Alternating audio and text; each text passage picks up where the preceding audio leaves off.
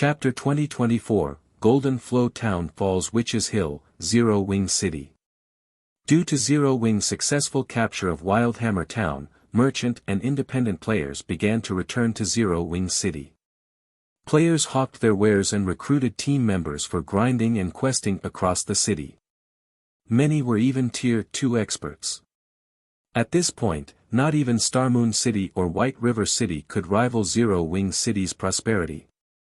Meanwhile, Starmoon Kingdom's various guilds, both large and small, began to send teams to investigate Zero Wing within its city. This increased the traffic in the city's bars and restaurants. Several cloaked players stood on the street outside of one of Zero Wing City's advanced bars, warily eyeing their surroundings. They only entered the bar after ensuring that they were safe. Players crowded the bar, most wearing black cloaks. If a player used a skill that could see through a black cloak's concealment, they'd discover that the cloaked players within weren't independent players. Rather, they were from the kingdom's various guilds, and they were all impressively powerful, with the weakest being a level 58, Tier 2 player. To survive in God's domain, small guilds generally formed secret alliances to withstand larger guilds. These guilds would exchange information to further their development, as well. This advanced bar had become a hub for these guild members to do just that. Meanwhile, the new group of cloaked players quickly headed for a corner of the bar after entering, approaching a stone table with a single occupant. After taking a seat, the Tier 2 female elementalist that led the group looked at the assassin with a tattoo on his face and asked, "How is your investigation going? Have you learned how Zero Wing captured Wildhammer Town yet?" Unlike the majority of the players in the bar, this assassin did not bother to hide his identity, boldly revealing his status as an independent player. However, despite doing so, none of the guild players present dared to look down on him. This independent player was the host of this information center, the middleman for the information gatherers and buyers. He specialized in information on Zero Wing, in particular. The various guild players acknowledged this assassin as a middleman because he was also a player from Green Eye, a top adventure team in God's domain. Unlike other adventure teams, Green Eye focused on information gathering. Not only were its members skilled in combat, but they also possessed plenty of connections. The information they sold was always legitimate, so the various guilds trusted the team's members. Of course, as Green Eye's manpower was limited, it didn't collect information on every guild. It generally focused on first-rate or stronger guilds. Second-rate guilds and below didn't qualify for its attention. "We have, but we will only accept coins or magic crystals as payment. We'll give you a 10% discount if you pay with magic crystals," the Tier 2 assassin said, sipping from the cup of wine he held as he eyed the female elementalist before him. "How much?" she asked. The Green Eye Adventure team usually accepted credits for its information, but since this information was particularly valuable, it would only accept coins or magic crystals this time. In God's domain, accomplishing anything required strength. Adventure teams only earned credits if they were powerful enough, and to develop a team's strength, it was only natural that it charged coins or magic crystals. 500 gold, the assassin replied. 500? Isn't this a little much? When heard the assassin's price, the few players behind the elementalist objected. At this stage of the game, 500 gold was an astronomical amount, even to expert players. Individual experts would be lucky if they obtained a weapon or equipment piece that could sell for more than 10 gold. Anything more valuable than that would be extremely difficult for individual players to get their hands on. 500 gold was a significant amount to any guild, yet the Green Eye Adventure team demanded so much just for some information. This was simply extortion. It's not such a high price. It wasn't easy to secure this information from within Zero Wing, and we paid a heavy price to obtain it. Moreover, this includes the latest details about the guild, the Tier 2 assassin said, unperturbed by his customer's reaction. "Fine. I'll pay the 500 gold, the female elementalist said, gritting her teeth. "Vice Guild Leader, we just started our development in Starmoon Kingdom. We're short on funds in all aspects. Isn't this expenditure too expensive? Why don't we discuss it with the guild leader first, a Tier 2 berserker quickly suggested. Unlike the other guilds in the bar, their guild wasn't from Starmoon Kingdom. They were based in another country and had been forced to shift the guild's development to this kingdom. Despite the Tier 2 berserker's reaction, the other guild players didn't seem surprised. They simply minded their own business. Such occurrences were very common in the virtual gaming world, especially in the incredibly popular God's Domain. A large number of guilds rose and fell in the game on a daily basis. So, it wasn't surprising to hear that a guild had shifted its focus to another kingdom since its original home base was no longer habitable. However, if the various guild players noticed the guild emblem on the female elementalist and her companions, they'd be surprised. This guild emblem belonged to the 100 Flowers Pavilion, a first-rate guild. It was a colossal existence to these various guilds, a true large guild that would be considered an overlord in any kingdom. That won't be necessary. I'll pay this 500 gold from my own pocket. We don't need to use the guild's funds, the female elementalist responded, shaking her head. She then took out 500 gold and handed the coins to the independent assassin. Here is all of the information we have gathered on Zero Wing recently. Take a look. After receiving the 500 gold, the assassin took out a crystal ball and traded it with the female elementalist. The crystal ball contained a recording of all of Zero Wing's latest movements. It also held more than a dozen battle videos of the fight in Wildhammer Town. Naturally, these battle videos involved the giant players. In addition, one video within the crystal ball showed Zero Wing's arrival in Golden Flow Town. Unfortunately, the video didn't have a long duration, cutting off after 10 or so seconds of footage. Is Zero Wing insane? It's actually attacking the heavily fortified Golden Flow Town. The female elementalist was astonished after examining the information within the crystal ball. Golden Flow Town was the Starlight Alliance's last remaining town, and the Alliance had invested an unimaginable amount of manpower and resources in it, yet Zero Wing had besieged the town the moment it finished capturing Wildhammer Town. No matter how she looked at it, she couldn't take this matter seriously. Vice Guild Leader, what should we do? Should we move to another kingdom or stay here? The other upper echelons from the 100 Flowers Pavilion asked softly. The 100 Flowers Pavilion had decided that the chaos in Starmoon Kingdom made for an excellent opportunity to leave the Dark Knight Empire. Although the kingdom didn't have as many resources as the Empire, it had grown into a considerably powerful country after several major events. If the 100 Flowers Pavilion could secure a foothold in Starmoon Kingdom, it could rise to power once more. As Cleansed Rue, the 100 Flowers Pavilion's vice guild leader, decided her guild's future, the bar's atmosphere changed. Suddenly, a heavy sensation enveloped the bar. What's happening? Cleansed Rue wondered aloud as she looked around at the bar's customers. What? Your guild didn't receive the announcement, the assassin from Green Eye asked, giving Cleansed Rue a strange look. Every guild member from the Warring Empire has just received a message stating that Golden Flow Town has fallen. Chapter 2025, Reversal. Cleansed Rue and her entourage were stunned. They couldn't believe what they had just heard. They were only able to digest the information after a long moment, and like the other guild players in the bar, they found the news to be both heavy and outlandish. How is that possible? That was the Starlight Alliance's final town. Cleansed Rue exclaimed. Any guild that paid any attention to the situation in the Witch's Hill knew how powerful the Starlight Alliance had become. They were also familiar with the Alliance's monster players, which had already displayed frightening combat power. Tier 2 experts weren't even a match for the High Lord-ranked monster players, and the Alliance had plenty of great lords. She found it truly hard to imagine that the Starlight Alliance would not increase Golden Flow Town's defenses after losing Wildhammer Town.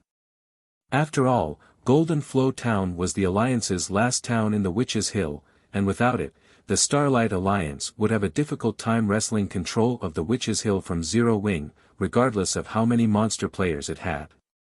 That can't be true, can it? Didn't Zero Wing just capture Wildhammer Town? Could the informant have been mistaken?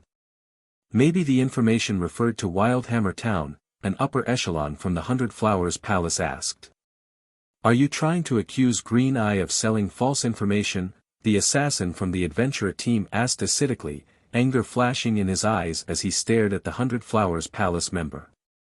Those in the intelligence industry prioritized credibility above all else. Accusing the Green Eye of selling false information was the greatest slander one could possibly commit about the adventurer team. No, it was just a slip of the tongue. Cleansed Rue hurriedly apologized before glancing at the several guild upper echelons behind her. This news is no longer a secret. Every guild in the kingdom likely knows about the event already. If you don't believe me, you can investigate the warring empire yourself. I doubt it will be long before the news spreads throughout Star Moon Kingdom, the assassin said, nodding as his gaze returned to its previously cold indifference. Calmly, he continued, if you want to set your sights on the Witch's Hill, based on the current situation, I'd advise against it. Zero Wing captured both Wildhammer Town and Golden Flow Town almost as soon as it decided to do so. Moving against Zero Wing would be utterly foolish after witnessing such prowess. Some had once viewed the Starlight Alliance as the last hope of overthrowing Zero Wing in the kingdom, but now, Zero Wing had made an example of the alliance, deterring the various guilds in Star Moon Kingdom from considering taking control of the Witch's Hill and the kingdom itself. I very much agree with you. We can no longer imagine Zero Wing's true strength, and although the Starlight Alliance is formidable, it's nothing in comparison. The Alliance made a massive mistake when it made an enemy of Zero Wing, a robust, Tier 2 male berserker said as he approached the stone table the Hundred Flowers Palace and Green Eye occupied. While I admit that Zero Wing is very strong, don't you think you're blowing things out of proportion? You speak as if you are acutely familiar with the guild. The occupants of other tables ridiculed the berserker. However, before the jeering could begin, the Tier 2 berserker removed his black cloak and revealed his true appearance. What? The Assassins Alliance's guild leader is here. The crowd that had been about to laugh at this berserker promptly fell silent. The Assassins Alliance was a bona fide second-rate guild, and it had been developing rapidly recently. It had already clashed with many first-rate guilds in the Twin Towers Kingdom and begun to show signs of growing into a top-ranked second-rate guild. Cruel Sword, the Assassins Alliance's guild leader, even ranked on the God's Domains experts list.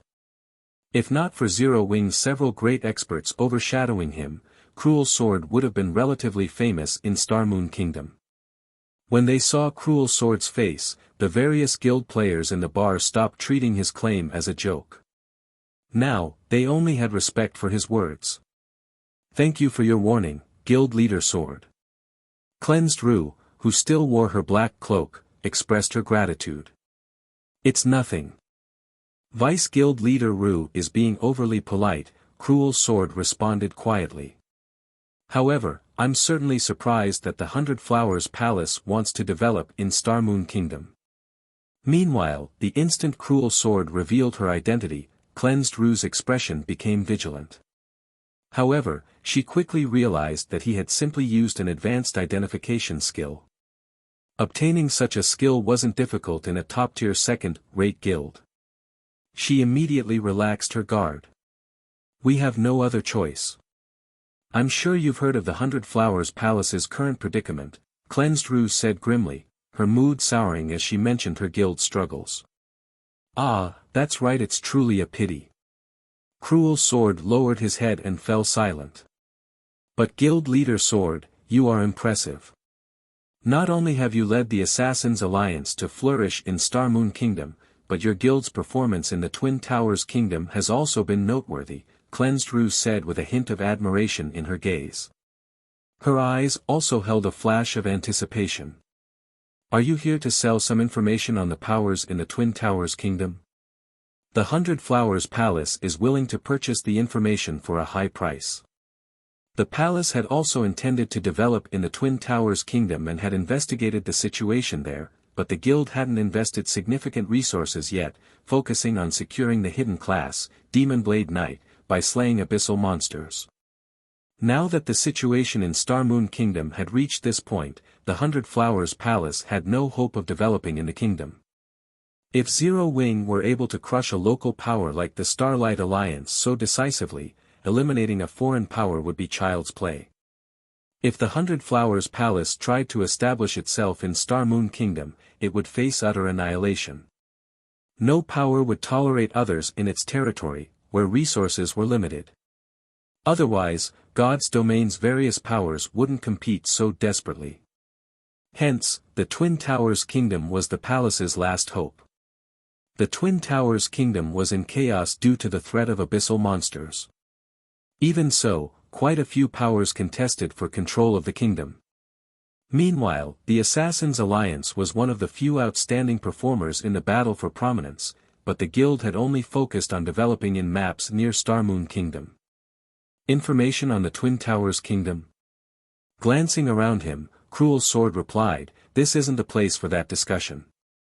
Let's head to one of the rooms upstairs." He had already attracted the crowd's attention in the bar, and although others couldn't listen to their private discussion, there was the possibility that one of these players possessed a special skill that would allow them to do so. Cleansed Rue nodded, understanding that the bar was too public for their talk. Cruel Sword and Cleansed Rue then left for a VIP room on the second floor alongside their subordinates. Although the VIP room was not large, its design was magnificent, and it could easily accommodate more than a dozen people. Guild Leader Sword, let's be straightforward. If you are willing to sell detailed information on the Twin Towers Kingdom, we're willing to offer you 5 pieces of epic equipment, Cleansed Rue said as soon as she took a seat. The Hundred Flowers Palace is truly a first-rate guild. Even after falling so far, it still has such a stable foundation, Cruel Sword commended, surprised. Obtaining a single piece of epic equipment was incredibly difficult, and despite the Assassins' Alliance's recent achievements, the guild had fewer than 20 epic items. The guild treated these items as their foundation, refusing to sell them under any circumstances.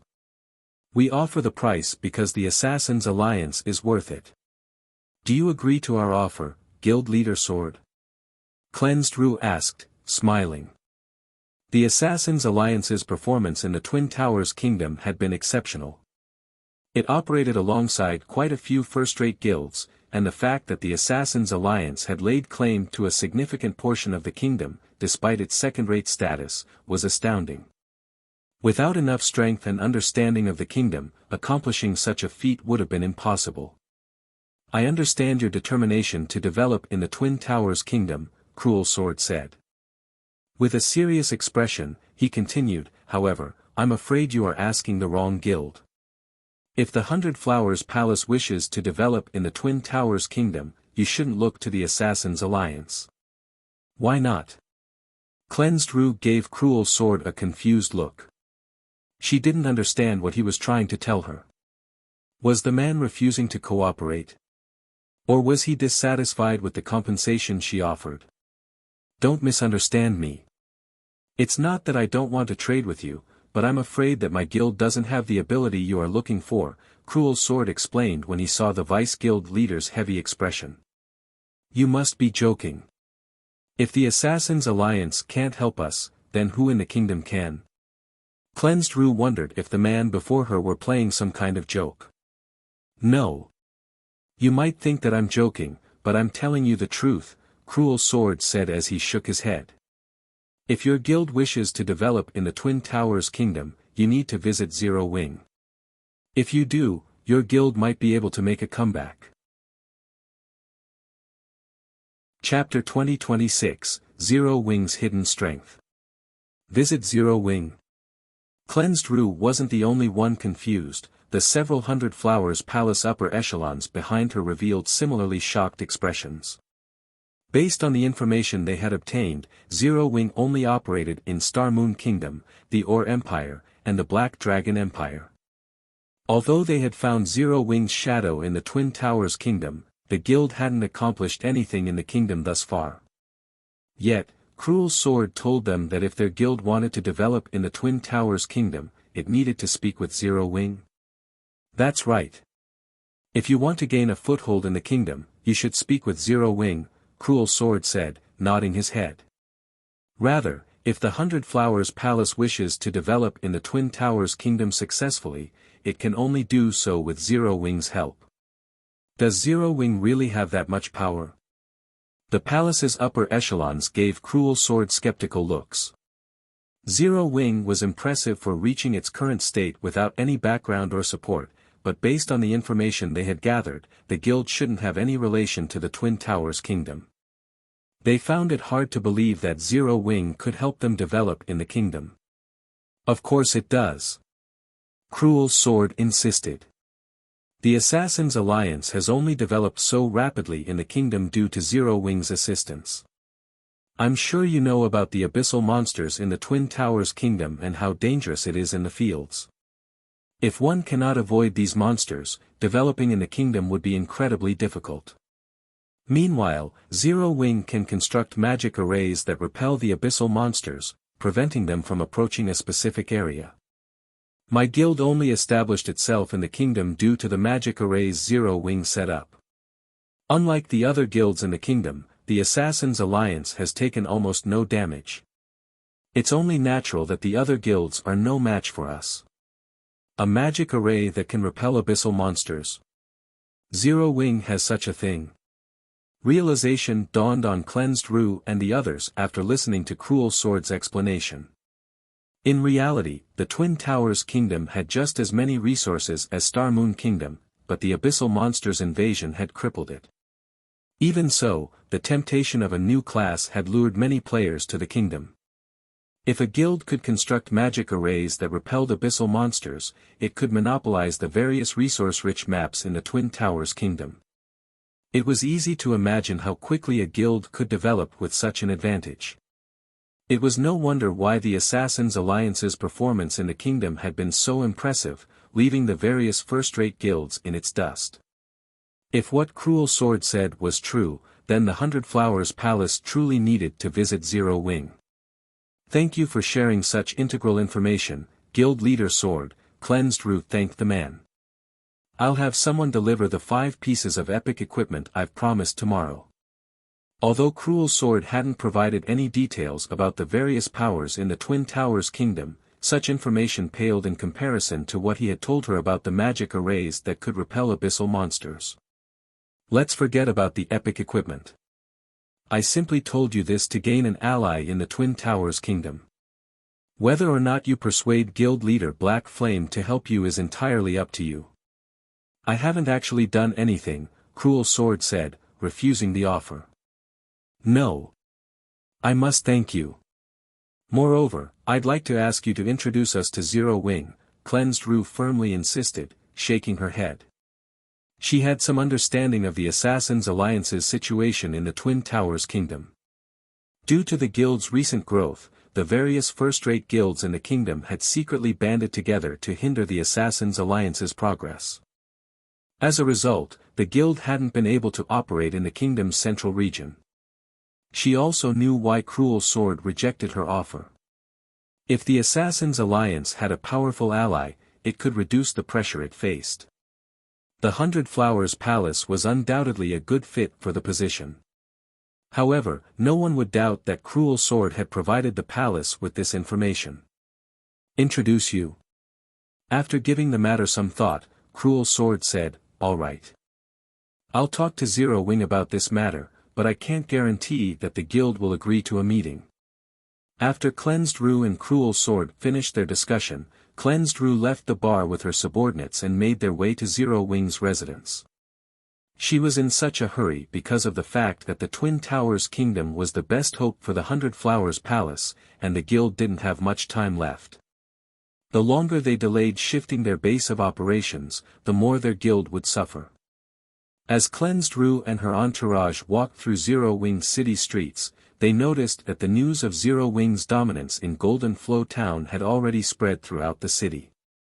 Excitement filled the air, and the merchant players were particularly lively.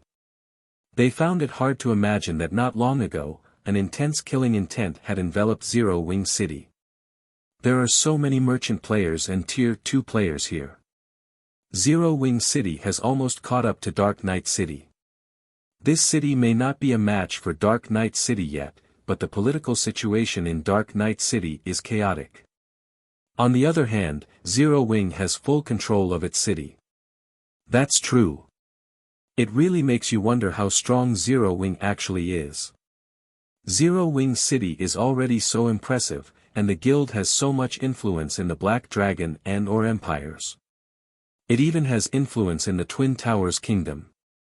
The 100 Flowers Palace's upper echelons, who rode an advanced horse carriage, gained a newfound appreciation for Zero Wing as they watched players roam the city streets.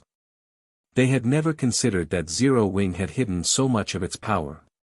They hadn't expected that their guild, a bona fide first-rate guild, would have to cooperate with Zero Wing to continue its existence in God's domain either.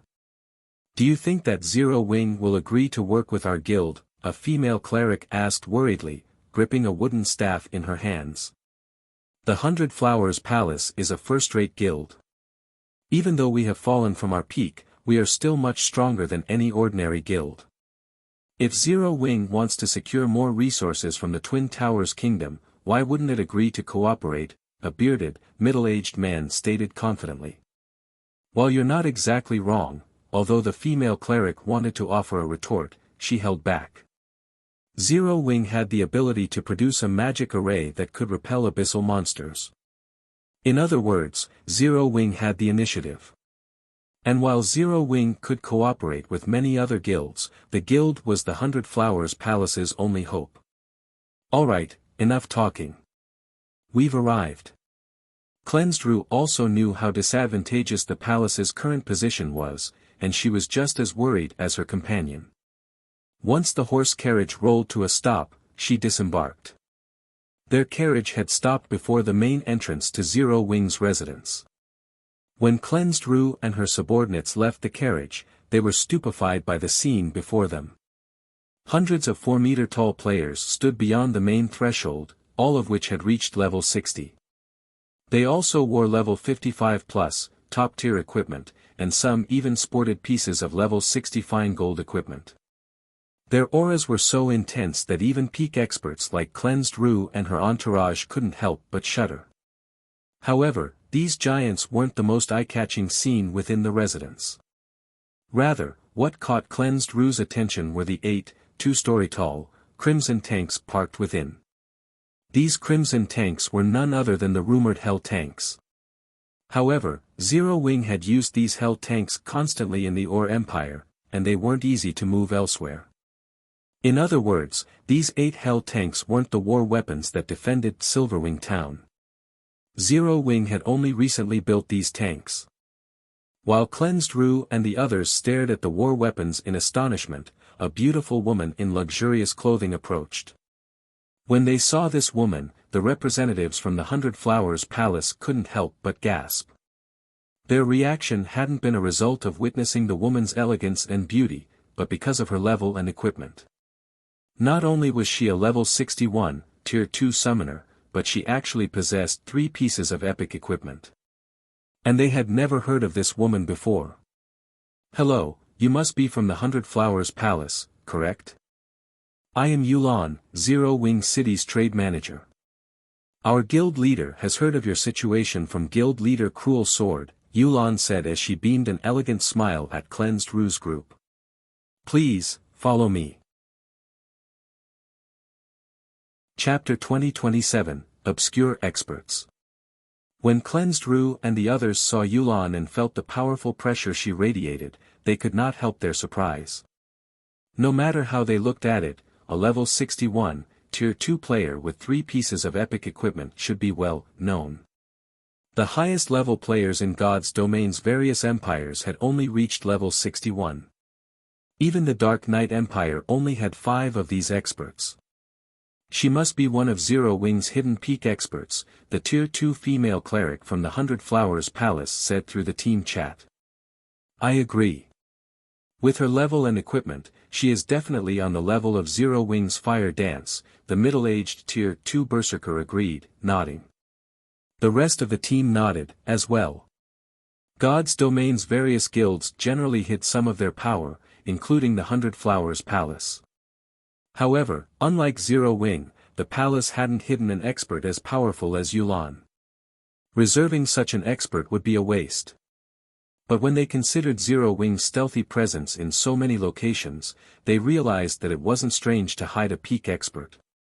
When they remembered the 8 new hell tanks sitting in the residence, as well, goosebumps erupted across their arms.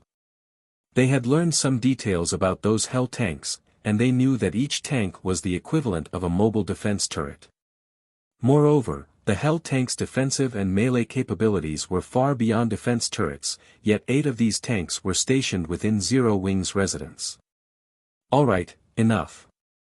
Let's prepare to enter Zero Wing's residence. Don't forget that you represent the 100 Flowers Palace. Once we're inside, do not do anything that would sully the guild's reputation.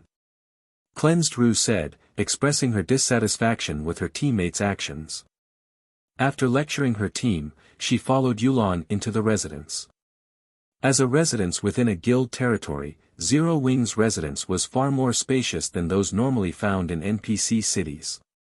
Not only did the residence have far more facilities than normal, but its mana density was even higher than elsewhere. It felt pleasant just to walk through the residence's halls. The 100 Flowers Palace's members also discovered a change to their double EXP BU accumulation bars, located directly beneath their experience bars. Amazing! Players can actually accumulate the double EXP buff so quickly here. Although players would start to accumulate the double EXP buff the moment they entered Zero Wing City, they could only accumulate 20% after a 48-hour stay. However, players would accumulate 30% after resting in the residence for the same amount of time. Visiting the residence was 50% more effective than just visiting the city. Even in first-rate guilds, very few players enjoyed such an astounding accumulation rate. After all, a guild hall only had a limited number of private rooms, and only the guild's expert members were usually allowed to rent the rooms for GCPs. Accumulate 20% after a 48-hour stay. However, players would accumulate 30% after resting in the residence for the same amount of time. Visiting the residence was 50% more effective than just visiting the city. Even in first-rate guilds, very few players enjoyed such an astounding accumulation rate. After all, a guild hall only had a limited number of private rooms, and only the guild's expert members were usually allowed to rent the rooms for GCPs. As Cleansed Rue and her companions entered the guild hall, yet another spectacular scene greeted them. Zero Wing members filled the first-floor hall, all of which were level 57 or higher. These players' levels were on par with first-rate guild's expert members. Furthermore, even if they ignored the giant players, there were hundreds of Tier 2 players in the hall. The number of Tier 2 experts within Zero Wing City was almost half as many Tier 2 players in 100 Flowers Palace. Quite a few NPCs also moved around the hall, making up roughly 30% of the first-floor hall's occupants. This isn't a joke, right? Judging by the number of NPCs here, easily 4,000 NPCs visit this residence each day. Only about 600 NPCs visit our main headquarters to commission guild quests per day. The Tier 2 cleric stared with wide, shocked eyes when she saw the number of NPCs milling about the hall. Aside from player count and strength, a guild's prosperity relied on the number of guild quests it received from NPCs each day. Not only did these commissioned guild quests bring in a significant amount of income, but they also awarded a lot of benefits to the guild members that completed them. Over 70% of the high-ranked quests the 100 Flowers Palace's members received were commissions from the NPCs that visited the guild residences. Even the guild's expert players fought to complete high-ranked quests. No, that's not it. Look over there. Some of these NPCs are nobles, a Tier 2 ranger with sharp eyesight said as he pointed to a handsome, witch-dressed man nearby. 2 maids followed the man around. Even Baron-ranked NPCs commission Zero Wing for quests. Cleansed Rue's heart skipped a beat when she inspected the handsome man with her identification skill. There was a massive difference in God's domain between noble NPCs and ordinary NPCs. NPC nobles rarely reached out to veteran first-rate guilds like the 100 Flowers Palace for quests. When they did, these quests were typically quite important and yielded valuable treasure. Moreover, those quests were from ordinary NPC nobles. She had never seen a ranked NPC noble commission the 100 Flowers Palace to complete a quest. There were currently more than 30 ordinary noble NPCs in Zero Wings Hall, in addition to 2 Baron-ranked NPCs. Every one of these nobles stood in line to request Zero Wings' help with a quest. It was unbelievable. Once Cleansed Rue and the other upper echelons from her guild finished gawking, Youlan led them to the guild leader's office on the guild hall's top floor. 2 NPC guards stood before the guild leader's office, and both were level 80 NPCs. Although they stood by the door quietly, their auras made Cleansed Rue and her companions' hearts palpitate. They actually used secret silver personal guards to guard an office? The 100 Flowers Palace's members were speechless when they saw the 2 personal guards. Nowadays, the various guilds had allotted some of their focus to searching for and nurturing personal guards. Even so, the number of high-ranked personal guards the guilds had actually found was pitifully low. Most of the personal guards the various guilds employed were merely bronze rank. Mysterious iron personal guards were as rare and valuable as a piece of epic equipment. As for secret silver rank, the 100 Flowers Palace had only obtained 3 secret silver personal guards thus far, and only because it had gotten lucky. The other first-rate guilds generally only had 1 or 2. These secret silver personal guards were valued as priceless treasures and wouldn't be given any responsibility. Rather, guilds would instruct them to focus on improving their strength and levels. Yet, Zero Wing used 2 secret silver personal guards to guard an office. Under Youlan's lead, Cleansed Rue and her entourage entered the guild leader's office. A cloaked man sat behind a desk within the office. A dozen or so expert players stood beside him, including Silent Blattle, Stubborn Bone, Remnant Cloud, Graceful Moon, and Seven Light. The lowest leveled player among them was level 61, while the highest had reached level 62. Every one of these players wore level 60 fine gold and dark gold equipment, and some even wore a piece of epic equipment. When Cleansed Rue sensed these players' auras, she felt the threat of death loom over her. Their auras were no less intense than Youlan's. After crossing the threshold and sensing the powerful auras of the dozen or so Zero Wing members, the several 100 Flowers Palace upper echelons stumbled to a halt, not daring to take another step into the room. Are you kidding me? These people are all Zero Wing members. As the palace's upper echelons gazed at Silent Blade and the others, whom they had never heard of before, they lost any and all confidence. Now, they only felt an immense pressure. Welcome to our residence, friends from the 100 Flowers Palace. I've heard that you have something you wish to discuss with me. May I know what it is about? Shi Feng, who sat in the guild leader's seat, asked Cleansed Rue and the others. Chapter 2028, Youlan's Proposal. Shi Feng's words snapped Cleansed Rue and her entourage out of their daze. Right. Thank you for finding time to meet with us in your busy schedule, Guild Leader Black Flame. I am Cleansed Rue, the 100 Flowers Palace's Vice Guild Leader. I am here to represent my guild in our request for cooperation with Zero Wing, Cleansed Rue explained after regaining her senses. To think that even the Dark Knight Empire's famous Frost Flame Goddess has come to visit me, it would seem that you have an extraordinary request. Can I trouble you to elaborate? It will allow me to make a more sound decision, Shi Feng calmly asked as he watched Cleansed Rue's tense expression. Certainly. Cleansed Rue nodded. She then explained why the 100 Flowers Palace wanted to develop in the Twin Towers Kingdom without withholding any details. Before they had arrived at Zero Wing's residence, the guild upper echelons accompanying Cleansed Rue had disagreed with revealing their situation to Zero Wing. However, their discontentment had vanished after witnessing Zero Wing's residence. Meanwhile, Shifeng hadn't spoken a single word throughout Cleansed Rue's explanation, and this made the Hundred Flowers Palace's upper echelons nervous. Zero Wing was far stronger than they had imagined. They had assumed that Zero Wing had only allied with the Assassin's Alliance because it lacked the manpower to develop in the Twin Towers Kingdom personally, but after witnessing the guild's residence, they realized that Zero Wing was fully capable of securing a foothold in the kingdom without any assistance. It did not need anyone's help to exploit the Twin Towers Kingdom's resources. While your proposal is interesting, please allow me to reject it, Shifeng said, shaking his head. Why? If you help us contest with the other first-rate guilds in the kingdom, we can quickly secure the kingdom's central region. We'll be able to provide Zero Wing with even more resources than the Assassin's Alliance. Cleansed Rue impulsively retorted as she stared at Shifeng's impassive expression. As you have seen, Zero Wing previously lacked the strength to lay claim to the Twin Towers Kingdom's territories, but my guild has grown.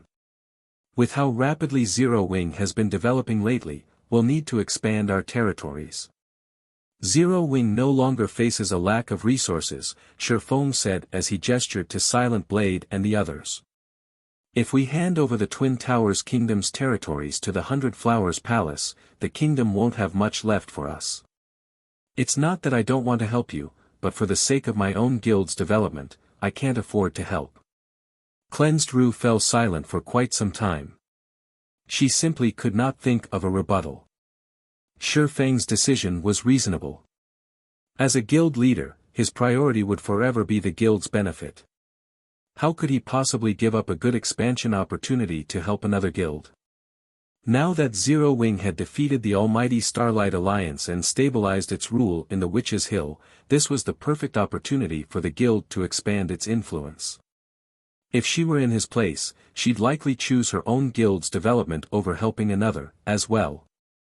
The other Hundred Flowers Palace despaired upon hearing Shifeng's decision. What should we do now? One of the Hundred Flowers Palace's upper echelons muttered in the team chat.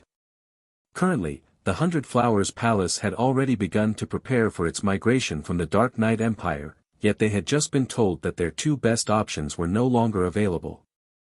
With how weak the Hundred Flowers Palace had become, contesting for kingdoms under other first-rate guilds' rule would be nigh impossible. As Cleansed Rue and her companions began to panic, Youlan, who stood near the group, stepped forward with a smile.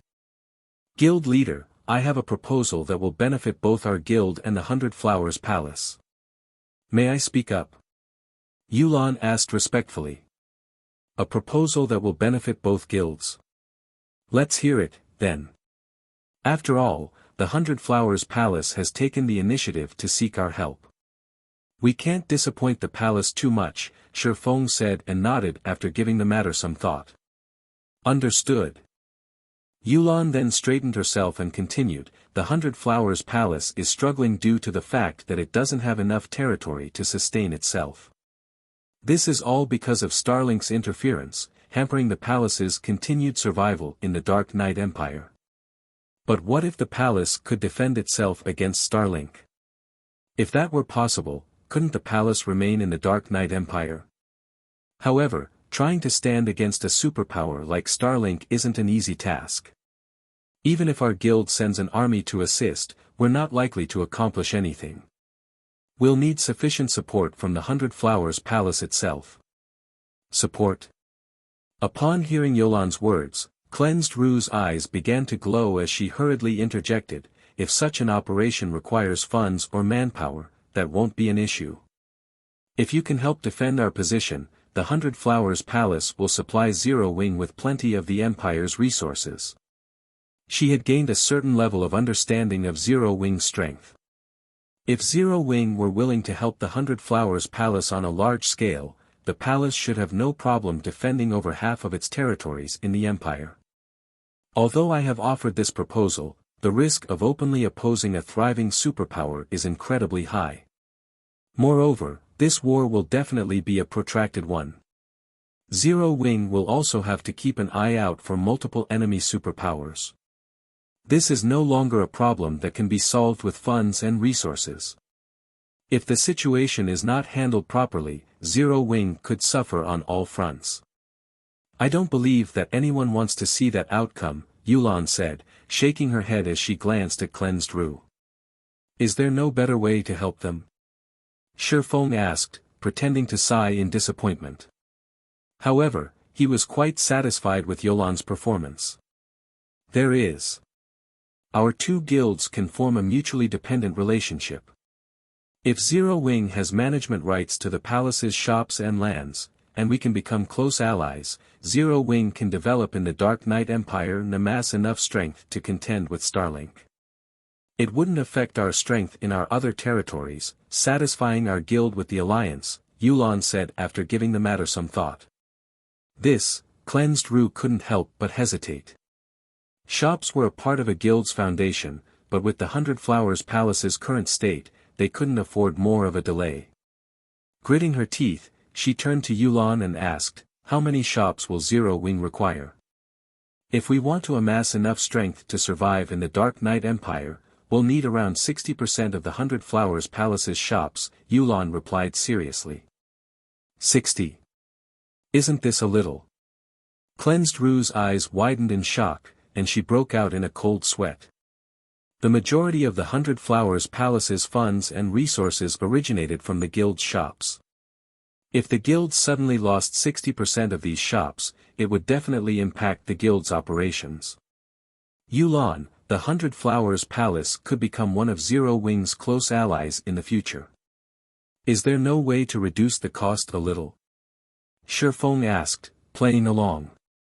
Since you insist, then, 50%. Any less, and we'd have to dig into the funds and resources from our other territories. We'd be at a disadvantage against the superpowers in those areas, Youlan said with a troubled expression. That's the gist of the situation. What is your opinion on this matter, Vice Guild Leader Rue? Shifeng asked softly, turning to Cleansed Rue. Chapter 2029, Presumptuous Request, 50%. Cleansed Rue and her companions revealed bitter smiles. Even losing 50% of the guild's shops and lands was unbearable for the Hundred Flowers Palace. Both were essential to a guild's development, and neither could be casually sold off. If the Hundred Flowers Palace lost half of the shops and lands under its control, the guild would be forced to limit the scale of its operations due to the decreased income, even if the guild could survive in the Dark Knight Empire. If that happened, returning to the guild's former glory would become excruciatingly difficult. Most of the lands in major NPC cities were already owned, and even if they had the money, it wasn't necessarily possible to purchase more. I know this isn't an ideal offer, but we have our own troubles to deal with. You can return to your guild and consider the offer carefully, Shifeng announced, watching the silent group before him. Guild Leader, our guild intends to develop in the Twin Towers Kingdom. We'll need a lot of manpower to accomplish this. So, we'll need to know whether or not we're going to help the Hundred Flowers Palace as soon as possible to see to the appropriate preparations. Otherwise, this alliance will impact our original plans, Youlan hurriedly advised. Cleansed Rue and her entourage's expressions twisted further. As guild upper echelons, they knew that planning was necessary before a guild began a large-scale operation. If Zero Wing truly intended to mobilize a large amount of manpower to lay claim to the Twin Towers Kingdom, then helping the Hundred Flowers Palace would become far more difficult for the guild. Zero Wing might even dismiss the idea of providing assistance entirely. How soon do we need to make a decision? Shifeng asked. A day, if possible, Youlan replied after giving the matter some thought. That will be the opportune time for our guild to expand. Although Cleansed Rue and the other upper echelons wanted to comment, they couldn't bring themselves to speak up. They couldn't possibly tell Shifeng that they'd need a long time to gather the guild's upper echelons and elders, not to mention the representatives from the major corporations that supported the Hundred Flowers Palace. One day simply wasn't enough time for the palace to reach a decision. In fact, the decision to abandon the Dark Knight Empire and develop in another kingdom had only been made after a lengthy discussion. The proposal to partner with Zero Wing would likely take even longer. Too many people and organizations were tied to this matter, and persuading all parties involved would be extremely difficult. How is such a short time enough to negotiate anything? Try to find a way to give them more time. Shifeng sternly commanded when he saw the awkward expressions on the 100 Flowers Palace's upper echelons. Deciding something so important in a single day was impossible for any guild, especially a true veteran first-rate guild like the 100 Flowers Palace. Too many people held shares of the guild. We can hold off for 2 days, but we will miss out on the opportune moment to strike in the Twin Towers Kingdom, Youlan said, her imperative tone implying that Zero Wing would cough blood if it gave the palace a second more. Thank you, Guild Leader Black Flame, Cleansed Rue said sincerely. However, before I negotiate with my guild's upper echelons, may I make a presumptuous request? Let me hear it. As a potential ally, I will help wherever I can, Shifeng said, nodding after giving the matter some thought. I'd like to borrow Zero Wing's strength during the meeting to show my guild that we truly have hope of fending off Starlink's harassment. I'm sure they will find it easier to agree to the partnership that way, Cleansed Rue said as she turned to Silent Blade and the others, who stood beside Shifeng. Silent Blade and his comrades were all level 61, tier 2 players or above, and every one of them radiated a deadly aura. No guild could afford to take their strength lightly. If she could show off Zero Wing's experts, she believed that she could persuade her guild's upper echelons to agree to this alliance. After all, the 100 Flowers Palace's members would have a much easier time developing if they could continue in the Dark Knight Empire, where they were comfortable, rather than migrating to another kingdom. That won't be a problem. Before your meeting begins, I'll send some people to express Zero Wing's sincerity. Shifeng agreed. He understood Cleansed Rue's thoughts. Convincing people was easier if one provided a personal experience. Cleansed Rue and her subordinates soon left Zero Wing's residence, returning to the Dark Knight Empire to break the news to their guild. They weren't in such a hurry simply because of the time limit Zero Wing had given them, but because the 100 Flowers Palace didn't have much time left in the Empire without help. They needed to move quickly. After the palace's representatives left, the atmosphere in the guild leader's office relaxed. Stubborn Bone and Remnant Cloud, who had both served as commanders of an adventurer team, couldn't help but turn reverent gazes on Shifeng. Both of their teams had been well-known adventurer teams, but compared to first-rate guilds, they had been insignificant. Yet, they had just witnessed a veteran first-rate guild like the 100 Flowers Palace submit before Shifeng. Guild leader, although the 100 Flowers Palace is in a precarious state right now, I'm afraid that Cleansed Rue will have a difficult time persuading the palace's old members with her status as a vice-guild leader. I suggest that we send Fire Dance and the others to visit the guild in the Dark Knight Empire. If they attend the meeting, I'm sure that those old members will agree to the partnership regardless of their personal feelings. If this partnership succeeds, developing in the Dark Knight Empire will become much easier. We won't have to waste a large amount of time and manpower building a foundation from scratch, Youlan offered after Cleansed Rue and her companions had left the residence. Forget it. Fire and the others are still participating in their special training. Let's not interrupt them, Shifeng said, shaking his head. We'll just send Silent and his team. Although Silent Blade, Stubborn Bone, Remnant Cloud, and the others hadn't been members of Zero Wing long, they had grown a lot stronger after training in the Lost Town's extraordinary tower. Shifeng had to admit that the Realms of Truth training was immensely helpful to expert players. Despite the fact that they hadn't yet entered the Realms of Truth, Silent Blade and the others had successfully mastered 1 or 2 advanced combat techniques during their training in the extraordinary tower. With how close they were to reaching the Refinement Realm, their overall combat power could now rival true Refinement Realm experts. Furthermore, Silent Blade and his team were geared in weapons and equipment that even the various superpowers struggled to acquire at this stage of the game. Only superpowers peak experts had a chance of defeating these Zero Wing experts. This, Youlan could not help but worry as she looked at Remnant Cloud and the other players standing by Shifeng's side. Although she knew that their combat standards were on par with hers, she was concerned that they wouldn't be enough to fulfill their purpose. Relax. I'll give them something good before they leave. Once the palace's people see it, they'll know what the wisest decision is, Shifeng said, chuckling. He then asked, how is the material collection I tasked you and Melancholic Smile with coming along? We have done our best to gather as many of the materials you requested. However, the required stock is massive, and every material is incredibly rare. Even after raiding the treasuries in the Starlight Alliance's 2 guild towns, we have barely collected 5 sets of materials, Youlan said. Good. Transfer the materials to White River City's Candlelight trading firm immediately. Shifeng was ecstatic to hear the news. Also, notify Melancholic and tell her to gather the people I requested earlier. He had been waiting for this moment for a long time. He could finally craft the guardian puppet. Chapter 2030, Puppet Production. Starmoon Kingdom, White River City. As Shifeng left the crowded teleportation hall, he sensed that the city's atmosphere had changed. During his last visit, a depressing energy and dense killing intent had fallen over the city. Now, however, excitement almost crackled in the air.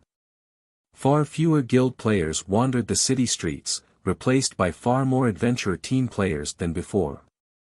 As Shifeng wandered through the city, he could hear players discussing the recent events in the Witch's Hill. Zero Wing is so amazing. It captured 2 of the Starlight Alliance's guild towns, back to back. Not even the various superpowers have accomplished such a feat.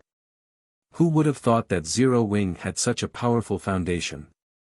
After its defeat, the Starlight Alliance disbanded. The corporations supporting it have already pulled out their investments. I don't think it'll be long before Zero Wing removed the guilds that participated in the alliance from the kingdom. Who told those guilds to be so arrogant and make an enemy of Zero Wing? Didn't they see how Zero Wing became Star Moon Kingdom's overlord in the first place? They're just reaping what they sow. I know, right?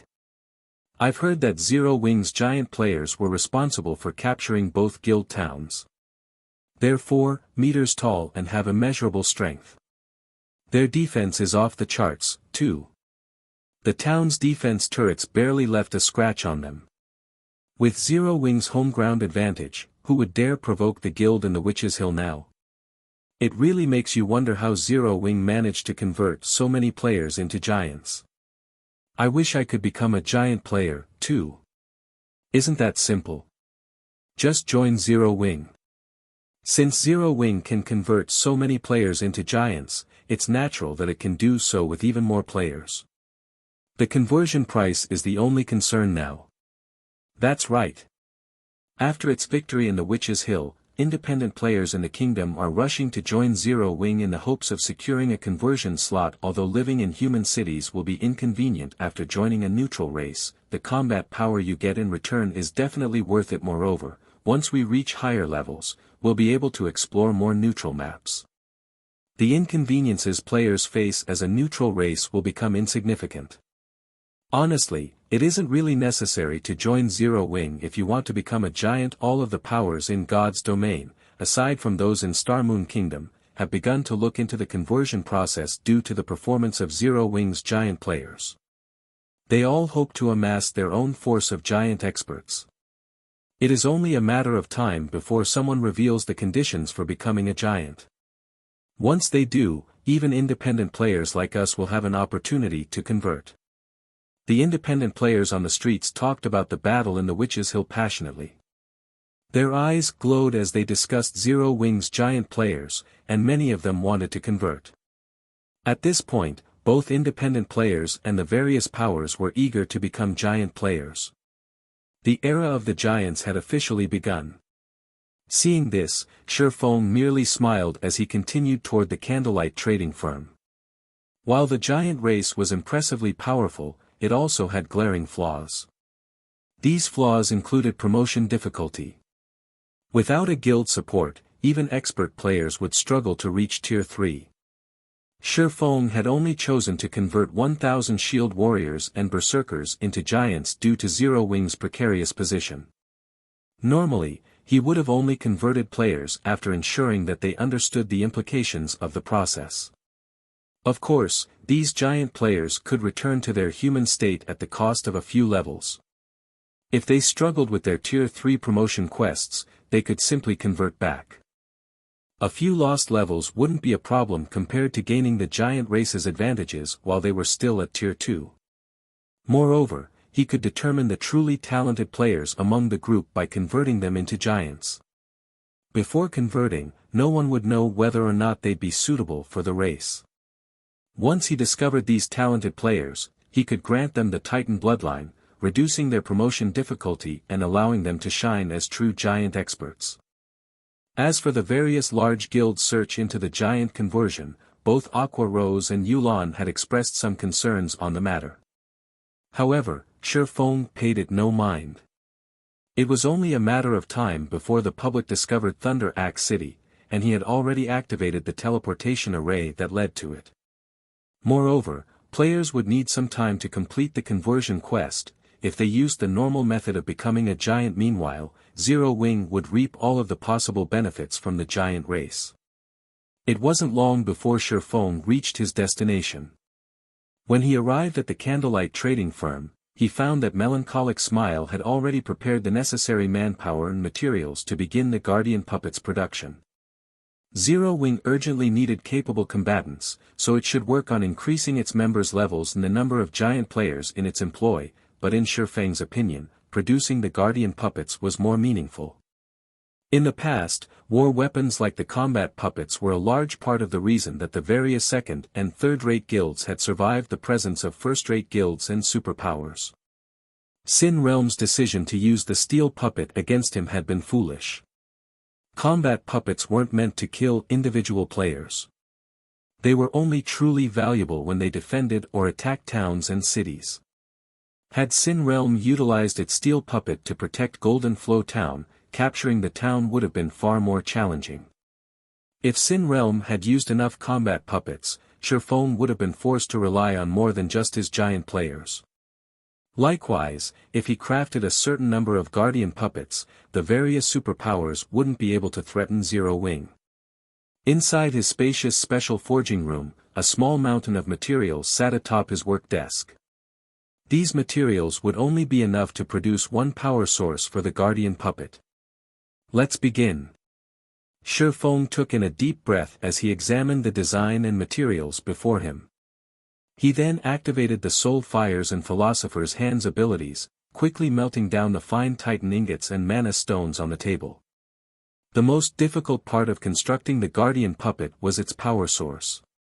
To attempt the production, one had to be an intermediate master forger at the very least. Moreover, an intermediate master would have a painfully low success rate. Fortunately, the Philosopher's Hand's ability could upgrade Shifeng to Advanced Master Forger for a short time. This was why Shifeng dared to attempt producing the Guardian Puppet. Time passed quickly. Before he had realized it, half a day had passed since Shifeng had begun to work on the Guardian Puppet. Dark Knight Empire, Silver Pine City. Silver Pine City was the 7th largest NPC city in the Dark Knight Empire and fully under the 100 Flowers Palace's jurisdiction. However, players from other large guilds roamed the city as if they owned the place. It did not look like the 100 Flowers Palace's territory. Meanwhile, the normally lively 100 Flowers Palace residence was as quiet as the grave. The palace's members watched one guild upper echelon after another enter the guild hall's first-floor hall, shock gripping their hearts when they saw the upper echelon's faces. Some of these upper echelons had come from other kingdoms and empires, and even the rarely seen guild elders made an appearance. What's going on? Why are all of the guild's upper echelons gathering here? Isn't that Crimson Heart, the first vice guild leader? Wasn't she managing the branch guild in the Holy Hill Kingdom? She's actually made a trip here. The 100 Flowers Palace's members went into an uproar when they saw the silver-armored, soldierly woman with crimson eyes.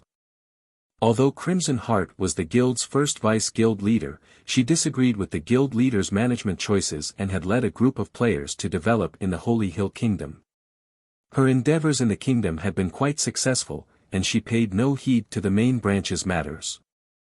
Even when the palace's main branch had fallen into a precarious state, she had refused to make an appearance. The guild's members had never expected Crimson Heart to visit the main branch at this time. When the crowd saw the three players following Crimson Heart, they couldn't help but gape. The highest leveled player among them had reached level 61. At that level, one could rank among the top 30 experts on the Dark Knight Empire's ranking list. Moreover, all three players wore level 60 equipment, with the weakest piece at Secret Silver rank. Level 60 Secret Silver equipment was currently considered top-tier equipment, and not even the various superpowers had many pieces. In addition, these three players had a few pieces of level 60 fine gold equipment on them. Most importantly, they all wore 2 or 3 pieces of epic equipment. It was a dazzling sight. Many of the 100 Flowers Palace's upper echelons were stupefied to see these three players, as well. They had never considered that Crimson Heart's development in the Holy Hill Kingdom had been so profitable. Crimson, you're finally here. And here I thought that you planned to abandon the 100 Flowers Palace, a level 60, tier 2 male berserker carrying a great sword on his back commented, smiling when he saw Crimson Heart enter the meeting room. My opinions simply differ from the guild leaders, but I am still a member of the 100 Flowers Palace. Of course, I have to make an appearance for such an important matter. Moreover, Rue has fallen too far. The 100 Flowers Pavilion can solve its own problems. We don't need outsiders' help. Crimson Heart sapped, frowning as a flash of rage lit her eyes.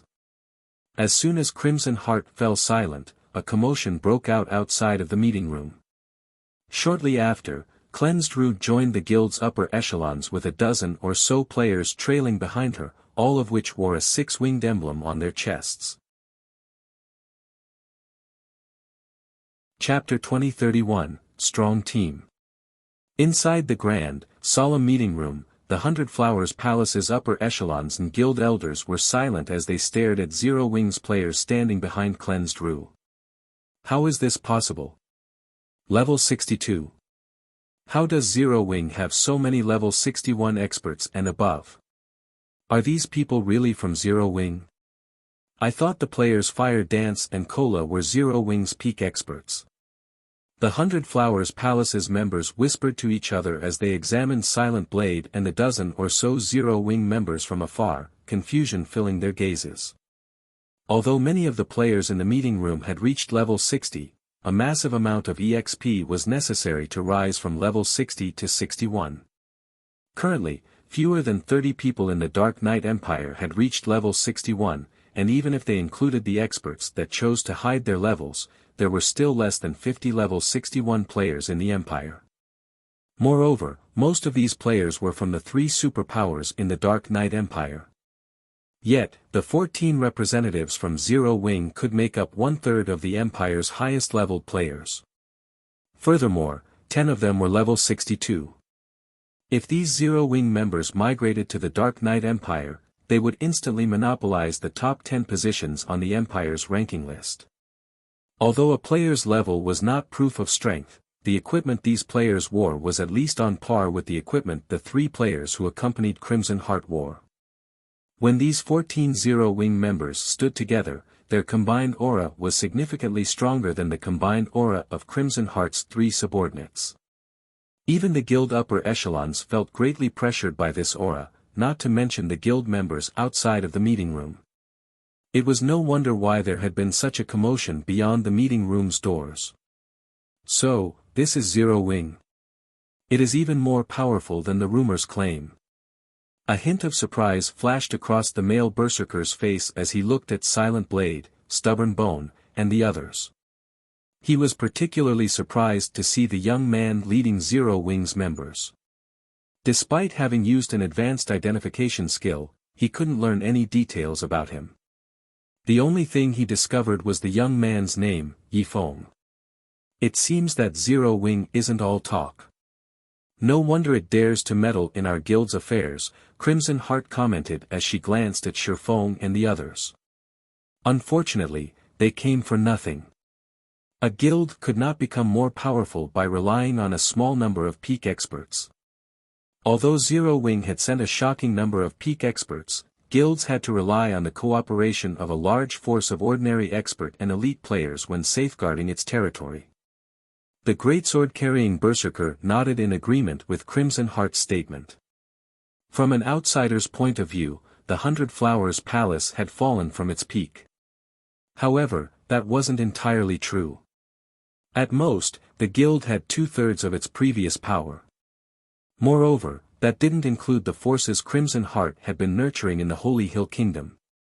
Her forces alone made up 1/3 of the palace's previous strength.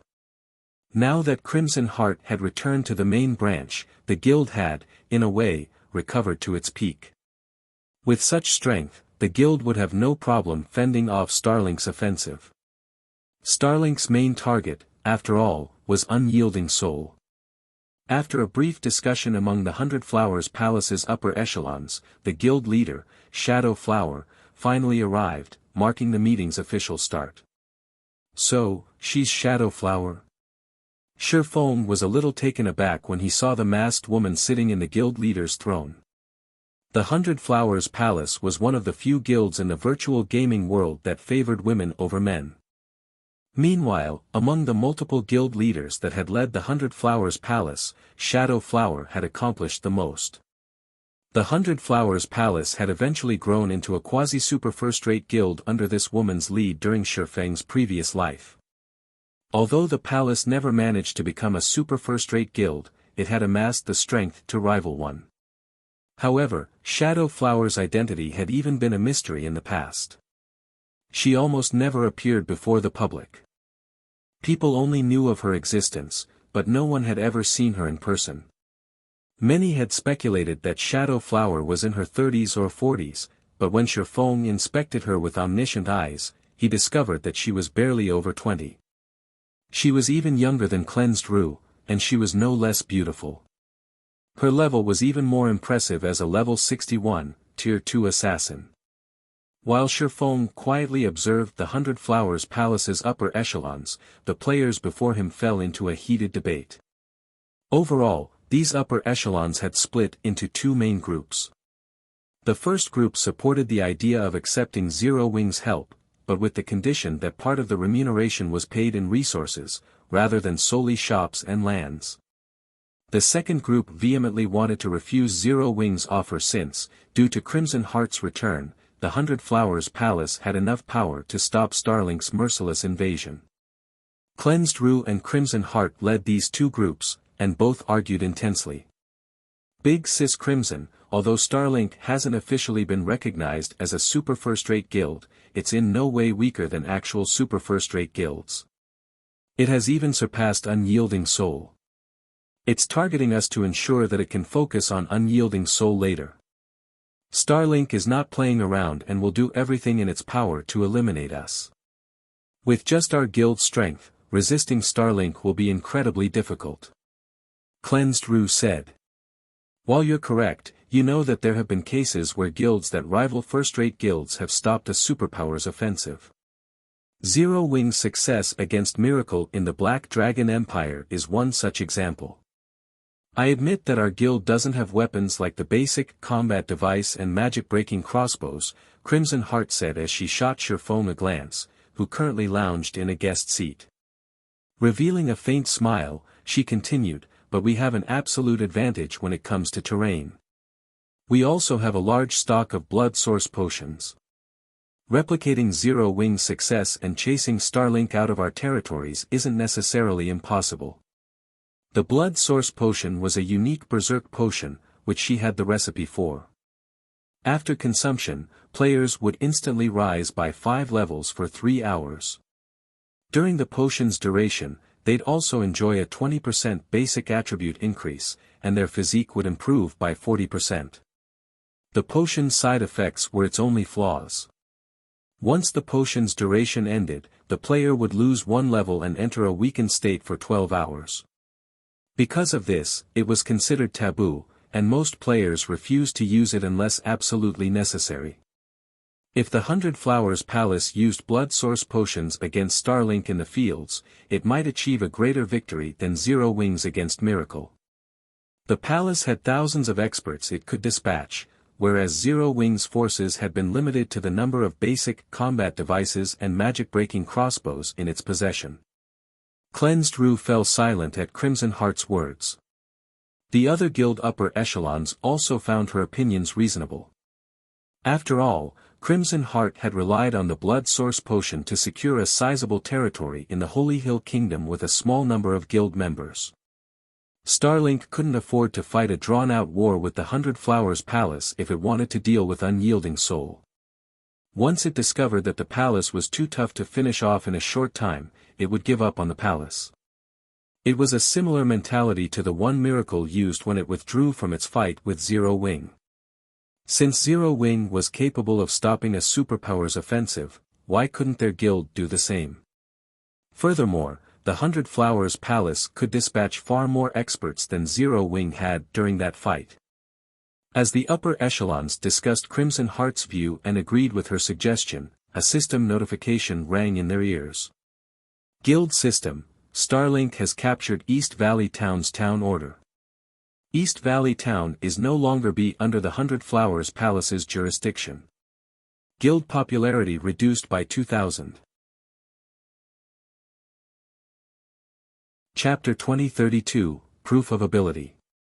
When they heard the guild system notification, the meeting room fell silent as if time had frozen. The 100 Flowers Palace's upper echelons only recovered from their daze after 3 seconds had passed. East Valley Town has been captured. How is that possible? What did Starlink do? Quick! Send someone to contact our people in East Valley Town. I want to know what's happening. Find out how Starlink captured it. The upper echelons barked out orders to their subordinates, demanding a full investigation into this matter. They were all visibly anxious, having abandoned their prior calm. Even Cleansed Rue, one of the guild's vice-guild leaders, was clearly flustered. East Valley Town was one of the 100 Flowers Palace's 3 most important towns due to its proximity to the Thorny Ridge, a level 60 to 80 neutral map. The Thorny Ridge was the most suitable map for players to grind and level up. Not only could players level up quickly there, but they could also secure excellent resources from the map. Furthermore, East Valley Town had almost been large enough to promote to intermediate rank. Due to East Valley Town's importance, the 100 Flowers Palace had stationed between 30,000 and 40,000 players in the town. Although only 1,000 of them were expert players, the rest being elites, East Valley Town shouldn't be easy to capture. To prevent other powers from taking the town from them, the guild had also constructed 8 defense turrets and 10 arrow towers, in addition to hiring 1,000 NPC soldiers for the town's protection. If worse came to worst, the palace had a collection of war weapons, Tier 3 summoning scrolls, and Tier 3 large-scale destruction magic scrolls stored in the town. Yet, despite having such defenses, East Valley Town had fallen without any of them receiving word of an attack. Why wouldn't they worry when such a heavily fortified town had been captured so easily? After waiting for a short while, the 100 Flowers Palace's upper echelons received reports from their subordinates. However, their expressions became even gloomier after reading the reports. Vice Guild Leader Rue, what happened in East Valley Town? Shifeng could not help but ask. We have received a report from the members stationed in the town. Starlink sealed off communication in the town before several thousand Tier 2 experts appeared in our residence. Because of how sudden the attack was, our members were caught completely off guard. Using the confusion to their advantage, Starlink's members claimed the town order, Cleansed Rue said, turning to Shifeng with a complex expression. Starlink had used the same tactical assault that Zero Wing had employed against the Starlight Alliance. It was highly likely that Starlink had only decided to use the tactic after witnessing Zero Wing's success. If Zero Wing had not used it, Starlink would likely have failed to capture such a fortified town as East Valley Town. Although this situation impressed upon the palace's upper echelons how truly impressive Zero Wing was, it was also a fact that Zero Wing had indirectly helped Starlink capture one of the palace's fortified towns. This would likely encourage these upper echelons' resentment against Zero Wing. They used our guild's assault tactic. Remnant Cloud and the others, who sat around Shirfong, were stunned. Although they felt as if the 100 Flowers Palace deserved their apology, they were also a little delighted. The 100 Flowers Palace's upper echelons had already stated that they were capable of fending off a superpower in the same way Zero Wing had. However, due to Zero Wing's tactic, the palace had lost one of its most important towns. However, the situation didn't particularly surprise Shirfong.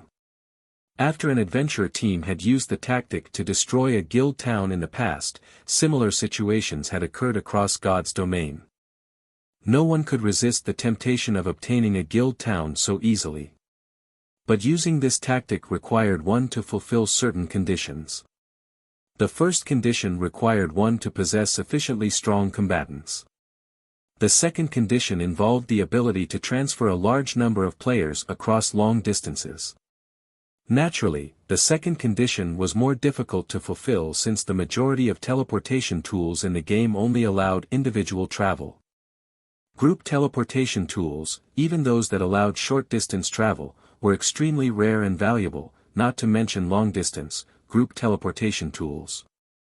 Normally, one would require tools like Tier 3 group teleportation scrolls to achieve the feat, but such scrolls were insanely rare, rivaling Tier 4 magic scrolls. They were not easy to come by. This was also why Shirfong treated his 7 Luminaries ring as a divine tool. Its ability to teleport a group of players was already immensely precious, not to mention its other abilities. However, that isn't the most important news right now. Based on the information we gathered during our people's investigations, Starlink simultaneous dispatched an army to Moon Creek Town, one of our other important bases, Cleansed Rue said. We estimate that the guild has mobilized over 300,000 players for the assault, and it has sealed off communication and all paths to the town. We were only able to learn of its movements through offline means. It was obvious that Starlink was serious about taking Moon Creek Town from the 100 Flowers Palace. An army of 300,000 elite players was the equivalent of 3/4 of the palace's elite members. With all paths to and from Moon Creek Town blocked, teleportation to the town was impossible, as well. It would take a very long time for the palace to mobilize a force large enough to match Starlink's army. Meanwhile, only around 30,000 players defended the town. By the time the palace's main army arrived, the guild would have likely lost Moon Creek Town. If the 100 Flowers Palace lost Moon Creek Town as well, the guild would lose all hope of developing in the Dark Knight Empire. The various large guilds relied on their guild towns, which were usually constructed in high-resource maps, to obtain leveling resources and funds. Without any guild towns, a guild would stagnate. Guild leader, what should we do? It'll likely take an hour or two to gather 100,000 elite members right now, and we'll need another 4 or 5 hours to reach Moon Creek Town. With Moon Creek Town's defenses, I'm afraid it won't last that long. Don't forget, Starlink has set up blockades on the paths to Moon Creek Town. Getting through those blockades will likely take as much time as actually traveling to the town. How are we supposed to send reinforcements, in that case? We've already lost East Valley Town. If we lose Moon Creek Town as well, we'll have no choice but to leave the Empire. All of the palace's upper echelons anxiously voiced their opinions, one after another. They had never expected Starlink to launch such a fierce offensive. Rather than facing their guild in the field, Starlink had directly assaulted their guild's vital points. All we can do is organize a small force of experts to break through Starlink's blockades. I have blood source potions with me. If we can get these potions to Moon Creek Town, we can fortify the town's defenses. We should be able to buy enough time for the main army to arrive, Crimson Heart declared. Currently, there are 2 paths that will allow us to reach the town quickly, but trying to break through a single front will be quite dangerous since both paths are relatively close to each other. The Starlink members stationed at the blockades will easily be able to provide each other reinforcements. Hence, I suggest that we try both paths. We'll use one force as bait while the other tries to deliver the blood source potions to Moon Creek Town. Rue, you insisted that we ally with Zero Wing, correct? Then, let's see Zero Wing's strength. If Zero Wing can't even help us with this operation, then the guild isn't strong enough to stop Starlink. This. Cleansed Rue couldn't help but turn to Sherfoam with an awkward expression. She had merely invited Zero Wing's experts to this meeting to show off its strength to her guild's upper echelons. With that understanding, Zero Wing had only sent 14 experts with her. How could such a small force fight a large-scale battle? That won't be a problem. We can use this opportunity to prove to you that Zero Wing is powerful enough to repel Starlink, Sherfoam volunteered, nodding calmly. Cleansed Rue had no choice but to agree with Crimson Heart's plan after Sherfang's approval. However, she intended to gather the experts under her command, as well. She had suggested this alliance, she couldn't afford to watch from the sidelines. Since we're all in agreement, let's begin the operation.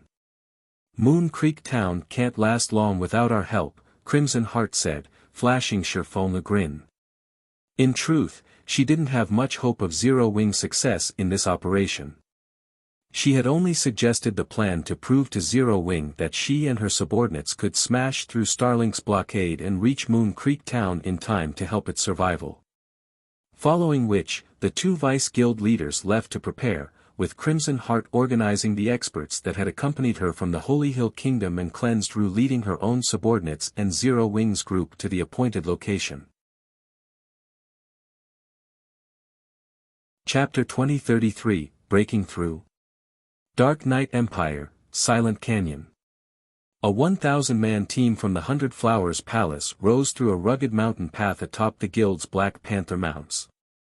The team kicked up clouds of dust as they passed, the sound of the Black Panther's footfalls echoing throughout the valley. Players that encountered the army of Black Panthers stepped aside and made way for the beasts. In the lead, Crimson Heart rode atop a pitch-black drake, unlike the rest of her team. She wore a suit of silver armor and carried a dark purple spear across her back that radiated a frosty aura. Holding her mount's reins in one hand, she looked like a heroic Valkyrie riding into battle.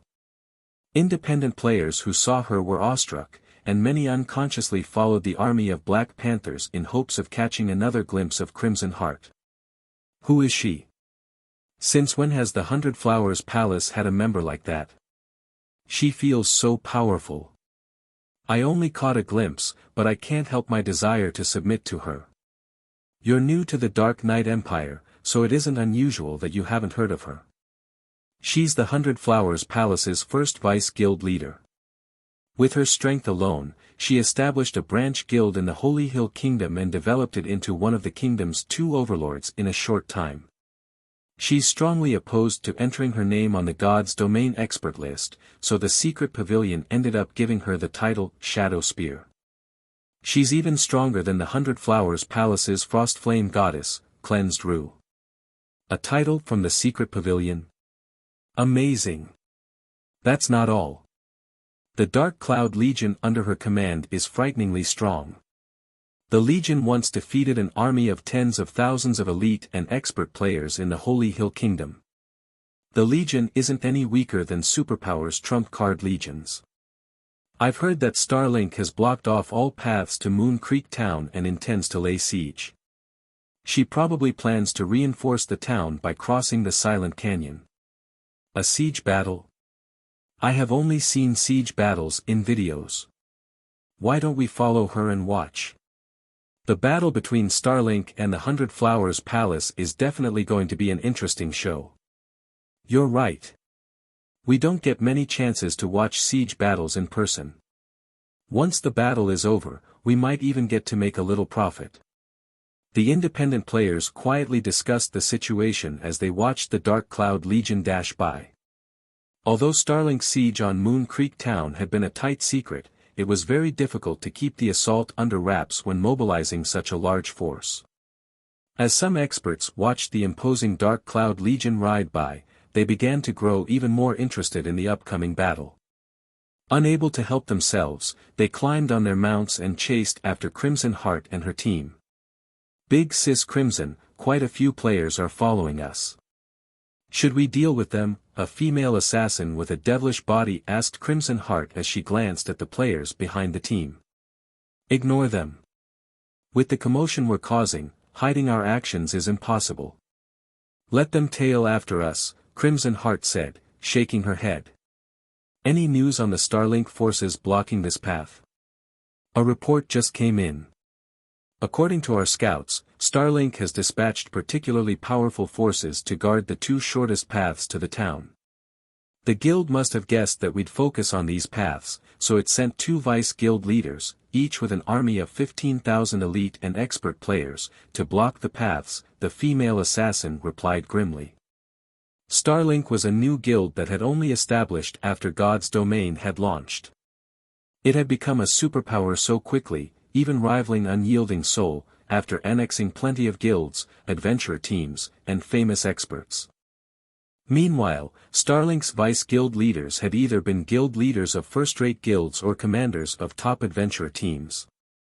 They were all famous experts that had shaken the virtual gaming world in the past. Not only were these players incredibly strong as individuals, but they also had a large number of capable experts under their command. Otherwise, they wouldn't have qualified for the positions as Starlink's vice guild leaders. Since Starlink had sent 2 of its vice guild leaders to guard the 2 closest paths, breaking through would be even more difficult. Crimson Heart couldn't help her frown. Although she had expected Starlink to establish a tight blockade, she hadn't expected this much trouble. She then asked, "Do you know who the vice guild leaders are?" After taking a deep breath, the assassin replied in a soft, serious tone, "Starlink's 7th vice guild leader, Desert Tiger, is guarding the path we're on now. He has earned the title 100-Fist Tiger. The other path is guarded by Starlink's recently promoted 4th vice guild leader, 3 Kills. 3 Kills. He actually joined Starlink. How did Starlink manage to recruit him? I thought he decided to retire a long time ago." Crimson Heart's expression darkened when she heard the name, 3 Kills. Ordinary players might not know the name, but as an upper echelon of a first-rate guild, Crimson Heart was quite familiar with 3 Kills. The name had once shaken the virtual gaming world's apex over a dozen years ago. 3 Kills had been the guild leader of the super guild, Jormungandr. He had been one of the only geniuses that appeared in the guild once a decade. However, for some unknown reason, 3 Kills had announced his retirement one day, leaving the virtual gaming world alongside a large group of experts. Less than 5 years later, Jormungandr had disbanded and faded from the virtual gaming world, and other super guilds and super first-rate guilds had poached its abandoned members. However, when 3 Kills had led the guild, Jormungandr had nearly become one of the top 4 super guilds in the virtual gaming world. "We don't know the exact reason, but we're certain that this player is the real 3 Kills, the female assassin said, shuddering. Ordinary players would assume that a super guild's guild leader only played a management role in the guild, but Crimson Heart, a first-rate guild's upper echelon, knew that the position was proof of one's strength in super guilds. With a big shot like 3 Kills defending the blockade, why wouldn't she shudder in fear? "Hopefully, Zero Wing can buy us some time," Crimson Heart said as she examined the map. "Let's increase our speed. We need to break through the blockade before Zero Wing clashes with 3 Kills." She had planned to show off the 100 Flowers Palace's strength to Zero Wing in this operation, proving that the palace was no weaker than Zero Wing, perhaps even stronger. Once Zero Wing realized its inferior position, it would give up on trying to lay claim to the palace's shops and lands. However, she had lost her previous certainty. Even a super first-rate guild would likely struggle to get past a blockade led by 3 Kills, not to mention Zero Wing. Right now, she needed to put as much distance between her team and 3 Kills as possible before he annihilated Zero Wing's small force. If she had to fight both Desert Tiger and 3 Kills at once, she'd never reach Moon Creek Town. Following which, Crimson Heart and the Dark Cloud Legion members increased their pace to reach Starlink's blockade before the agreed-upon time. Meanwhile, on another path through the Silent Canyon, Cleansed Rue's group had arrived a short distance away from Starlink's blockade. Elder Yi Feng, the situation has changed. I've just received a report stating that 3 kills is leading the force ahead. He was the guild leader of Jormungandr, a super guild from several years ago. Cleansed Rue reported grimly. Breaking past them is no longer possible here. However, I'm hoping that you can help me delay 3 kills for some time. If we can hold him off for 4 or 5 minutes, it will be enough. I see. I understand, but since we've agreed to prove Zero Wing's ability to resist Starlink to the 100 Flowers Palace, we cannot go back on our word. Zero Wing would become a laughingstock among the other guilds if we did. We'll make sure you and your team make it to Moon Creek Town, Shifeng calmly declared. 3 kills is a monster of an expert. Do you really think that you can break through his blockade? A Tier 2 female cleric from the 100 Flowers Palace asked when she heard Shifeng's confident tone. If the path is only guarded by one monster like him, we shouldn't have any issues, Shifeng said after giving the matter some thought. Big Sis Rue, this person is insane. The female cleric whispered to her leader, flabbergasted. She very nearly failed to control herself and shot Shifeng a disdainful look. Zero Wing had only sent them 14 players. Although the narrow mountain terrain didn't allow large-scale combat, only suitable for a small number of players to fight each other at a time, getting past a force of 15,000 elite and expert players with such a small force would be nigh impossible. Furthermore, Starlink's force was led by the former guild leader of a super guild. The female cleric sent a hopeful glance at Remnant Cloud and his companions behind Shifeng. She hoped that they would stop such a mentally disturbed leader, but when she saw one of Zero Wing's members open their mouth, assuming that they would indeed dissuade Shifeng. Boss Feng, can you leave 3 kills to me? Chapter 2034, Beyond Salvation. Even Shifeng was shocked into turning towards Seven Light, the player who asked to face 3 kills. Seven Light was very young, and he hadn't come into contact with virtual reality games until recently. In fact, God's Domain was the first virtual reality game he had ever played. However, his talent was the real deal. Although he had only joined Zero Wing recently, his talent for combat had helped him rise through the guild's ranks to its main force through the guild's monthly ranking competition. Seven Light had also gained more inspiration and strength from his training in the Extraordinary Tower than any of his comrades. Shifeng had to admit that the youth was worthy of the title Arclight Sword Emperor, the title he had wielded during Shifeng's previous life. Although Seven Light had yet to enter the realms of truth, he had unexpectedly entered the realms of refinement during his training, becoming one of Zero Wing's few refinement realm experts. Alright, I'll leave him to you. Seeing the fighting spirit in Seven Light's eyes, Shifeng could see that he truly wanted to test his newfound strength. Although Seven Light had only reached the refinement realm, which wouldn't be significant in a superpower, he also wore the level 60 Demonkin set equipment he had obtained after slaying the Demonkin King. Shifeng had awarded Seven Light the set equipment after he had entered the refinement realm. Rather, only refinement realm experts qualified to utilize the set, giving the equipment to an ordinary expert would be a waste. This was also the reason that Shifeng had only distributed the level 60 secret silver equipment to the players who had participated in the Demonkin King raid, while he had stored the fine gold and dark gold equipment in the guild warehouse. Seven Light currently wore the level 60 dark gold ranked Demonkin chest piece and boots, while the pants, gloves, helmet, and bracers were fine gold ranked set pieces. Despite the difference in quality, the combination still activated the Demonkin set 6-piece set effects. The Demonkin set's effects were no weaker than Kola's Scorching Wind set. However, since the Scorching Wind set was level 70 equipment, its basic attribute bonuses were far higher than the level 60 Demonkin set. They were 2 of the best set equipment available in the game right now.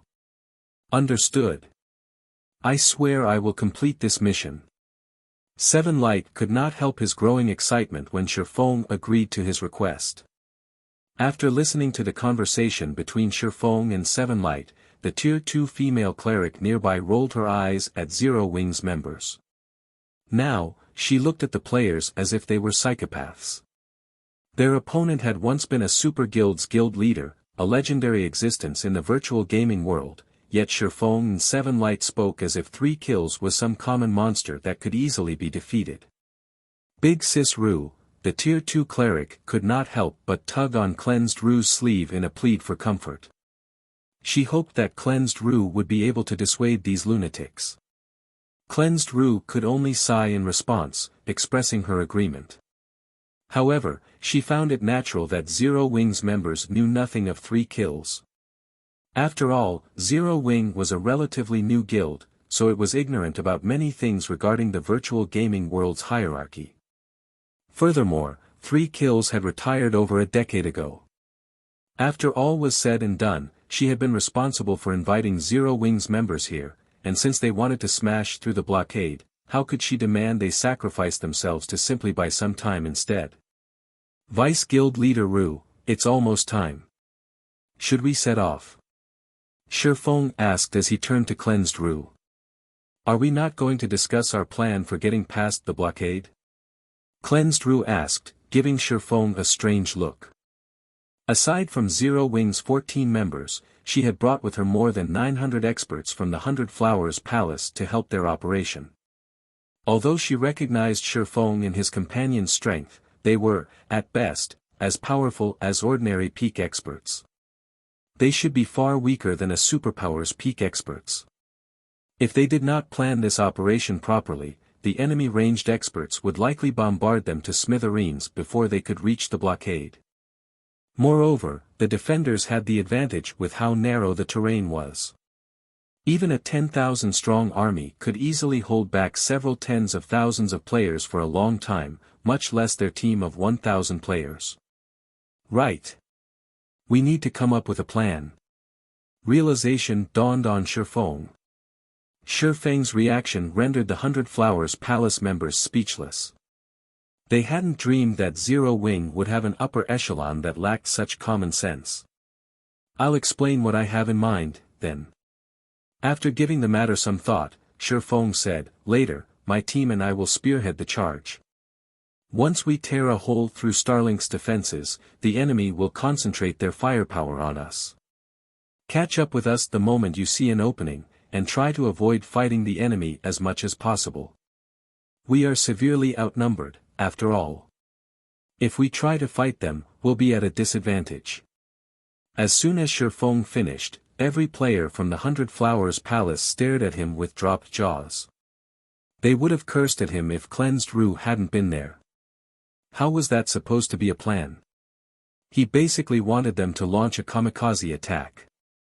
If they truly followed Shifeng's play, they might as well call themselves the suicide team.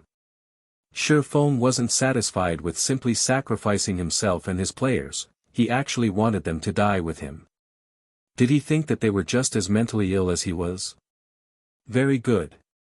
It seems nobody has any issues with it, Shifeng said, nodding his head when no one spoke up. In that case, let's begin. Big Sis Ru, are we really going to follow him? The Tier 2 female cleric could not help but ask Cleansed Ru softly. She felt that Shifeng's mental disorder was beyond salvation. If they followed his plan, they'd likely be annihilated within 30 seconds. They'd break the record for the fastest 1,000-man team to die while charging a blockade, becoming the biggest joke in the Dark Knight Empire. Let them go. Once they die, we'll think of a better plan to buy time. That way, Big Sis Crimson's side should have an easier time breaking through to the town, Cleansed Ru said. She released a deep sigh as she watched Shifeng and the others, who eagerly prepared to charge into Starlink's blockade. Meanwhile, hundreds of independent players stood less than 1,000 yards away from Starlink's fortifications. They all waited for Starlink to let them pass.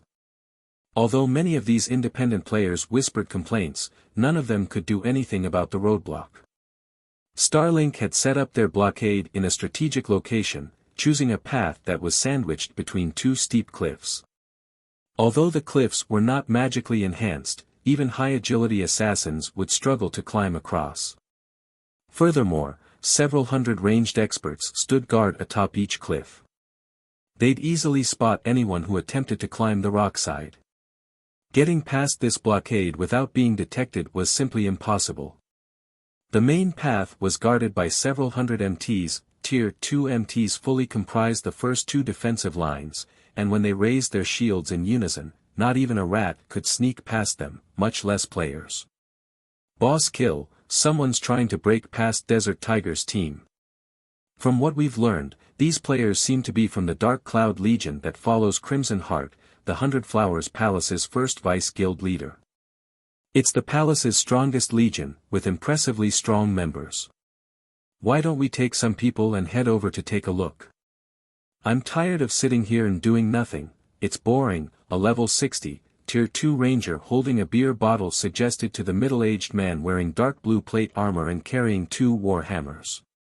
It seems the 100 Flowers Palace is tired of sitting still, 3 kills calmly commented. Since they're here, let's greet the Shadow Spear. Although 3 kills looked like a man in his 40s, and he was relatively slim, lacking muscle mass, he radiated a chilling aura that made players unconsciously distance themselves from him. If a player examined him with an advanced identification skill, they'd discover that 3 kills was a level 62, Tier 2 Berserker, and his equipment was just as frightening. He wore a total of 5 epic items, 4 equipment pieces and 1 weapon. Of the rest of his equipment, the weakest piece was level 60 Secret Silver rank. His aura wasn't the slightest bit inferior to a level 60 Grand Lord's. As 3 kills finished speaking, the Starlink players that were responsible for scouting the surrounding area shouted, "Enemy sighted 500 yards away. A team of players is rapidly approaching." With the scouts' warning, Starlink's elite players began to grow nervous. The 100 Flowers Palace had been pushed to the brink of destruction, and the guild wouldn't spare any expense to get past their roadblock. Even though they had the defender's advantage, they'd need to spend a long time grinding to recover the lost EXP on the off chance that they died in the upcoming battle. Luck is on our side today. We actually get to participate in such an event. Hopefully, I'll loot a good piece of equipment before this is over. Starlink's Tier 2 experts, however, didn't respond in kind.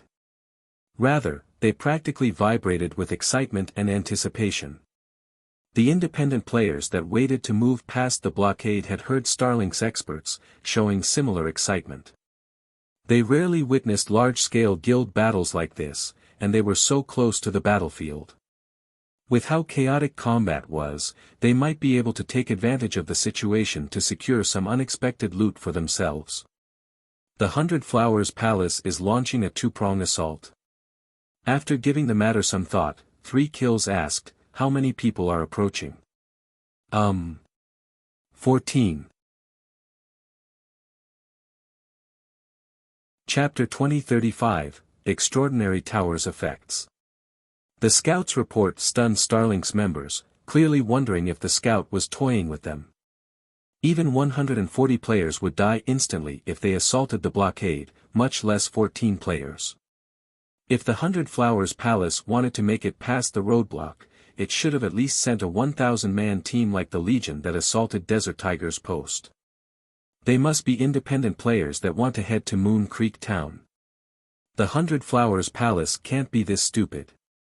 I agree. They're most likely just passing by. The Starlink members that had prepared for a fight began to relax. They also shot the scout disdainful looks for making them worry over nothing. Starlink hadn't publicly announced its siege on Moon Creek Town, so very few knew about it. Even if some players discussed the situation on the official forums, most players grinding in the fields rarely checked the forums while they worked. It wasn't unexpected to find players that didn't know about Starlink's blockades as they made their way to the town. In fact, they had already encountered several similar parties. No. These players are different. They're all wearing black cloaks, and I can't tell who they are. Moreover, their movement speed is extremely high. The man leading the charge is also riding an extraordinary mount. The mount is around 5 meters tall. It should be a secret silver rank or higher. They're definitely not ordinary players, the scout hurriedly explained. Although mounts had already become popular among ordinary players, bronze rank and higher were still incredibly rare. Even at this stage of the game, the various large guilds' upper echelons didn't necessarily own mysterious iron mounts, let alone secret silver rank. That's interesting. Everyone, get ready.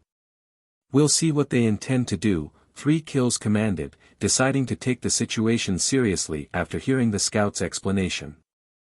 As the scout had said, ordinary players weren't capable of obtaining a secret silver mount. Even 3 kills had only recently secured a secret silver mount. When they heard 3 kills command, Starlink's members began to prepare for combat. After a short moment, a dozen or so figures appeared on the narrow mountain path. Each of them wore a black cloak, preventing anyone from determining whether they were independent or guild players. However, as the scout had claimed, these players rode extraordinary mounts. The movement speed was far greater than common rank mounts, at least as fast as bronze rank dash. Incoming players, listen up. Starlink has closed down this road. Dismount immediately and maintain a 100-yard distance. We'll kill any who resist. One of Starlink's members shouted a warning once the strangers were nearly 100 yards from the blockade. But despite the warning, these intruders maintained their speed, continuing their approach. Didn't they hear Starlink's warning? They had to. I've even farther from the blockade, and I heard it clearly. How could they not hear the warning? Do they plan to charge through the blockade? That shouldn't be the case, right? That Starlink we're talking about. Such a small force isn't even a warm-up for Starlink's members. The hundreds of independent players waiting by the roadside were astonished as they watched the dozen or so figures run towards the blockade without any hesitation. When the cloaked figures were less than 70 yards from the blockade, another Starlink scout shouted, "A 1,000-man team from the 100 Flowers Palace has appeared 500 yards away. They're slowly approaching our location." Is this first group acting as bait? The Tier 2 Ranger, Mountain Passenger, wondered aloud after taking a swig of his beer. A cold glint flashed in his eyes as he watched the dozen or so mounted figures, saying, "Boss, it seems the 100 Flowers Palace has seriously underestimated us.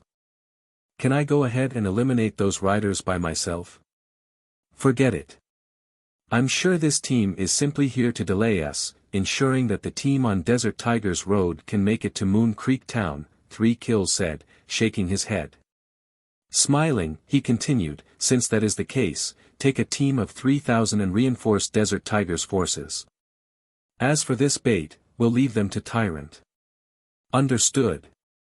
Mountain Passenger replied as realization dawned on him. As a first-rate guild, the 100 Flowers Palace had ways of learning about their movements. Information gathering was one of a first-rate guild's foundational abilities. Once the palace had discovered their intentions, it would realize that breaking past Starlink's forces would be impossible on this path. Hence, they intended to send wave after wave of a dozen or so players at the blockade, buying time for the palace's Dark Cloud Legion to force its way past the other blockade. Unfortunately, 3 Kills was the palace's opponent this time. If he hadn't been there, its ploy might have been successful. We don't need to waste time on these suicidal bastards. All ranged players, attack together. 3 Kills commanded as he glanced at Shifeng and the other Zero-Wing players. The several hundred ranged players atop the cliffs on both sides of the road began to prepare their attacks. However, just before these players could launch their attacks, a massive, silver magic array appeared above them, covering a 500-yard radius. Pitch-black smoke flowed out of the array, and the Starlink members who were about to use their skills and spells found themselves silenced. An AoE silence. Mountain Passenger stared at the black smoke, stunned. AoE silencing skills and spells were extremely rare in God's domain. A Tier 3 AoE silencing scroll's value could even rival that of a Tier 4 magic scroll, both treasured in any guild. Naturally, skills and tools that could employ an AoE silence were far more valuable, and one would need more than just tens of thousands of gold to purchase one. Yet, for the sake of its bait, the 100 Flowers Palace had used such a trump card. It was insanely extravagant. A futile struggle. Do they think silencing us will change anything? Everyone, use normal attacks. 3 kills calmly commanded, unfazed by the AoE silence effect. The debuff would be crucial in a team fight. Starlink still had an overwhelming numerical advantage. A single normal attack might not pose much of a threat to these trespassers, but several hundred at the same time would. Furthermore, their ranged players had the high ground. These 14 players would find their attacks difficult to dodge. Hearing 3 kills command, his teammates calmed down and used normal attacks against Shifeng's group. Hundreds of arrows rained down on Zero Wing's members. But after a second, Starlink's players were stupefied. The 14 players moved through the arrows as if strolling through their own backyards. None of the arrows touched them. How is this possible? Starlink's members, as well as the 100 Flowers Palace's scouting assassins and the spectating players, stared at Zero Wing's small force with gaping mouths. They couldn't believe what they were seeing. They were talking about several hundred arrows. Even ordinary experts would be forced to defend themselves with their weapons. Some ordinary experts wouldn't even block every arrow, taking a few hits. However, not only had Shifeng and his party dodged every arrow, but they had also done so effortlessly. Based on their appearances, they still had plenty of energy to spare. However, Seven Light and his companions weren't surprised in the least. After all, compared to dodging the extraordinary tower's attacks during the trial, avoiding these arrows was child's play. Not only were the arrows much slower, but their attack trajectories remained unchanged, as well. Players that could reach the 150-yard mark in the first floor trial could easily avoid these arrows, not to mention Seven Light and his teammates, who had reached the 100-yard mark. Meanwhile, after Starlink's Rangers launched several volleys of arrows, Seven Light, Remnant Cloud, Stubborn Bone, Graceful Moon, Silent Blade, and the other Zero Wing experts finally arrived before the blockade's defensive line. The level 58 to 60, Tier 2 Shield Warriors and Guardian Knights that made up the first defensive line had already raised their shields, forming an unshakable steel wall. But when Seven Light and his comrades reached them, they plowed through the wall without hesitation. They did not even pause to find attack opportunities or target the MTs with weaker equipment. Omni Slash. Whirlwind Slash. Savage Charge. Boom. Boom. Boom Dash. Like a powerful cannon blast, Zero Wing's players forced a hole through the steel wall almost instantly. Dozens of Starlink's Shield Warriors and Guardian Knights were sent flying, crashing into the players at the rear. Not a single Starlink player could be found within 15 yards of the Zero Wing party. Chapter 2036, Successive Breakthroughs. Starlink's members were stunned after watching Seven Light, Silent Blade, and the others blast apart the human wall. The fact that these 14 players had dodged a rain of arrows was already shocking enough, but the word was no longer enough to describe the scene they had just witnessed. Are they monsters? This thought simultaneously drifted through the minds of Starlink's players. The MTs on the first line were bona fide Tier 2 experts, fully geared in level 55 secret silver equipment. Some of them even wore 1 or 2 pieces of level 55 fine gold equipment. They were the envy of ordinary experts. That defensive line shouldn't have broken even under an assault by several thousand elite and expert players. Yet, just 14 players had shattered it. Meanwhile, the independent players and the 100 Flowers Palace's assassin scouts were just as flabbergasted. Not only had Zero Wing's party broken past Starlink's defensive lines, but they had also sent the Tier 2 MTs flying over a dozen yards away. Their strength was beyond common sense. However, after a short moment of silence, Starlink's experts recovered from their shock and promptly reinforced the second defensive line while the guild's ranged players provided cover fire. Now, Starlink's members wouldn't dare look down on Seven Light and his party. Only, their changed attitude didn't faze Zero Wing's players.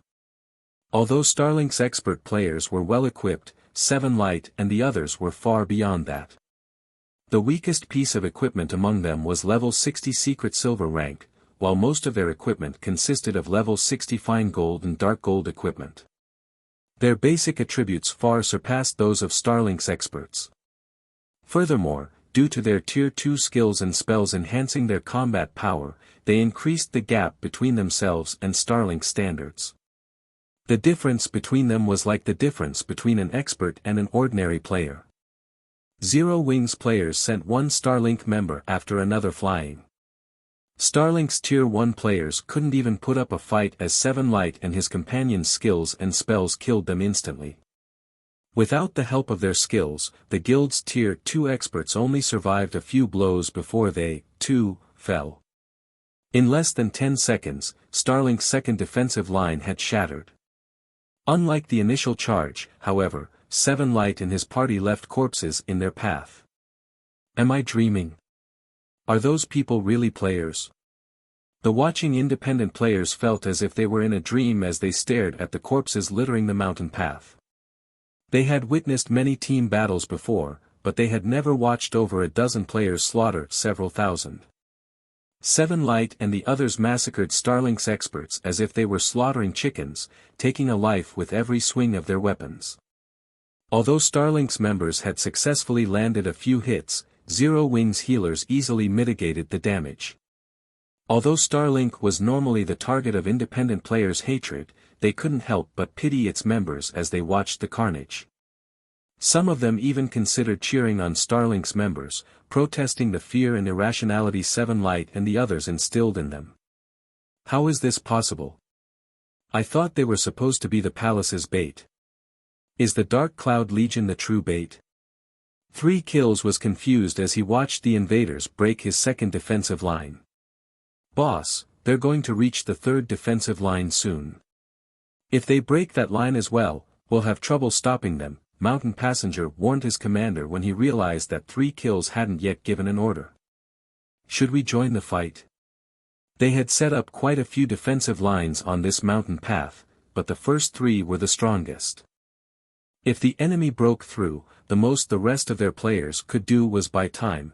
They'd have no chance of stopping the 100 Flowers Palace's advance. Meanwhile, failing the first major mission it received after joining Starlink would be a massive embarrassment for Jormungandr. If the fallout weren't handled properly, it might even lose its standing within Starlink. Go. We can no longer afford to hold back, 3 Kills said, nodding. In a chilling tone, he continued, since we must get involved, we cannot give these intruders an easy death.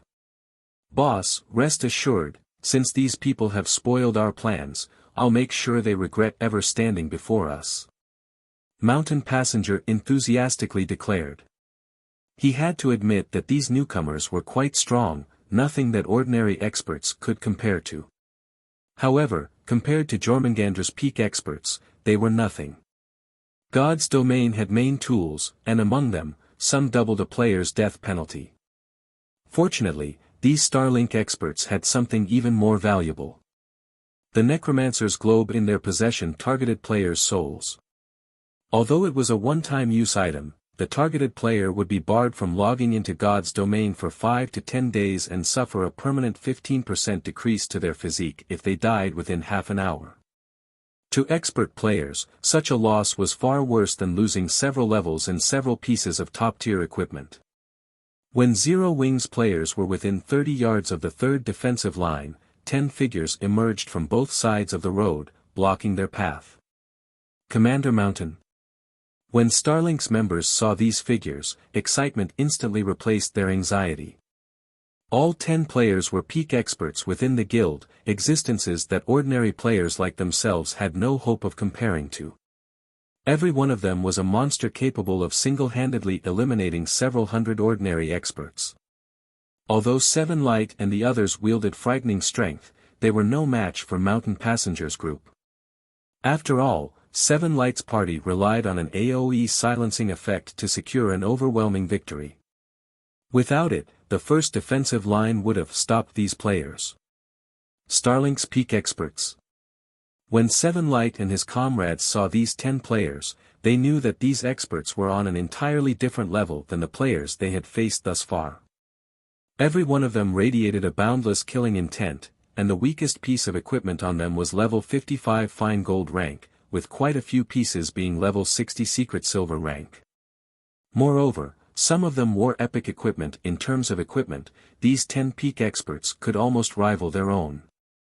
I'm truly surprised that you managed to break past 2 defensive lines without stopping, but now that our boss has allowed us to take action, your advance stops here. Mountain Passenger said, chuckling as he observed Seven Light and the others. I had wanted to toy with you, but since you've made such a huge mess, we need to put on a show for the Dark Knight Empire. So, I'll have to ask you to struggle as much as you can. After saying so, Mountain Passenger waved a hand. Immediately, the 9 players around him began to move. The leading ranger then removed the ancient, pitch-black bow that hung over a shoulder and pulled back its string. Since you're hiding so far away, I'll start with you. Mountain Passenger said with a sneer. 3 streaks of black light then flew toward Shifeng, who stood the farthest away from the 3rd defensive line. Advanced Combat Technique, Triple Moon Strike. It seemed as if Mountain Passenger had only fired 3 normal arrows, but in reality, he had launched 6, each arrow moving in tight pairs. When they struck, their hits would contain at least 60% more strength that the ranger possessed. Not even Tier 2 MTs of the same combat standards could stop his attack. However, when these 3 streaks of light clashed with Shifeng's killing ray, they stopped as if they had crashed into an adamantine wall. The arrows crumbled under their own power instantly, their remains scattering across the ground before Shifeng. Chapter 2037, Whimsical Battle. He blocked it. Mountain Passenger stared at the remnants of his arrows in astonishment. He wasn't the only one surprised by the outcome. The other 9 members of 3 Kills' personal security team were also stunned. Most of Starlink's members might not know about Mountain Passage's Triple Moon Strike, but as long-term friends, they were aware of how powerful the combat technique was. Not even they dared to intercept the move directly. Not only would they suffer grievous injuries by doing so, but it would also force them to reveal holes in their defenses. Yet, Shifeng had neutralized the technique effortlessly. For a moment, they wondered if their eyes had played a trick on them, and Mountain Passage had simply used an ordinary attack, not truly employing a combat technique. Not bad. While it looks like a normal attack, it's actually an advanced combat technique that can end a life if one's not careful. No wonder why you were so confident, Shifeng praised, chuckling at the distant Mountain Passenger. Mountain Passage wasn't pleased to receive Shifeng's praise, but humiliated, giving the swordsman an intensely frosty expression. As one of Jormungandr's peak experts, he had been quite famous in the virtual gaming world for over a decade. He felt humiliated and displeased to receive such an evaluation from an unknown junior, who was still in his early 20s. You have a big mouth for someone so young. You merely relied on your high strength to block one of my moves. I'll show you what a true expert is. Mountain Passenger bellowed as he readied his bow. Show. Show. Show. One streak of black light after another flew toward Shifeng. Although each attack carried Mountain Passenger's normal strength, the ranger had launched a large number of attacks simultaneously, his arrows raining down on Shifeng without pause. Advanced Combat Technique, Storm Barrage. Unlike Triple Moon Strike, Storm Barrage didn't rely on overwhelming power to destroy the target, rather, it relied on a continuous stream of attacks to suppress and whittle down the target. Mountain Passenger had created the advanced combat technique specifically to counter strength-based players. While the Ranger fired his arrows, 7 Light and the other Zero Wing members shifted their gazes to Shifeng. What? Are you thinking of helping him? If that's the case, I've got some bad news for you. You won't get past me. Tyrant Dragon, a level 61, Tier 2 Berserker and another member of 3 Kills personal security team, chuckled at 7 Light and the others. You can only blame that kid for provoking the wrong person. He might have lived a while longer, but now, no one can save him. Help. Giving Tyrant Dragon a curious look, 7 Light asked, why would we try to help him? You don't realize why he needs help. You guys are really looking down on Mountain Passenger. Tyrant Dragon could not help but laugh at 7 Light's response. He never expected to find a bunch of nobodies looking down on Mountain Passenger, someone who had been renowned in the virtual gaming world back in the day. Mountain is quite strong. If he hadn't been keeping such a low profile, he could have easily ranked among the top 100 on the God's Domains experts list. But since it's been so long since anyone has made me laugh, I'll hold off for now and let you witness how powerless someone who only relies on overwhelming strength truly is before Mountain Passenger. This lesson will benefit you all. As soon as Tyrant Dragon finished speaking, more of Mountain Passenger's arrows rained down on Shifeng. Not only were these arrows incredibly fast, but they'd also collide while in mid-flight, altering their attack trajectories. The complexity of Mountain Passenger's attacks was on an entirely different level than the Rangers who guarded the mountain path. However, despite the arrows descending, he simply and leisurely walked toward the Ranger. As if they were deliberately avoiding Shifeng, none of the falling arrows touched him. Although some of the arrows looked as if they'd find their mark, a blue light would flash before Shifeng, deflecting the arrows and sending them to crash into other arrows. Like the domino effect, these arrows would then collide with other arrows. Eventually, every arrow that might have struck Shifeng landed at his feet. Am I dreaming? Every player watching the battle was stupefied by the scene. Although they had considered the possibility of Shifeng avoiding the arrows or using a skill to block them, they had never imagined that a player could counter a rain-like attack method using nothing more than normal attacks. Not even Domain Realm experts would necessarily succeed, let alone peak experts. Storm Barrage consumed a lot of stamina, so Mountain Passenger was forced to stop after a little more than 10 seconds of using the technique. Now, when he looked at Shifeng, who stood less than 20 yards away, he did so with an expression that was tenser than ever before. Although he didn't want to admit it, Shifeng's performance wasn't anything like his previous feat. The swordsman had relied on brute force to counter his triple moon strike, but now, he relied entirely on combat techniques. Although I don't know why you would think that I'm not a real expert or why you chose to attack me first, I'd like to know if it's my turn to attack now. Shifeng asked Mountain Passenger with a lackluster expression. The moment Shifeng finished his question, Mountain Passenger felt an unprecedented pressure weigh down on him. He immediately realized that Shifeng wasn't just some player with nothing but basic attributes, but someone with combat standards that could rival, or surpass, his own. Upon realizing this fact, Mountain Passenger pushed his 5 senses to their limits and focused all of his attention on Shifeng. However, Shifeng suddenly vanished without a trace. By the time he relocated the swordsman, the man had moved within attack range. Tier 2 Taboo Skill, Instant Strike. A blue flash passed by Mountain Passenger's throat. Despite seeing the attack, the Ranger had no time to block or dodge the strike. He could only watch as killing ray slit his throat, draining his HP bar. Eventually, his HP fell to 0, and he collapsed to the ground. Only after Mountain Passenger's vision faded and his body was thoroughly paralyzed did he understand that Shifeng had killed him, and he had been utterly powerless to retaliate. When Mountain Passenger died, the battlefield seemed to freeze as everyone stared at the Ranger's corpse in silence. Mountain Passenger, one of 3 Kills' personal bodyguards, had died, just like that. The players who were most shocked were undoubtedly Tyrant Dragon and the other guard team members. Although they couldn't believe that the ranger was dead, their instincts as peak experts forced them to move. They immediately put more distance between them and Shifeng, moving as far from the swordsman as possible. Their instincts screamed at them that if this man came within attack range, they would suffer dire consequences. Chapter 2038, Frightening Demonkin. Tyrant Dragon and the others reacted very quickly. The instant mountain passenger died, they realized that they'd be no match for Shifeng in a one-on-one fight. They'd have to work together if they hoped to secure their victory.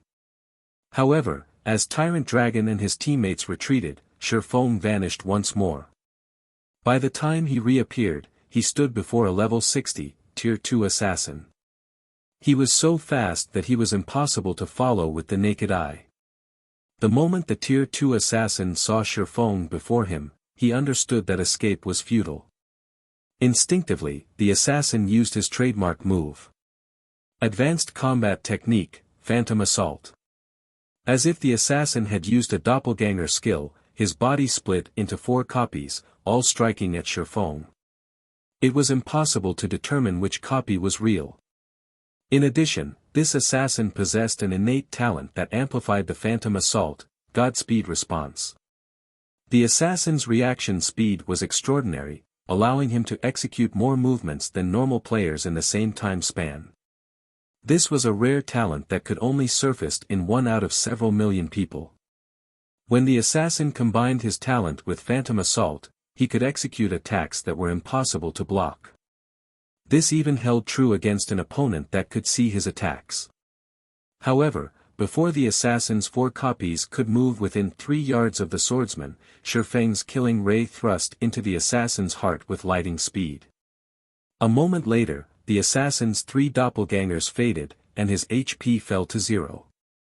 When the assassin noticed that his vision had begun to fade and saw the sword impaling his chest, he opened his mouth in an attempt to ask how the swordsman had performed the feat. Unfortunately, the assassin couldn't produce any sound. The other members of 3 Kill's personal security team felt an unprecedented fear launch through them. Shifeng was too fast. Not only was his attack speed incredible, but his reaction speed was just as fast. He's a monster. Do not let him get within melee range. Attack him from as far away as possible.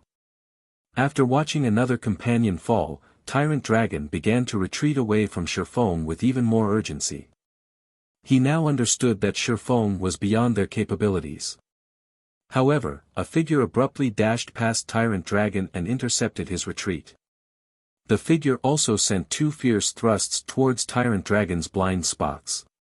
Scram! Tyrant Dragon bellowed, sensing the incoming attacks. Twisting, he began to spin while swinging his great sword, the blade deflecting the incoming strikes. Although he had blocked the 2 attacks, the figure didn't end their assault. On the contrary, this figure intensified their attacks. In the blink of an eye, 2 more attacks flew towards Tyrant Dragon. Defending himself, Tyrant Dragon brandished his greatsword once more. Ping! He blocked these attacks as well, but he had to stumble 3 steps back before he could stabilize his stance. Strength combination. Through his greatsword's vibrations, Tyrant Dragon knew that he hadn't just blocked ordinary attacks. He shifted his gaze toward his assailant, wanting to know who attacked him, but he was stunned to see the player before him. You. The person standing in Tyrant Dragon's way was none other than Seven Light, whom he had been prepared to clash with previously. Tyrant Dragon simply could not believe that this brat was capable of executing a technique as difficult as strength combination. He isn't just a refinement realm expert. Tyrant Dragon couldn't help but wonder as he stared at the youth. Strength combination was an advanced combat technique. Logically, a mere refinement realm expert shouldn't be able to master the technique. Normally, players could only master it after reaching the Void Realm since it required perfect timing during execution. The slightest deviation would result in a failure to combine the strength of multiple attacks. A player would only be able to perform such a precise attack once they were capable of pushing their 5 senses to their very limits. When Tyrant Dragon recalled Shifeng's victory over Mountain Passenger, he felt that his guess was likely correct. When he realized that this little fellow, who likely wasn't even 20 years old, was a Void Realm expert, he couldn't help his shock. Within the various super guilds, players who could reach the flowing water realm before the age of 20 were considered geniuses among geniuses, treated like priceless gems in their guilds, yet Seven Light had reached the Void Realm at such a young age. He was likely a genius that only surfaced once every decade. If that were the case, Tyrant Dragon was no match for Seven Light in a one-on-one fight even after so long. He hadn't yet mastered strength combination. If he tried to fight a player that had mastered the technique had wielded combat standards on his level, he'd be guaranteed to lose. No. Tyrant Dragon shook his head, attempting to banish the thought. Based on his previous attacks, he should have more strength than me. If he really has mastered strength combination, the impact would have been more intense. While Tyrant Dragon struggled with his internal debate, Seven Light launched another assault. Like before, Seven Light executed 2 attacks. After Tyrant Dragon dodged one of the slashes, he used his greatsword to block the other. Since he only took 1 hit, he didn't stumble in the slightest. Sure enough, Tyrant Dragon could not help but smile at Seven Light's continuous assault. Although I don't know how you managed to grasp strength combination, based on your attacks, you haven't mastered it yet. It's more than enough to take you down. Seven Light snapped, attacking Tyrant Dragon again. Seven Light was aware that he hadn't mastered strength combination. If not for the extraordinary tower's training, he wouldn't have been able to execute the technique at all. Even though he could use the technique, he could only increase his attack strength by 30% after combining his strikes. He also knew that his minor advantage in basic attributes was practically negligible against an expert like Tyrant Dragon. If he tried to face the enemy berserker normally, he'd simply be seeking an early grave. He could only defeat the man by increasing his attack's raw power. With 30% more strength in his strikes, the berserker would suffer a fatal blow if he didn't counter the attacks properly. However, after launching several consecutive attacks, Seven Light's attacks grew weaker, and Tyrant Dragon was able to interrupt them forcibly before he could use the strength combination technique. If Tyrant Dragon had had any access to his skills, the berserker would have long since had defeated him. Fortunately, such an intense life-or-death battle had allowed Seven Light to recognize many of his flaws, especially with the way he utilized strength combination. "Brat, you may have a basic attribute advantage, but your time will end soon," Tyrant Dragon commented as he glanced around him. The dark smoke on the battlefield had begun to lessen, signaling that the AoE silence's duration was almost over. He didn't have access to his true strength while silenced, but once the effect was gone, he could finish Seven Light off in less than 10 seconds. If he was not silenced, however, he could finish Seven Light in less than 10 seconds. "What about this move, then?" Seven Light asked as he activated his Demonkin set 6-piece effect. Demonkin's Shadow. Black smoke began to emerge from Seven Light's body, enveloping him. The smoke hid his abrupt and rapid growth. It wasn't long before the smoke receded, revealing a 5-meter-tall Demonkin with a body covered in black smoke. The Demonkin swished his tail and glared at his opponent with frightening, crimson eyes. His killing intent was so intense that nearby players felt as if they had plunged into an icy hell. Before Tyrant Dragon could react to Seven Light's sudden transformation, the latter brandished his 2 swords. The speed and power of Seven Light's attacks had increased. Now, Tyrant Dragon had no opportunity to dodge the attacks, forced to receive the strikes with his greatsword. Boom! One attack was already more than enough to send Tyrant Dragon airborne. Before the berserker could adjust his posture, another slash struck him, Seven Light's longsword cutting through his armor and plundering all of his HP. Meanwhile, Starlink's ordinary experts and 3 kills personal security despaired when they saw Seven Light's transformation into a Demonkin. Surephone was already difficult enough to deal with. Now, another monstrously powerful Demonkin had joined the battlefield. Not even 3 Kills, who watched from atop one of the roadside cliffs, could maintain his composure, looking down at the fight with a somber expression. You definitely aren't from the 100 Flowers Palace. There is no way the palace has experts like you. Who are you? 3 Kills demanded, glaring at Shi Feng in 7 light. Chapter 2039, Zero Wing. 3 Kills' words echoed throughout the valley. Starlink's members, who were in the midst of battle, promptly reacted to his words, their gazes shifting to 7 light and Shi Feng in fear. As 3 Kills had said, the 100 Flowers Palace was only an ordinary first-rate guild. There was no way the guild could break past their blockade with only 14 players, killing so many of 3 Kills' peak experts. No matter how they thought about it, the palace wasn't capable of the feat. There was only one explanation for this: these 14 players were from a different power. Are you from Unyielding Soul or Crimson Emperor? Do you really have to be so secretive? 3 Kills asked, staring at Shi Feng. It was only a matter of time before Shi Feng's group shattered the blockade. Stopping them was impossible, regardless of how much 3 Kills wanted to. He couldn't figure out which power would be capable of dispatching such a small, yet powerful, assault team aside from Unyielding Soul and Crimson Emperor. If either of these superpowers had intervened in this battle, Starlink would definitely have to be careful, especially if Crimson Emperor were responsible for this team. Starlink was already engaged in a war of annihilation with Unyielding Soul. If Crimson Emperor got involved, Starlink would likely have to face 2 superpowers at the same time. 3 Kills needed to know if Shi Feng's party originated from the superpower or not. You don't need to guess. We aren't from either of those guilds, Shi Feng answered with a faint smile. He understood what 3 Kills must be thinking. After all you've done here, don't tell me you're afraid of giving us your name. There are only a handful of powers in the Dark Knight Empire that are capable of accomplishing what you have. Do you really need to hide? 3 Kills growled, attempting to provoke the swordsman.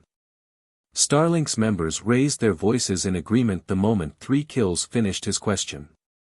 Our vice guild leader is right. You've already won this battle, yet you refuse to own up. You dare call yourselves a superpower with such cowardice? I bet they're afraid of our guild's retaliation, so they don't want to reveal themselves. That's right. Only cowardly guilds act like this. If they had faced us head-on and honestly, we would have flattened them. Starlink's members started to lambaste Shi Feng and his party. They said anything they could think of to get a rise from the group. They no longer cared about their crumbling blockade, considering the feat as a matter of course. Now, they were only irked by the fact that Shi Feng's group refused to reveal their guild after launching such a surprise attack. Vice Guild Leader 3, are you certain that you want to know? Shi Feng could not help but sigh at 3 Kills. What's there preventing you from telling us? 3 Kills asked, rolling his eyes. Since Vice Guild Leader 3 has requested the name of our guild, 7, tell them where we're from. Make sure you say it loudly, Shi Feng said, turning to 7 Light. Understood. 7 Light, who had transformed into a Demonkin, nodded. After taking a deep breath, he shouted, listen up. We are from Zero Wing, and we have come under the 100 Flowers Palace's invitation. If you wish to keep your lives, you should run. After transforming into a gigantic Demonkin, 7 Light's voice had become much louder than normal players. His words easily reached players that stood several hundred yards away. Even the independent players standing outside of the first defensive line could hear him clearly. What did he say? They're Zero Wing's members. How can that be possible? Starlink's members couldn't believe the claim.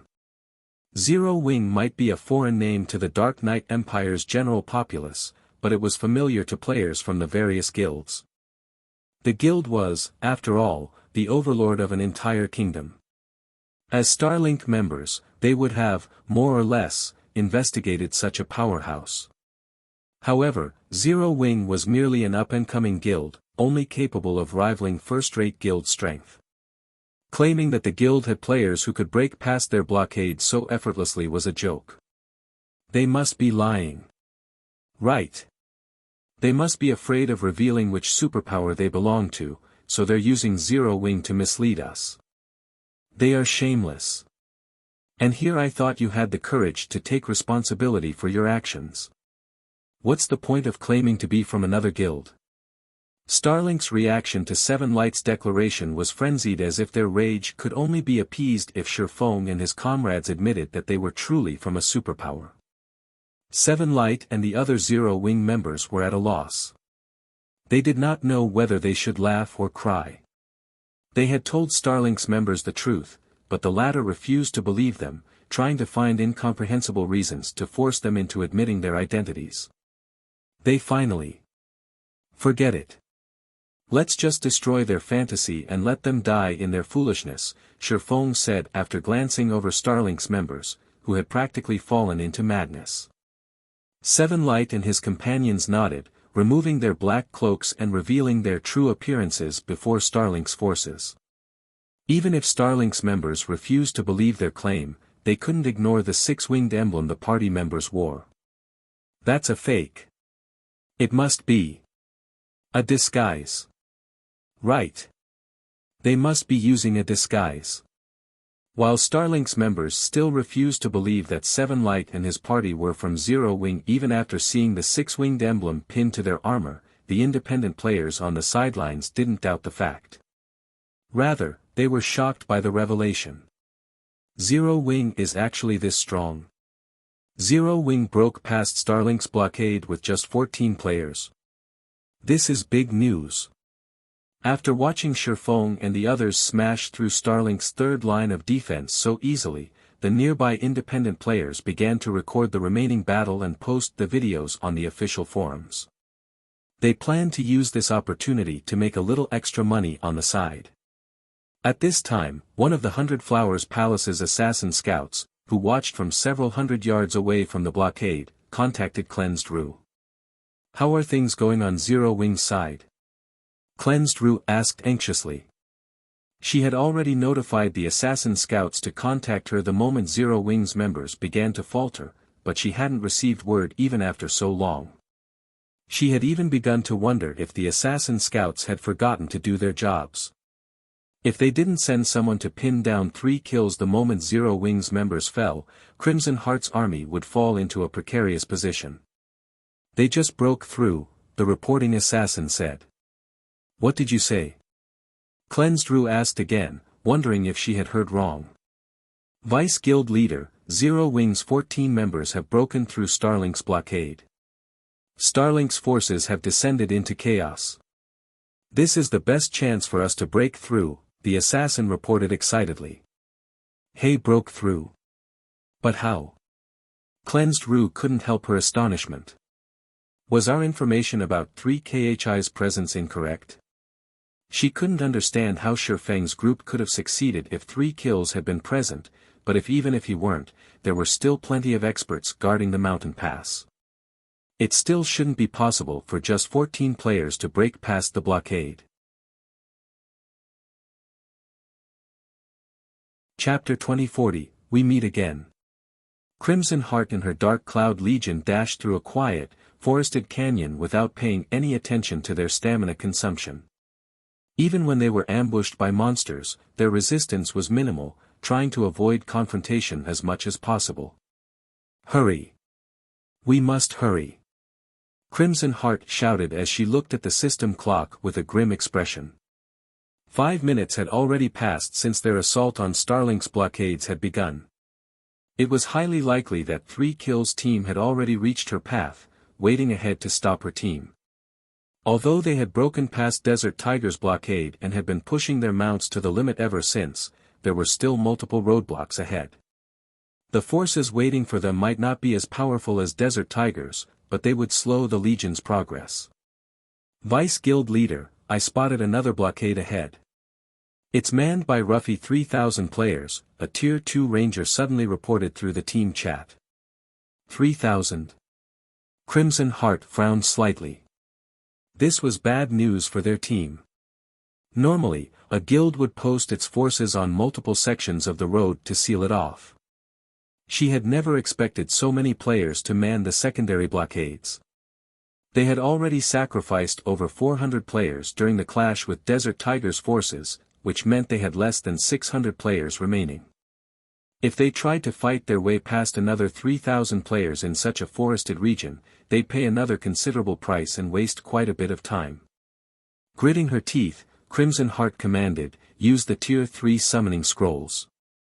Once we shake apart the barricade, I want everyone to gather and force through from a single point." Aside from the blood source potions, she had prepared a few trump cards to fortify Moon Creek Town to increase their chances of surviving until the 100 Flowers Palace's army arrived. The Tier 3 summoning scrolls were one of these cards. She had planned to reserve these scrolls for the fight in Moon Creek Town, but to blast past Starlink's blockade as quickly as possible and maintain the distance between her team, 3 kills, and Desert Tigers, she had no choice but to use them. Understood. Several Tier 2 summoners behind Crimson Heart nodded in response. A short moment later, Crimson Heart and her force arrived before a section of wooded valley that several hundred MTs guarded. A large number of rangers and elementalists also hid in the trees along both sides of the road. As soon as Crimson Heart's team moved within range, these rangers and elementalists would bombard them with spells and arrows. However, when less than 100 yards separated the two forces, 4 summoners atop mounts began to chant an incantation, unfurling the magic scrolls in their hands. Responding to the summoner's magic, 4 level 75 Great Lords appeared before the Dark Cloud Legion and charged toward Starlink's defensive lines. Attack! Attack with everything you've got! Although the sudden appearance of 4 level 75 Great Lords had surprised Starlink's members, they were elite and expert players, reacting quickly and attacking the Great Lords on sight. Tier 2 skills and spells flew at the summoned monsters, inflicting damages in the thousands. At the same time, the Tier 2 MTs on the front line activated their life-saving skills, while the rear line healers began to cast their healing spells. Despite the level advantage, the Great Lords weren't able to scatter the blockade quickly. However, with the 4 Great Lords taking most of the damage, Crimson Heart's team was able to approach the frontline MTs with relative ease. Starlink's Tier 2 MTs had their hands full with the level 75 Great Lords, and as a result, they fell instantly under the Dark Cloud Legion's concentrated attacks. In the blink of an eye, several Tier 2 MTs from Starlink died, opening a massive rift in the defensive line. Although the other MTs tried to fill the hole, Crimson Heart gave them no opportunities to do so as she brandished her daggers. When her blade struck, even Tier 2 MTs stumbled away from her. Despite the fervent attacks from Starlink's ranged players, Crimson Heart easily avoided their bombardment and continued to widen the gap in the enemy's defensive line by relying on the Great Lord's massive frames. This allowed the Dark Cloud Legion members to break past the blockade as a single unit. Yet, despite their success, Crimson Heart's team had still suffered more than 50 casualties in the assault. A few seconds after Crimson Heart's team broke through the blockade, a Tier 2 Ranger reported, "Vice Guild Leader, Starlink's members are giving chase." So soon. Crimson Heart's expression twisted when she heard this. She hadn't expected Starlink's players to reorganize and take up the chase so quickly. "How far are they?" "Roughly 700 yards, the Tier 2 Ranger said. "Leave 2 Great Lords behind to delay them," Crimson Heart commanded after giving the matter some thought. Even for ordinary players, 700 yards wasn't a vast distance, much less elite and expert players with their own mounts. If they allowed the Starlink members to get too close, they'd get caught in a pincer attack the moment they ran into the next blockade. With the Legion's remaining combat power, a pincer attack would signal their demise. They could only try to buy as much time as possible in this situation. After receiving their orders, 2 of the 4 summoners controlling the Great Lords split away from the team, staying behind to delay their enemies. Fortunately, the 2 Great Lords were quite effective, allowing Crimson Heart's team to put more distance between them and Starlink's forces as time passed. Now that the Legion had two great lords to lead the way, Crimson Hearts players no longer had to worry about monster interference. The great lords swept aside any monsters that attempted to ambush the players effortlessly. Moreover, with the great lord's strength, breaking past the blockades manned by 1,000 or 2,000 players became significantly easier. Vice Guild Leader, will reach Moon Creek Town in less than 10 minutes, a Tier 2 Ranger excitedly reported after looking at Silent Canyon system map. Everyone, get ready. Once we enter the town, we'll likely have another tough battle to face, Crimson Heart said as she breathed a sigh of relief. Their journey had not been easy. Despite using Tier 3 summoning scrolls, the Dark Cloud Legion had still lost players. Now, fewer than 200 members remained. Fortunately, they were almost to Moon Creek Town. As long as they passed the blood source potions out to the players in Moon Creek Town, they should be able to buy enough time for the 100 Flowers Palace's main army to arrive. However, as Moon Creek Town appeared on the horizon, several hundred fire arrows rained down on Crimson Heart and her team. Caught off guard, the Legion tried to dodge the incoming attacks. Unfortunately, the fire arrows were quite fast, and not even the Dark Cloud Legion's experts could dodge them in time, taking the hits. To make matters worse, these experts fell after taking 2 fire arrows. The arrow's power was nothing like the spells players typically used. As chaos tore at Crimson Heart's team, a gigantic magic array appeared in the sky, enveloping the Dark Cloud Legion. This is a magic barrier. Crimson Heart's expression darkened as she watched the translucent barrier form around her players. That's right, we prepared this specifically for you. Are you surprised? Suddenly, a rugged voice emerged from within the barrier, familiar enough that Crimson Heart and her companions spun toward its origin. Before they had realized it, a large group of players had appeared in the clearing ahead of them. The origin of the rugged voice was a level 62, Tier 2 Berserker. Desert Tiger. Crimson Heart was stunned when she saw the man. How did you get here? Her Dark Cloud Legion had lost over 400 members during the battle with Starlink's first blockade. Desert Tiger himself had been responsible for over 1/4 of those deaths. If her subordinates hadn't fought as desperately as they had, Desert Tiger might have pinned her down, and they never would have made it past the first roadblock. Logically, Desert Tiger should still be far behind her team, yet he stood before her now. Why wouldn't she be surprised? Don't tell me you think that mounts are the only way to cross long distances quickly. Desert Tiger chuckled as he looked at Crimson Heart. Could it be a flying tool? Crimson Heart suddenly thought of a possibility. Now that the Silent Canyon was sealed off, teleportation within the canyon would be impossible. The only other travel method she could think of that was faster than a mount was a flying tool. However, flying tools were extremely precious. She had only ever heard of such tools, never actually seen one before. Smart. Desert Tiger nodded. He then chuckled and said, well. Are you going to surrender quietly? Or do you truly want to face us a second time? Surrender? Crimson Heart sneered at Desert Tiger and his team. That depends on whether or not you can force us to.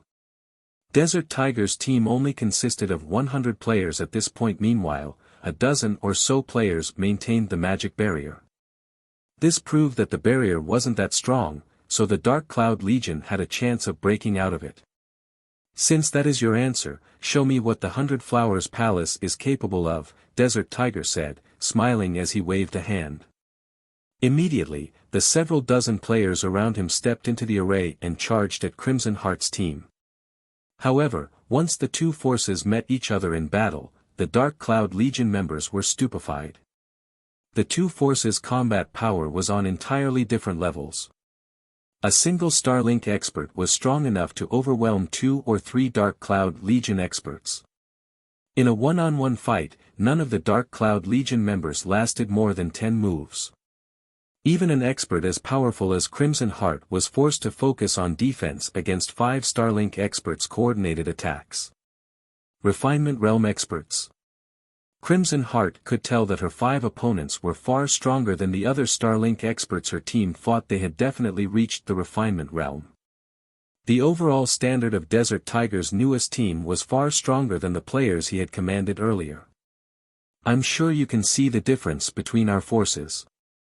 Staying in the 100 Flowers Palace is a waste for an expert like yourself. Why don't you join Starlink instead? If you submit to me, I can recommend that the guild give you an elder position at the very least. You won't have to fall with the 100 Flowers Palace, Desert Tiger offered. Despite the fact that he had Crimson Heart cornered, he didn't rush to finish her off.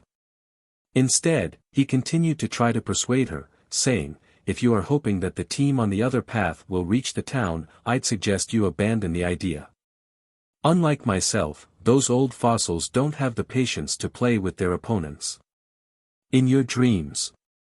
Crimson Heart growled, determination flashing in her eyes as she prepared to make a last stand. Since that is the case, I'll send you to hell alongside your precious palace. Desert Tiger bellowed.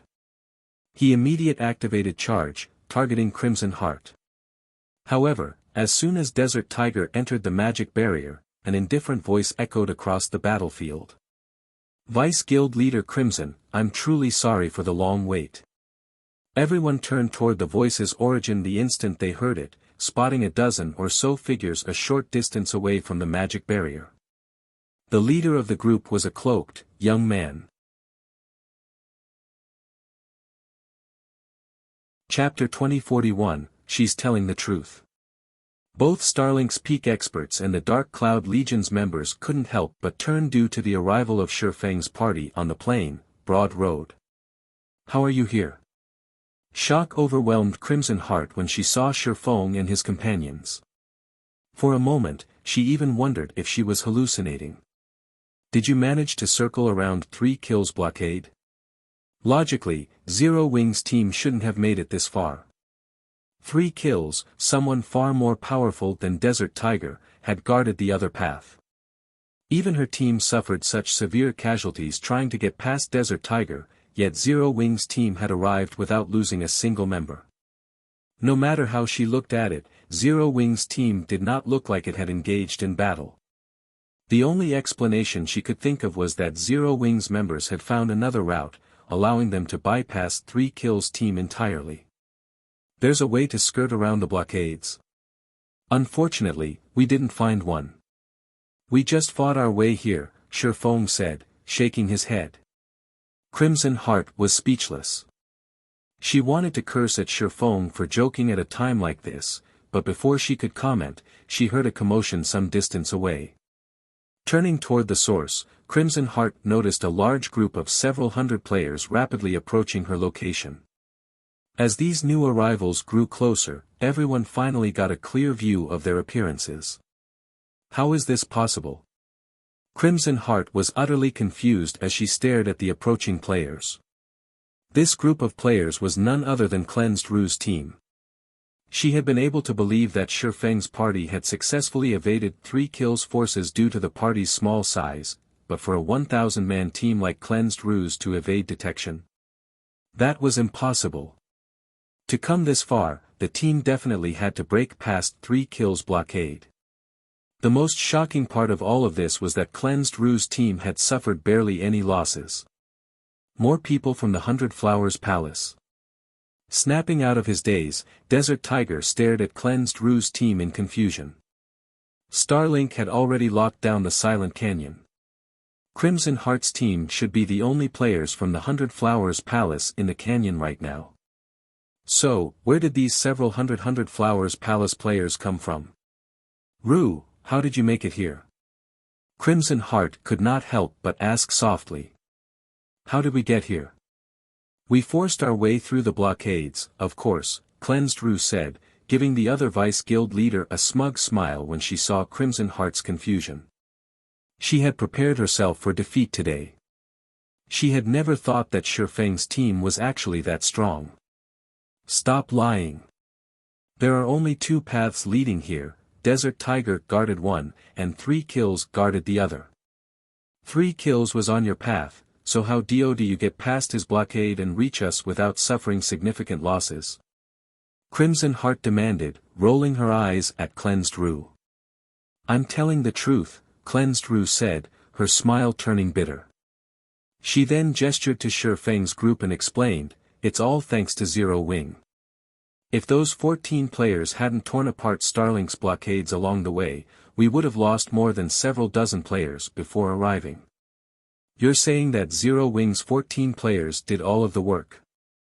And your team simply followed them? Crimson Heart stated, her eyes twitching in anger. It was clear that she didn't believe Cleansed Rue's claim based on her expression. She felt that Cleansed Rue had gone too far to put Zero Wing in a better light. Meanwhile, Desert Tiger made his move during the brief moment the two Vice Guild leaders conversed. Do you think I'll allow more of your companions to sneak in? No. Those guild emblems do not belong to the 100 Flowers Palace. When Desert Tiger looked at Shifeng and the other Zero Wing members, he noticed the 6 winged emblems pinned to their chests. Laughing, since you all know each other, this will be simple. You will all die together. Waving a hand, Desert Tiger commanded, surround them. Don't let any of them escape. Leave it to us, boss. Suddenly, 50 Tier 2 players split away from the chaotic battlefield and charged toward Shifeng and Crimson Rue's group with playful expressions. To put it bluntly, Crimson Heart's team wouldn't even be a warm-up for them. Now that reinforcements had arrived, however, they'd get the opportunity to stretch properly. Crap. Stop them, quickly.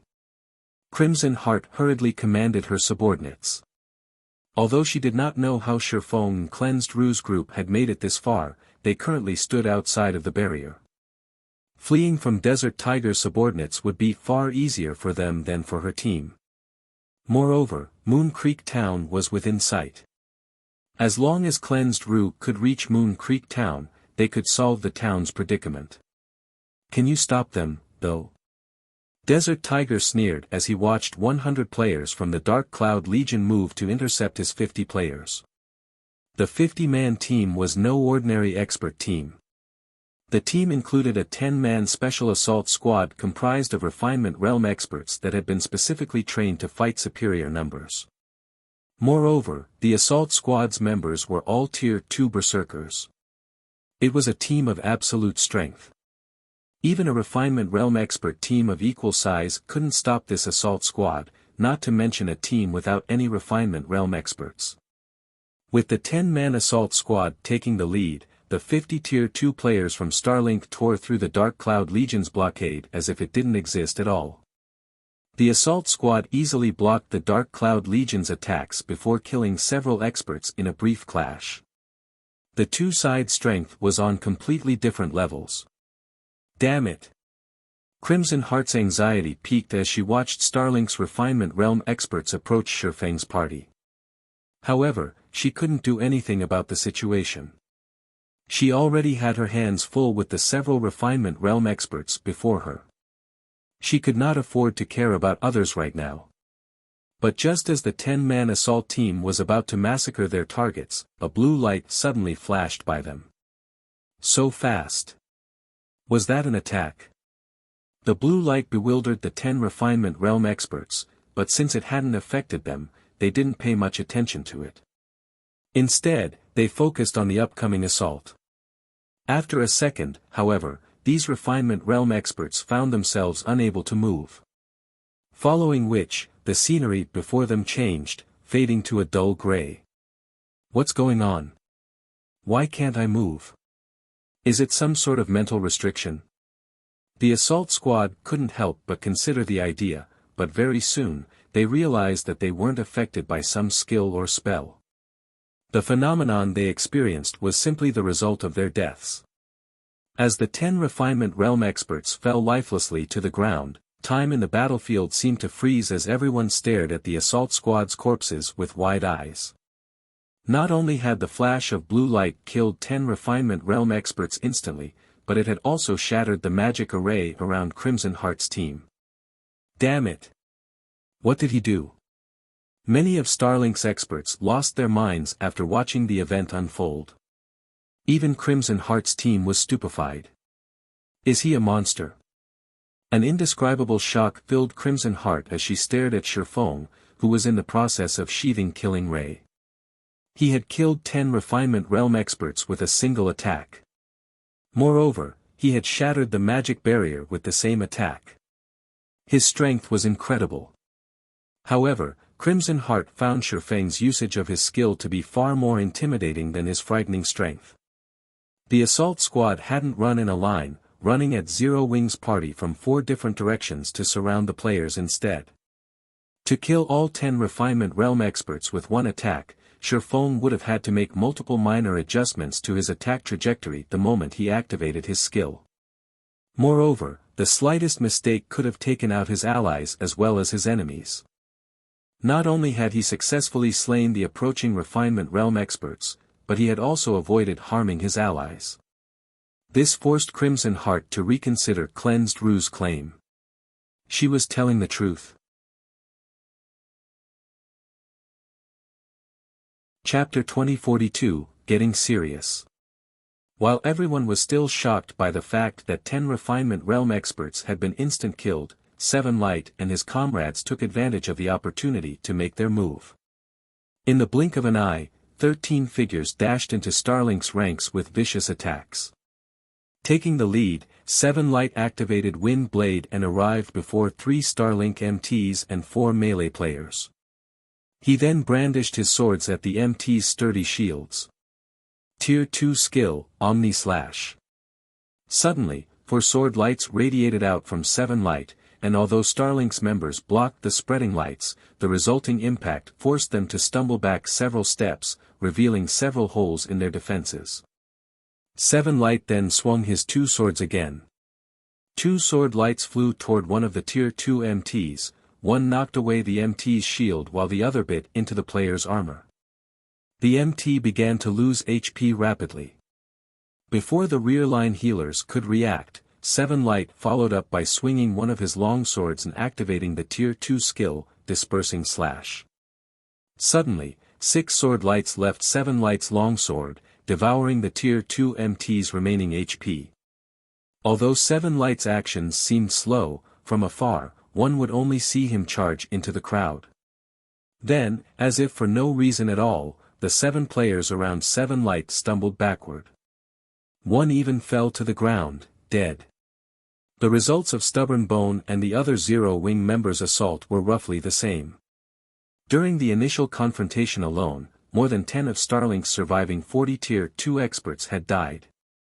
Now, less than 30 players remained. Desert Tiger's 50-man team had held the advantage against Crimson Heart's players, but due to the arrival of Cleansed Rue's team, the situation had taken a turn for the worst for Starlink's force. Vice Guild Leader, we're too outnumbered. At this rate, it is only a matter of time before they annihilate us, one of Starlink's Tier 2 Guardian Knights anxiously reported. They would have still had a chance if they had only needed to face Crimson Heart and Cleansed Rue's teams, but Shifeng's party continued to slaughter their members. It wouldn't be long before the remaining 20-plus players who fought Shifeng's players were eliminated. If Shifeng's party finished them off and regrouped with Crimson Heart and Cleansed Rue, they would suffer for it. Retreat. Everyone retreat. Desert Tiger grimly commanded. He also realized the outcome that awaited them if they continued this fight. Firing a fierce glare at the distant Shifeng, he growled, "I'll let you live for a little while longer." Desert Tiger then turned and left, showing no intention of staying for this battle. Seeing this, Starlink's players began to split up and flee into their surroundings. Despite the retreat, the 100 Flowers Palace's Vice Guild leaders didn't try to chase them down. Starlink's forces hid all around Moon Creek Town. If they gave chase, they'd only throw their lives away. Moreover, Moon Creek Town's safety was their priority. They were not here to fight Starlink's forces. Elder Yifeng, thank you for your help. Had you not arrived in time, I'm afraid that Desert Tiger would have slaughtered us, Crimson Heart said as she approached Shifeng, complex feelings twisting inside her. She had wanted to prove the 100 Flowers Palace's power to Zero Wing, but she had only embarrassed herself. Her Dark Cloud Legion had started this operation with 1,000 members. Now, less than 200 remained. In contrast, Zero Wing's party of 14 was completely intact. Zero Wing had even escorted Cleansed Rue's team without allowing the latter to suffer significant casualties. The difference between them was obvious at a glance. Finally, she, more or less, understood why Cleansed Rue had so strongly supported an alliance between the 100 Flowers Palace and Zero Wing. "You're welcome." Crimson Heart's sincere thanks surprised Shifeng, but her actions also indirectly acknowledged Zero Wing's strength. He could now assume that his trip to the Dark Knight Empire hadn't been fruitless. "It is still too dangerous here. Let's head to Moon Creek Town." Crimson Heart nodded in response. She knew that they could be ambushed at any time. Immediately, both the 100 Flowers Palace and Zero Wing's members hurried toward Moon Creek Town. Fortunately, the small army hadn't encountered any of Starlink's members during the last of their journey. This allowed the group to reach the town safely. Once they were in the town, Crimson Heart and Cleansed Rue got to work. Aside from organizing the town's defenses, they distributed blood source potions to the town's elite and expert players. They had brought a combined total of 4,000 blood source potions with them, and while it wouldn't be enough to turn the tide of war, they could ensure the town's survival for at least 3 hours against an army of 300,000 elite and expert players. 3 hours were more than enough for the 100 Flowers Palace's main army to arrive. Once it did, Starlink would have to pay the price in blood if it wanted to capture Moon Creek Town. Needless to say, Starlink would avoid paying such a price. After all, Unyielding Soul and Crimson Emperor were its true targets. Losing a large number of elite players to defeat the 100 Flowers Palace simply wasn't worth it. Doing so would only give Unyielding Soul and Crimson Emperor an edge in the overall war. Following which, time passed uneventfully. Due to Crimson Heart and the others' arrival, a relaxed energy replaced the previous gloomy atmosphere that had swallowed the town. Many players had even begun to chat about the upcoming Starlink siege as if they weren't related to the war in the least. "Big Sis Rue, I've just received an offline message. The guild leader has gathered an army of 200,000 and is on the way now. She should arrive in 3 hours or less," Cleansed Rue excitedly told Crimson Emperor, who observed the situation beyond the town from the town's walls, as she approached. 3 hours. Crimson Heart felt as if she had just heard the voice of God, revealing an ecstatic expression. Surviving 3 hours against Starlink's army was no longer a major issue for Moon Creek Town. In other words, Moon Creek Town was practically safe from capture. Next, the 100 Flowers Palace needed to stabilize its position in the Dark Knight Empire. Losing East Valley Town had significantly impacted the palace's operations, after all. Meanwhile, she saw the wisdom in partnering with Zero Wing after witnessing the guild's performance. Although, she still deemed it necessary to negotiate the conditions of their partnership.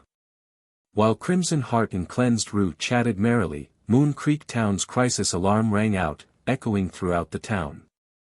Both vice guild leaders spun toward the distant plains and canyon. The alarm announced that the scout players stationed on the town's walls had discovered threatening forces, and the guild members in town should prepare for battle. Suddenly, a large army of players slowly entered the spacious plains. There were so many of them that the army looked like a creeping shadow swallowing the plains. However, these players came to an abrupt halt after crossing a short distance. They quietly stood outside of the defense turret's range as if waiting for something. "Are they not here to attack?" Cleansed Rue muttered as she watched Starlink's grounded army. "Are they hesitating on whether or not to siege the town?" When an army sieged a town, it usually did so without pause to ensure that the defenders didn't have time to prepare. Otherwise, the invading army would have to pay a much greater price during the siege. As a superpower, Starlink should know this rule quite well, yet its army still stopped outside of the town. It was unusual. "They're not attacking." Crimson Heart had a bad feeling as she stared at Starlink's unmoving army. "No, something's not right, Rue. Why would an army, which has a high chance of success, stop its advance?" To raise morale? Or maybe, the army has absolute confidence in its victory. Cleansed Rue considered the situation, but after a moment, she realized something.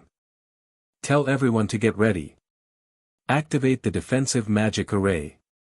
Our enemy likely has more than just 300,000 players. I think we're witnessing a superpower getting serious for the first time.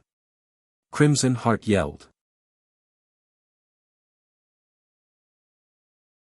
Chapter 2043, A Battle with Two Options. Hearing Crimson Heart's conclusion, Cleansed Rue couldn't help but tense up. Thus far, the 100 Flowers Palace's fights with Starlink had only been minor skirmishes. Even so, the small forces Starlink had dispatched had been enough to threaten the palace. If Starlink were truly taking this battle seriously, it wouldn't end as easily as they had hoped. While Crimson Heart and Cleansed Rue ordered their players to man specific sections of the town walls, the Starlink members in the distance finally made their move. Slowly, the army parted in organized areas, opening multiple, small paths. Players began to push large ballistas down these paths. The scene was so unexpected that the two Palace Vice Guild leaders froze in shock. Every player from the 100 Flowers Palace on the walls was stupefied by what they saw. They weren't simply surprised by the large ballistas themselves, but by the fact that Starlink's forces had arrived with more than 100 of the war weapons. Even though they had never witnessed the power of large ballistas before, seeing them from afar was more than enough for them to understand that these weapons were extraordinarily powerful. Aside from their massive size, the ballista's steel arrows were engraved with crimson magic runes, which attracted the ambient mana. Seeing the flow of mana around the weapons, the 100 Flowers Palace's members realized that those arrows carried power at the Tier 3 standard or stronger. In other words, each large ballista had as much firepower as a defense turret. And Moon Creek Town only had 8 defense turrets. If all of those 100+ large ballistas fired together. So, this is why they're not in a hurry to attack. Crimson Heart's expression darkened as she watched Starlink's players push the large ballistas into position.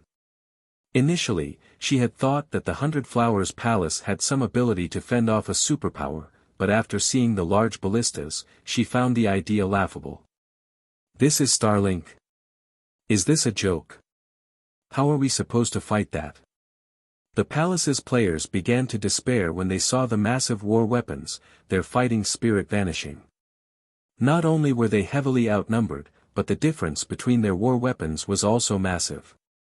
How were they supposed to fight such an enemy? Surviving 10 minutes against those large ballistas might not be possible, much less 3 hours.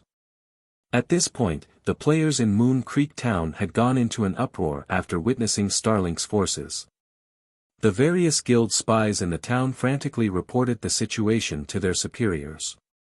While a 300,000-strong army of elites was a powerful force, it wasn't impossible to defeat.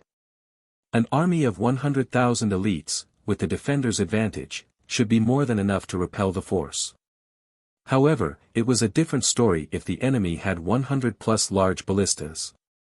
With the current defensive capabilities available to guild towns, fending off so many powerful war weapons would be impossible. Not even the various superpowers guild towns were an exception. As long as Starlink wanted to, it could eliminate any guild town it wished. Relying on a guild town's defenses to deter Starlink and secure a foothold in the Dark Knight Empire was no longer possible for the various guilds. The moment word of Starlink's large ballistas got out, it caused a commotion among the Empire's various powers. How is this possible? Unyielding Heart frowned as he read the report he had just received from a subordinate. How did Starlink get its hands on so many large ballistas?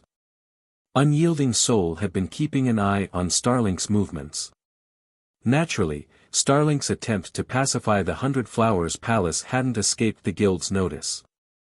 Unyielding Soul had been preparing in secret to help the 100 Flowers Palace and foil Starlink's plans, but now, the guild's own towns might be at risk. This move is truly, Shadow Flower gritted her teeth when she saw the numerous large ballistas in the recording before her. How is this just an attempt to capture Moon Creek Town? Starlink is basically solidifying its position as the Dark Knight Empire's overlord. Starlink could have easily taken Moon Creek Town, yet it had taken its sweet time to set up blockades and use fanciful maneuvers. It was clear what Starlink's true goal was: making an example of the Hundred Flowers Palace. Starlink knew that the various major powers, including the two superpowers, were watching the situation in Moon Creek Town. So, it planned to use the palace to prove its strength to the Empire's various major powers. Guild leader, do we still plan to head to Moon Creek Town? One of the Hundred Flowers Palace's upper echelons could not help but ask. Notify Crimson and Rue. Tell them to abandon the town immediately and get as many people out of there as possible.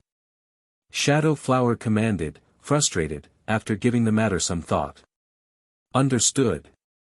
Silent Canyon, amidst Starlink's army positioned outside of Moon Creek Town. Guild leader, the Hundred Flowers Palace's Crimson Heart has just contacted us to express the palace's willingness to hand Moon Creek Town over to us.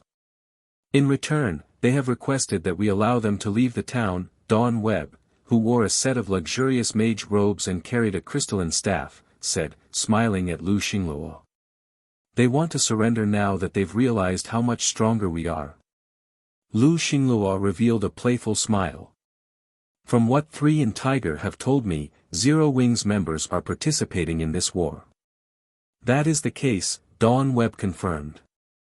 Zero Wing has ruined my plans multiple times now. Since we've met again, I want them to pay interest for their previous insults. Tell the Hundred Flowers Palace that if it wants to leave the Silent Canyon, it must kill every Zero Wing player in the town within the next 10 minutes. I'll allow them to leave the canyon safely if they complete the task. If not, they should abandon any hope of leaving this place alive. Lu Xingluo said, sneering. Understood. I'll notify them right away. Dawn Webb replied before sending her subordinates to relay the message. Meanwhile, standing on Moon Creek Town's walls. Big Sis Crimson, Starlink has sent a reply. Zero Wing or survival, we can only choose one, Cleansed Rue said grimly as she read the message her subordinate had sent. Starlink must really look down on our guild, Crimson Heart said frostily. Notify everyone. We will fight the enemy to the death. Even if we are annihilated, we'll take some of Starlink's forces with us. Rue, organize an expert legion. Once the battle begins, escort Zero Wing's members away from the battlefield. This is the Hundred Flowers Palace's problem. Zero Wing has already helped us quite a bit. We cannot drag them any further into this mess. I understand. Cleansed Rue nodded. Cleansed Rue left to follow Crimson Heart's instructions. As for Crimson Heart, she began to gather her forces to prepare for combat. 10 minutes passed quickly. Good. Very good. When Lu Xingluo, who watched Moon Creek Town from a high vantage point, didn't receive a reply from Crimson Heart, he commanded, since they want to die, I will grant their wish. Notify our members to begin the attack. I want every player from the Hundred Flowers Palace dead.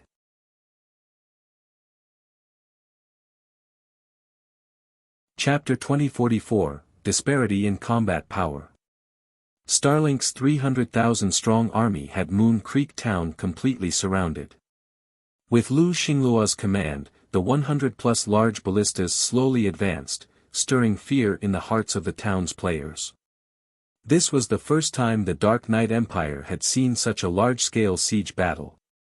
As the mass of players swarmed toward the town, the Hundred Flowers Palace members on the town walls couldn't help but shudder in fear. Although they had experienced a few large-scale battles, those fights were insignificant compared to the battle awaiting them. When Seven Light, Remnant Cloud, and the rest of Zero Wing's members saw this, they, too, were shocked. Amazing. So, this is a guild war. Although I've watched guild wars before, spectating and participating are on 2 different levels. So, this is a superpower's true strength?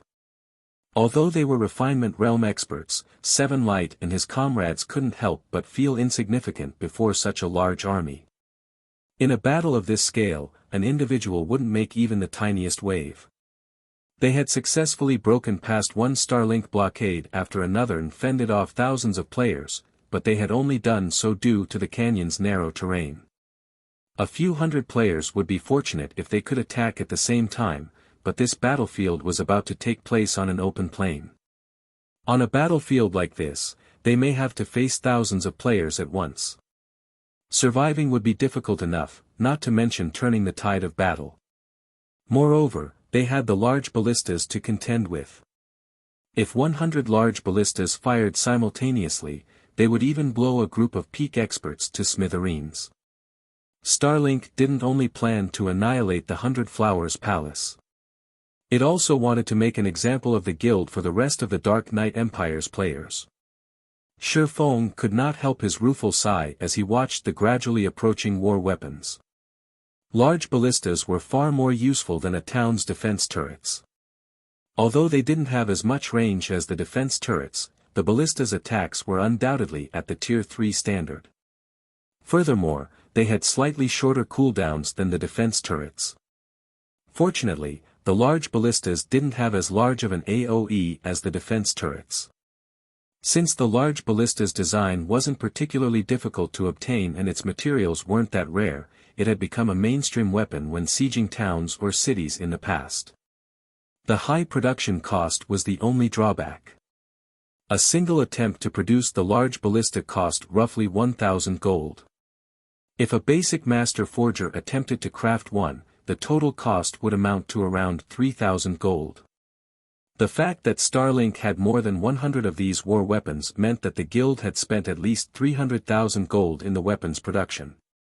Shi Feng had to admit that a superpower was certainly impressive. It had both strength and money. If it were up to him, he wouldn't have sacrificed so much to mass-produce the large ballistas. Although crafting the large ballistas cost half as much to construct a defense turret, the turret had incredibly high defense. It could even survive multiple Tier 4 attacks. But the large ballistas were different. They could barely endure 2 or 3 Tier 3 attacks before crumbling, much less Tier 4 attacks. Moreover, using the large ballistas would reduce their durability, and repairing the war weapons would cost a hefty fee. Unless one was particularly wealthy, they couldn't afford to rely on the large ballistas. "Commander Yi Feng, I've finally found you," Cleansed Rue said as she ran toward Shi Feng. "The battle will begin soon. Moon Creek Town is too dangerous now. Your team should prepare to leave immediately. After the fight begins, we'll find an opportunity to open a gap for you to escape." "You're abandoning Moon Creek Town?" Shi Feng asked in an odd tone. From what he understood, Moon Creek Town was the 100 Flowers Palace's final ray of hope for survival in the Dark Knight Empire. If the palace lost this town, it would have no choice but to leave the empire. "We can no longer afford to defend the town. The difference between our forces' strength is simply too great. At this point, all we can do is try to preserve as much of the guild's strength as possible," Cleansed Rue said, shaking her head. She, too, wanted to protect Moon Creek Town, but the difference between her guild's strength and their enemies was clear for all to see.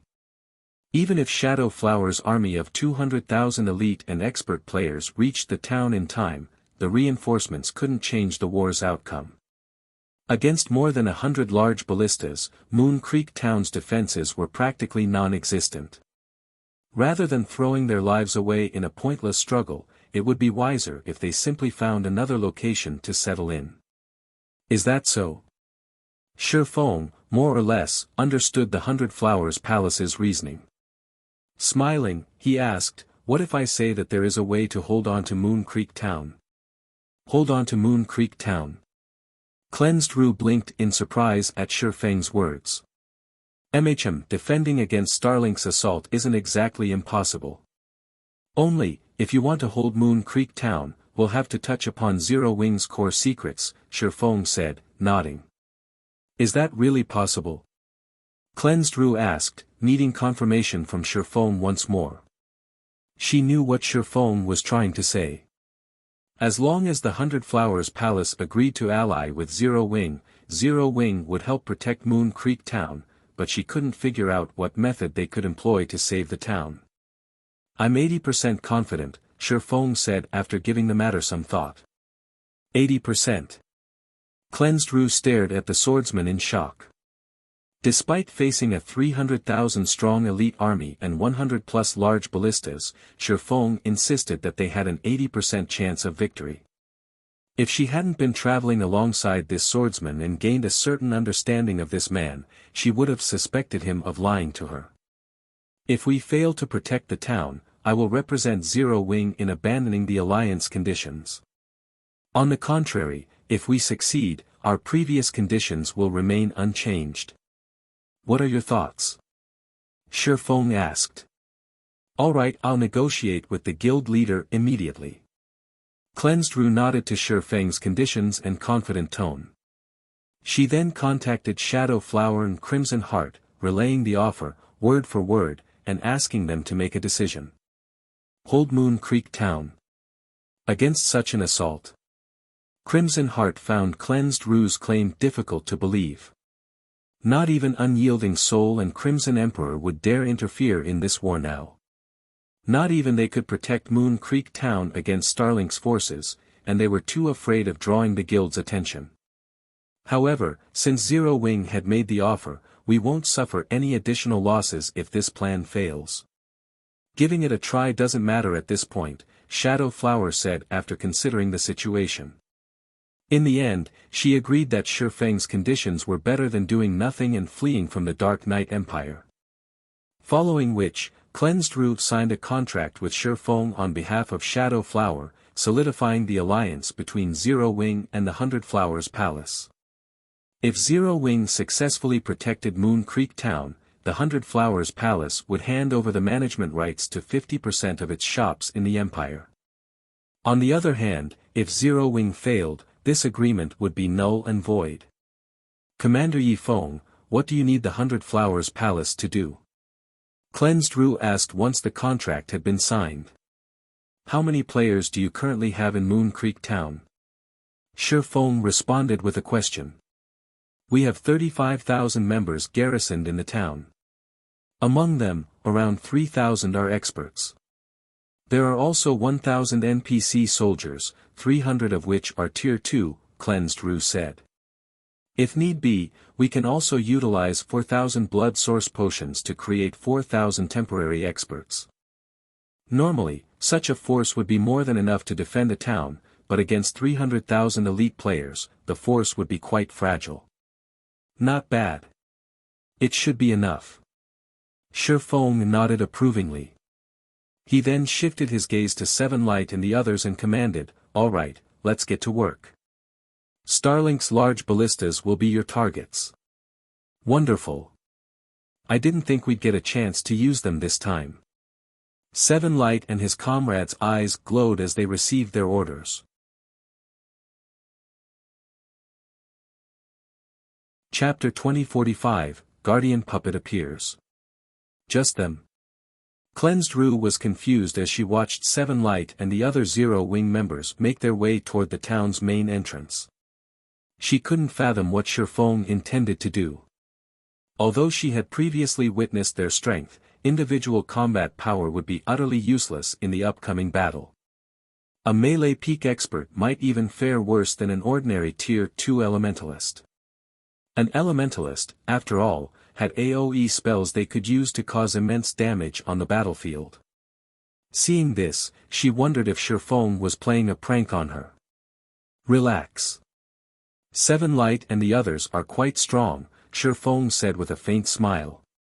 "This place is too remote. Let's head to the main entrance to get a better view of the situation." Cleansed Rue was speechless, but it was true that she needed a proper view of the battlefield. A large group of players from the Hundred Flowers Palace stood on the walls around the main entrance in strict organization. They anxiously awaited the arrival of Starlink's slowly advancing army.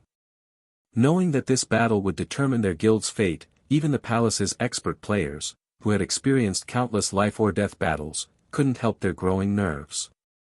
As Crimson Heart carefully observed the battlefield, Shifeng and Cleansed Ru arrived near her post on the wall. "Commander Yifeng, you're here," Crimson Heart greeted Shifeng. Looking at the situation, Starlink seems intent on breaching the town from its main entrance. It hasn't positioned any forces on the town's other sides. By the looks of it, Starlink plans to trap us all in Moon Creek Town before wiping us out. Starlink's people are despicable. They dare to look down on us. Do they think they only need a fraction of their strength to annihilate us? A middle-aged upper echelon from the 100 Flowers Palace growled. Although Starlink's forces were frightening, Moon Creek Town had its own war weapons prepared. A total of 8 known cannons and 4 catapults were stationed in the town, all of which had been set up in key locations. With a single command, these war weapons would fire simultaneously. However, when Cleansed Ru realized that Starlink was trying to belittle them, she wasn't angry, but relieved. It was true that Starlink qualified to belittle the 100 Flowers Palace. Moreover, facing the 60 large ballistas leading the charge would be far less difficult than fighting more than 100. They mobilized 60 large ballistas. It didn't surprise Shifeng overmuch as he watched the approaching army. Large ballistas were consumable items, they lost durability during use. Starlink's goal in this battle against Moon Creek Town was simply to put on a show for the Dark Knight Empire's major powers. Since it could complete the task with just 60 large ballistas, it didn't need to mobilize its full force and waste the resources to repair them afterward. Furthermore, if the large ballistas moved at full speed, the town's defense turrets would struggle to hit them from farther than 1,000 yards. Meanwhile, the large ballistas had a maximum range of 3 yards. As long as they stayed between the 1,000-yard mark and 1,300-yard range, the defense turrets wouldn't pose much of a threat. With Moon Creek Town's defenses, 60 large ballistas would be more than enough to decimate the town. Shortly after Shifeng arrived on the wall, he heard a voice from a nearby defense turret. "Vice Guild Leader. Starlink's army is within shooting range." The announcement forced the palace members' anxiety over the tipping point. They immediately turned to Crimson Heart. Now that the enemy was within the defense turret's range, the battle would begin. "Attack. Target the most concentrated areas," Crimson Heart commanded after taking in a deep breath. Every defense turret and war weapon in Moon Creek Town fired simultaneously, a round of explosions echoing throughout the town. Boom. Boom. Boom. Contrary to everyone's expectations, however, the attacks exploded in the air before reaching Starlink's army as if they had collided with a translucent wall. Crimson Heart's expression darkened as she stared at the space above Starlink's army. Do they have a defensive magic array? Defensive magic arrays fell into 2 categories. The first type included town or city defensive magic arrays, while the second type was reserved for field defensive magic arrays. Field-type defensive magic arrays were excruciatingly rare since they could be used anytime and anywhere. They were godly tools in large-scale combat between guilds. Even until now, the 100 Flowers Palace didn't have a single magic array scroll for this type of defensive magic array, let alone a complete set. Naturally, town and city-type defensive magic arrays could only be used within towns or cities. Due to their limited usage, they were considerably easier to obtain. Obtaining such a magic array wasn't too difficult for a first-rate guild like the 100 Flowers Palace. Meanwhile, Starlink clearly employed a field-type defensive magic array. Ha ha ha. Did you think Starlink would attack without considering its own defense? Lu Xinglua laughed as he watched Moon Creek Town's attacks fail. Notify the army. Tell them only to attack with the large ballistas. We need to show everyone the consequences of making an enemy of Starlink. Understood. Dawn Webb replied before relaying Lu Xinglua's command. Meanwhile, Starlink's army increased its pace toward Moon Creek Town. Very quickly, the army came within 3 yards of the town. Attack. Suddenly, all 60 large ballistas launched their gigantic arrows, bombarding Moon Creek Town. Boom! Boom! Boom! The sounds of multiple explosions and cracking stone rang out through the town. Although the town's defensive magic array could hold off Tier 3 attacks, the array still cracked under such a ruthless assault. It was obvious that the first volley had depleted a significant portion of the magic array's energy reserves. This made the 100 Flowers Palace members even more nervous. Defensive magic arrays had a limited amount of energy. Once their energy reserves had been depleted, the array would vanish. Normally, a town's defensive magic array could survive ordinary attacks for a long time, but it would be a different story if the attacks were capable of cracking the barrier. The defensive magic array wouldn't last long under such an assault. If Moon Creek Town lost its defensive magic array, players like them would bear the brunt of the ballista's attacks. The 100 Flowers Palace players weren't the only ones shocked by the large ballista's assault. Even the town's visiting players were stunned, especially the spies from the various major powers. They had never expected the large ballistas to deal additional damage to the town's magic barrier. This effect was disastrous news for the Empire's various major powers. Sure enough, a basic defensive magic array that can block large ballistas' attacks is too much to ask for, Shifeng thought to himself as he looked at the cracks that had appeared above the town. He then turned to Seven Light, Remnant Cloud, Silent Blade, and Stubborn Bone, commanding, "It's time for you to act. Be careful of those large ballistas." Understood. Hearing Shifeng's command, the 4 players in question revealed ecstatic expressions. They then jumped from the wall and charged towards Starlink's forces. What are they trying to do? Are they crazy? No, that's not it. They don't seem to be from the 100 Flowers Palace. Look at their guild emblems. I think they're from Zero Wing.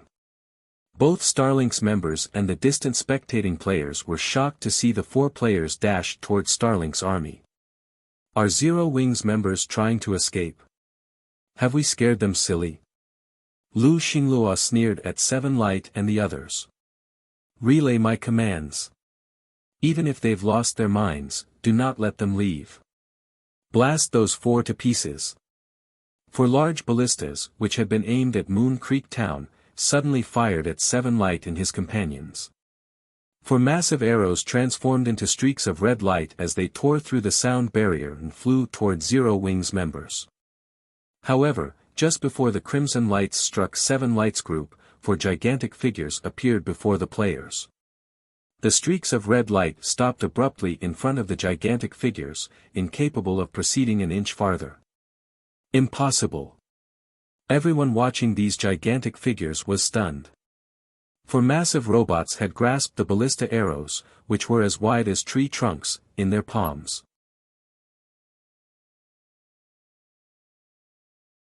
Chapter 2046, Might of the Guardian Puppets. The large ballista's attacks were at the Tier 3 standard. Even Great Lord-ranked monsters would stumble and lose their stance upon receiving such attacks, yet the 4 giants had blocked all 4 arrows from the ballistas. To be precise, they had caught the ballista arrows as if they had plucked up a small twig from the roadside. This situation challenged everyone's sanity. Attack! All large ballistas, attack those robots together. After seeing the Guardian Puppets' performance, Starlink's upper echelons realized that if they allowed the combat puppets to come within range of their army and the large ballistas, tragedy would ensue. Hence, they needed to get rid of those puppets as quickly as possible. The remaining 54 large ballistas abandoned their focus on Moon Creek Town and shifted to the Guardian Puppets. After taking aim, all 60 ballistas fired at their targets simultaneously. Show! Show! Show! The sonic boom of the arrows breaking through the sound barrier shook the battlefield repeatedly. Like a meteor shower, the arrows rained down on the 4 Guardian Puppets. The large ballista's attacks were well coordinated, rivaling ranged experts' attacks. Now, each Guardian Puppet had to face over a dozen arrows. In addition, every ballista now used explosive arrows. Even if the arrows did not strike their target directly, they would cause a certain amount of damage as long as they landed near the guardian puppets. With the mechanical lifeform's slow reactions, blocking so many attacks would be impossible. Seven Light and his comrades, who controlled the guardian puppets, also knew that they could block so many incoming arrows. Instead, they began to move their puppets. Boom. Boom. Boom dash. Following which, a series of explosions rocked the battlefield as a chilling, silent atmosphere descended on the plains.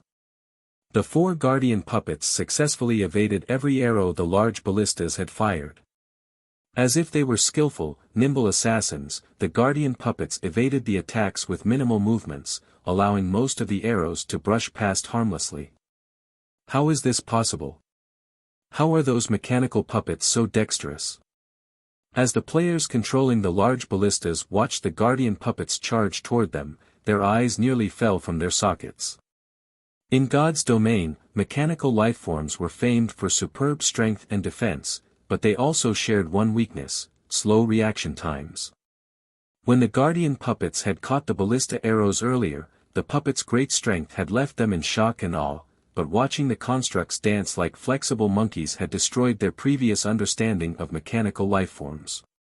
Even the knowledgeable upper echelons from the various guilds were confused, not to mention the many expert players present. Only Shifeng remained unperturbed. Seven Lights Group had improved significantly after training in the Extraordinary Tower. Although they had yet to enter the realms of truth, they were close to the truth realm standard. It was only natural that they could exhibit greater combat standards than ordinary experts when controlling the combat puppets. With their skills, dodging a dozen or so arrows would be child's play. Defend yourselves. Do not let those things get near us. Starlink's army commanders shouted.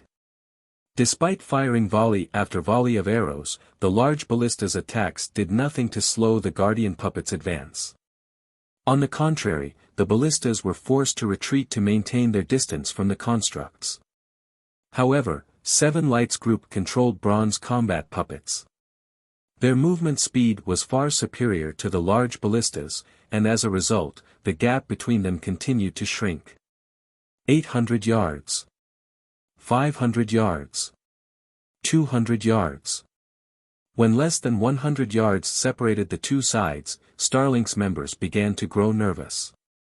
However, the four guardian puppets came to a sudden halt as if they had slammed into a translucent barrier. A defensive magic array? Looking at the barrier before him, Seven Light met it with a series of punches, but the magic barrier remained intact. What a pity. Although my defensive magic array is only basic rank, it has been formed with 49 magic array scrolls. It is one of the best basic defensive magic arrays available. You'll never deplete its energy reserves with a few tier 3 attacks. Lu Xinglua sneered Seven Lights Group. All large ballistas, focus fire on one of those machines. I refuse to believe they can dodge all 60 attacks. While it was true that the large ballistas had a 3-yard attack range, the farther away their target was, the slower their attacks would become due to the air's natural drag. Their accuracy would also suffer. In other words, the closer the targets were, the faster the large ballista's arrows would reach them and the easier they'd be to hit. A few moments ago, the guardian puppets had been several hundred yards away, so the constructs had plenty of time to dodge the arrows, but now, only 100 yards separated them. Moreover, the 60 large ballistas had previously targeted all four guardian puppets separately. Now that they focused on a single target, the cluster of attacks would be 4 times as dense. Even if the puppets were as agile as monkeys, they'd still become porcupines. Immediately, 60 ballista arrows flew toward Seven Lights' guardian puppet, the cluster of attacks as fast and dense as if a massive mountain were descending on the construct. Boom. Boom. Boom. Although Seven Light had desperately tried to block or dodge the incoming volley, more than half of the arrows hit their marks, and a towering pillar of fire enveloped his guardian puppet. When the arrows had struck, the impact had blasted a huge crater around Seven Lights' position. Even players in Moon Creek Town, over 1,000 yards away, could see the smoke rising from the crater. "We're doomed." The 100 Flowers Palace members, who had still held on to hope, turned ashen when they saw this. Once again, they were forced to realize how powerful the large ballistas were. Although the Guardian puppet was quite powerful, even it would become scrap metal if it had to face 60 large ballistas simultaneously. "Prepare to fire the next volley." Lu Xinglua nodded approvingly, his satisfaction over the large ballista's capabilities reaching new heights. However, as the 60 war weapons adjusted their aim to another Guardian puppet, a mechanical roar rose from the crater at the edge of the defensive magic array. Suddenly, an 8-meter-tall figure emerged from the thick, black smoke. It was none other than Seven Lights' Guardian puppet. Aside from a little dirt, the puppet's outer shell remained whole. "It's unharmed. How is that possible?" Lu Xinglua's smile froze when he saw Seven Lights' Guardian puppet. He simply could not believe that 60 large ballistas' attacks had been ineffective against this mechanical life form. Unfortunate, the Guardian puppet wasn't exactly unharmed as Lu Xinglua and everyone else assumed. It had taken a little damage from the 36 arrows it had received. In total, it had lost 36 durability points. Each ballista arrow had only cost the puppet a single point of durability. However, since the Guardian puppet had a total of 1,000 durability, the damage it had received was insignificant. "Now that you're done, it's my turn." After climbing out of the crater, Seven Lights' Guardian puppet transformed into a blur as it dashed toward the defensive magic array. One of its gigantic, mechanical arms then twisted into a massive steel sword with crimson runes decorating its length. Once the runes had gathered enough of the surrounding mana, the Guardian puppet thrust its blade into the magic barrier. Tier 3 skill, Flame Jab. Boom! A flaming vortex emerged from the sword, devouring everything in its path. The roaring flames tore a massive hole in the previously indestructible magic barrier, and the array slowly began to disintegrate. It was obvious that Flame Jab's power had exceeded the defensive magic array's tolerance.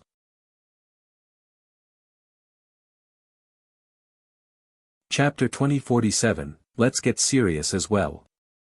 As the defensive magic array protecting Starlink's army began to disintegrate, time seemed to freeze across the entire world. The players controlling the large ballistas, who had been preparing to attack another Guardian puppet, stilled, staring at the puppet standing before their shattering magic barrier. "No. This is impossible. How can a Tier 3 attack possibly exceed the magic array's limit? Could that be a Tier 4 mechanical puppet?" The Starlink players that maintained the defensive magic array were confused and afraid when they saw their depleted mana. Unconsciously, they began to step away from the Guardian puppets, instinctively increasing the distance between them and their enemies as much as possible. When they had faced the defense turret's intense attacks, the magic array hadn't even cracked, but now, this one Guardian puppet had shattered the barrier with a single strike. They couldn't think of any reason that their array would shatter in one hit unless the strike had been a Tier 4 attack. When they considered the possibility that a Tier 4 mechanical life form stood before them and that the construct was under a player's control, they couldn't help but shudder in fear. At this stage of the game, the various superpowers spent a lot of time preparing to raid a single Tier 4 mythic monster. They even expected their teams to wipe multiple times before defeating the monster, and that was with the understanding that monsters had various forms of behavioral restrictions.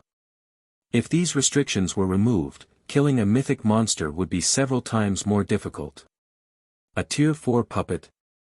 When Seven Light and his 3 companions heard Starlink's members, they chuckled. They had never thought that Seven Light's use of strength combination would lead the enemy to believe that their Guardian puppets were Tier 4 combat puppets, but they welcomed the misunderstanding. With this, they would have a much easier time defeating their foes. The mental pressure players faced when fighting a Tier 3 being versus a Tier 4 was completely different, after all.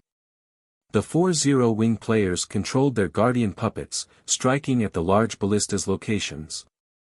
As the constructs moved, they devastated the ground beneath them, sending players in their way into the air. Before the large ballistas could fire another volley of arrows, 7 light and the others reached the weapons.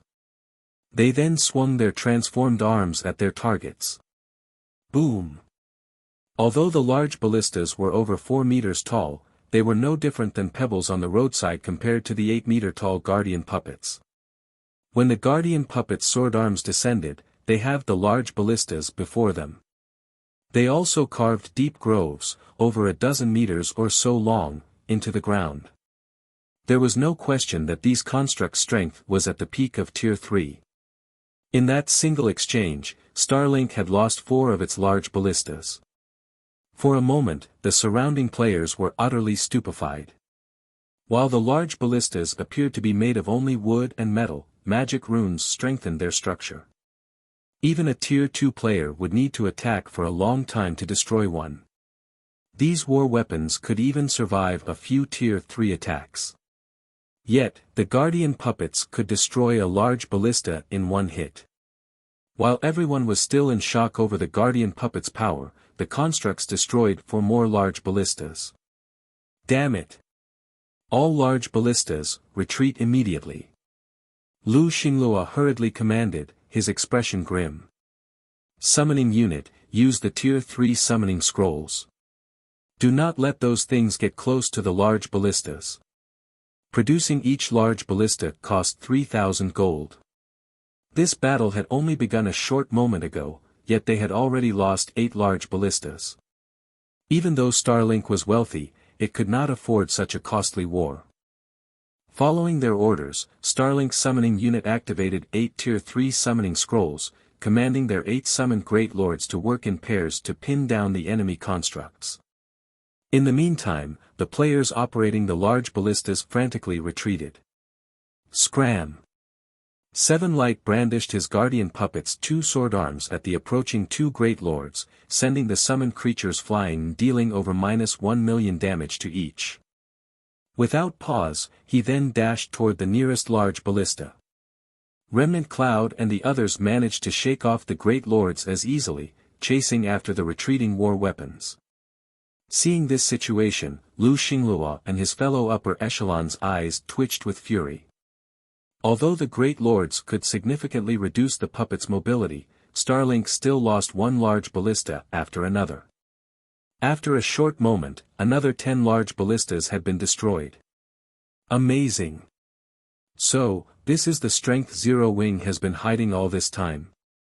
Crimson Hearts and Cleansed Rue's eyes bulged as they watched Zero-Wing take 1 large ballista after another from Starlink's army. The large ballistas were an absolute nightmare for the 100 Flowers Palace, but to the Zero-Wing's guardian puppets, they were little more than toys. Now, it was only a matter of time before the constructs destroyed all of Starlink's war weapons. It was at this moment that Crimson Heart finally understood why Zero-Wing was so confident of helping the 100 Flowers Palace repel Starlink. I want all of them dead. Dead! Lu Xinglua bellowed as he glared at the 4 guardian puppets. Relay my command.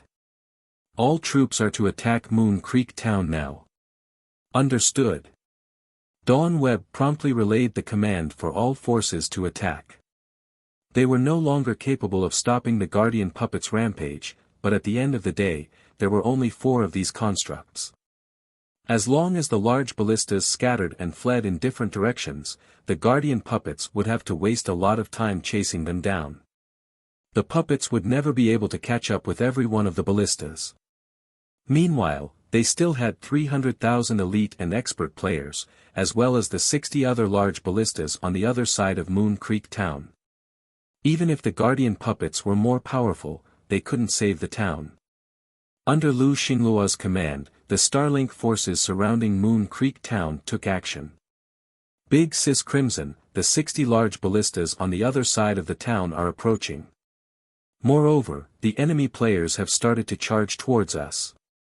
By the looks of it, Starlink no longer intends to conserve its strength, Cleansed Rue commented anxiously after receiving a report from the players on the other side of Moon Creek Town. Crimson Heart's expression darkened. Turning to Shifeng, she asked, "Commander Yifeng, do you have any countermeasures?" She was already out of ideas. The difference between the combat power under her control and her enemies was too massive. Players alone could no longer turn the tide of this battle. Sure enough, 4 guardian puppets aren't enough. The situation didn't particularly surprise Shifeng. Although the guardian puppets were quite powerful, with so few of them, it was unrealistic to rely on them to protect Moon Creek Town. After a moment, he replied, "Since Starlink has gotten serious, let's do the same." "Get serious? Us?" Shifeng's answer rendered Crimson Heart speechless. They had been taking this war as seriously as they could and more. "Let's head over to the other side and take a look," Shifeng said, chuckling. He then led the way across town. Meanwhile, on the other side of Moon Creek Town. By the time Shifeng and the others arrived, the battle had begun. The town's defensive magic array repeatedly cracked under the large ballista's bombardment. It was only a matter of time before the magic barrier shattered. Moreover, a large number of Starlink players were already within 300 yards of the town. Even though these players didn't have the protection of a defensive magic array, they paid no heed to the defensive turrets and arrow towers' attacks. They focused fully on advancing and attacking the town. Kill them. Their defensive magic array won't last much longer. When Starlink's members realized that the magic barrier was taking longer to regenerate, they attacked with even greater ferocity. This made the 100 Flowers Palace members on the town walls nervous. "Guild leader, the battle on the other side of Moon Creek Town has begun. Once the magic array falls, our men will charge into the town," Dawn Webb reported to Lu Xingluo. "Good. I want to see just how Zero Wing intends to help the palace protect the town now." Lu Xingluo snarled viciously as he watched the 4 guardian puppets, which were still chasing the retreating large ballistas. Suddenly, however, a gigantic magic array appeared on the other side of Moon Creek Town, dyeing the sky crimson. Even though Lu Xingluo wasn't anywhere near the array, he could clearly see the violent mana storm it caused. After a short moment, a flame dragon, looming over a dozen meters tall, emerged from the magic array. The dragon's roar echoed throughout Moon Creek Town and its surrounding area. A dragon?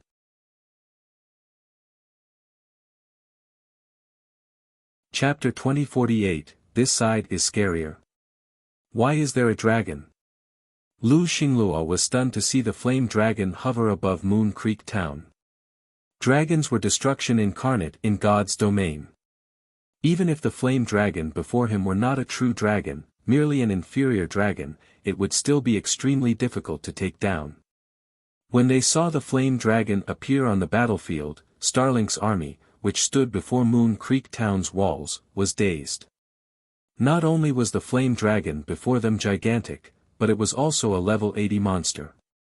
It would be a nightmare to deal with for current players. Moreover, the creature's aura was even more frightening than its massive form. The Starlink members within 100 yards of the monster felt as if their bodies had been replaced with mercury, and their instincts screamed at them to run away. "Don't panic, everyone. A single monster can't stop us. Besides, this flame dragon is only Tier 3. Summoning unit, use the Tier 3 summoning scrolls. If that flame dragon gets close, suppress it with a magic array, magic unit." Starlink's experts shouted. Although they, too, were nervous, they realized the flame dragon's limitations after a moment of careful observation. If the flame dragon were a Tier 4 mythic monster, they would turn around and flee without a second thought. Numbers weren't enough to defeat such an existence. However, it was a different story for a Tier 3 flame dragon. Even if they were 20 levels lower than the flame dragon, they could still put up a fight against it with a magic array's suppression. Furthermore, they'd also have the help of Tier 3 summoned creatures. They could definitely whittle the flame dragon down, although they'd have to pay a high price to do so. Following which, Starlink's army summoned another 8 Tier 3 summoned creatures.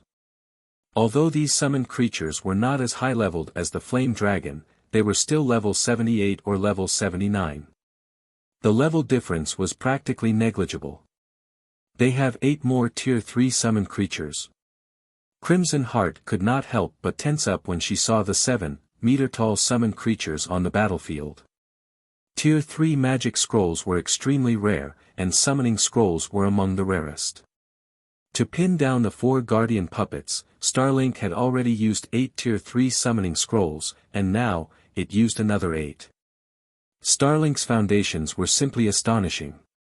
Although the Flame Dragon was much stronger than the Tier 3 summoned creatures, it wouldn't be able to deal with so many of them. While the 100 Flowers Palace had 4 Tier 3 summoning scrolls it could use as well, the Flame Dragon would still be at a disadvantage if it had to fight 4 Tier 3 summoned creatures. Furthermore, there were still the 60 large ballistas behind Starlink's army to contend with. The large ballistas might not be useful against the Guardian Puppet 7 Light and his comrades controlled, but they would have no problems dealing with monsters. Monsters couldn't exhibit as much combat power as players. The large ballista's arrows could easily find their mark. However, just as Starlink's army was about to attack Moon Creek Town, another crimson magic array appeared above the army, covering a 300-yard radius and causing another massive mana surge. The array gathered so much fire-type mana that its density was visible to the naked eye. No! Quick! Get out of there! Starlink's magical class players shouted, trying to warn their allies that stood within the array's range. Unfortunately, the magic array's formation was too fast. In as little as 2 seconds, the magic array had completed, and a moment later, meteorites began to fall from the sky. Tier 3 Curse, Heaven's Fall. Countless meteorites tore through the sky as they rained down on Starlink's army, causing one explosion after another as they struck the ground. Even players from over 1,000 yards away could feel the attack's shockwaves. In the blink of an eye, the earth beneath the array transformed into a sea of fire. After 3 waves of descending meteorites, the ground below the magic array had sunk by several meters, a raging inferno burning in the crater. Even a fool would know what end had befallen the players that had been caught in the magic array's range. The Starlink members that had escaped the attack had come to a full stop as they stared at the scene before them. Fear and joy shone in their eyes. A single attack had decimated a massive portion of the battlefield. Not only had more than 2,000 players died in that attack, but Starlink's 8 Tier 3 summoned creatures also lay within the sea of fire. Although the summoned creatures were still alive, they were heavily injured. They could no longer serve as additional combat power. Damn it! How do they have a Tier 4 large-scale destruction magic scroll? Wait! I think that spell came from the Flame Dragon. Huh? Isn't the spell over? Why are there still magic arrays around that Flame Dragon? No. It's casting another spell. Starlink's members had a bad feeling as they watched the magic arrays circle the fire spirit's body. The intensity of the mana that gathered to the arrays felt horrifically familiar. Before anyone could react, another gigantic, crimson array appeared above Starlink's army, but unlike the previous attack, this was a twofold magic array. This magic array gathered even more mana to it than before, and its range was clearly larger. This is a trick. This can't be real. Seeing the colossal magic array above them, Starlink's members realized what was about to happen. Although they could try to run, the array covered a 400-yard radius. As a result, they could only curse their fate. This time, meteorites didn't fall from the sky. Instead, pillars of fire burst from the ground, devouring everything within the AoE. Even the Tier 2 MTs that activated their life-saving skills lost all of their HP the instant the flames touched them. None of them had any hope of resisting the attack. When the flames dissipated, the crowd of players that had stood before Moon Creek Town's walls was gone. Only a plot of scorched earth remained. Both Starlink's members and the players from the 100 Flowers Palace were thoroughly shocked. Several thousand players had vanished, just like that. The slain players hadn't even had time to scream before their bodies were vaporized. This was no longer a battle. It was a one-sided massacre. Once more, everyone was forced to recognize just how useless Zerg tactics were in the face of large-scale destruction spells.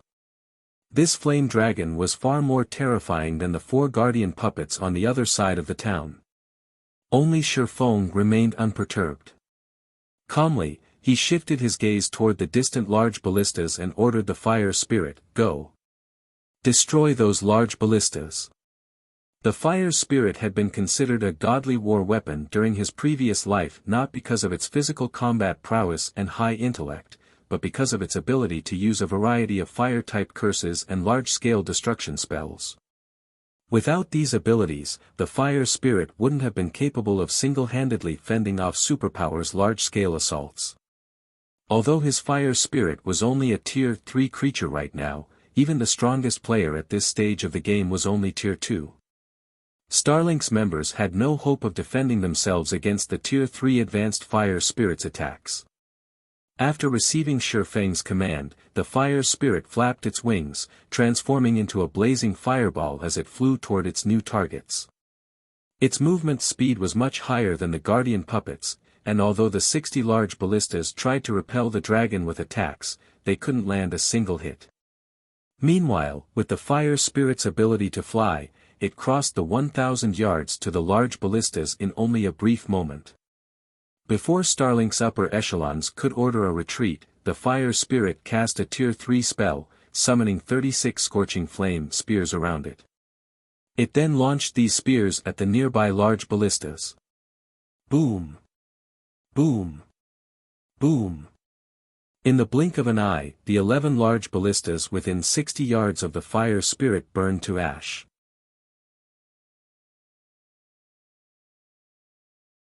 Chapter 2049, Starlink defeated. When they saw the fire spirit destroy 11 large ballistas with a single spell, the Starlink players controlling the other war weapons were stunned.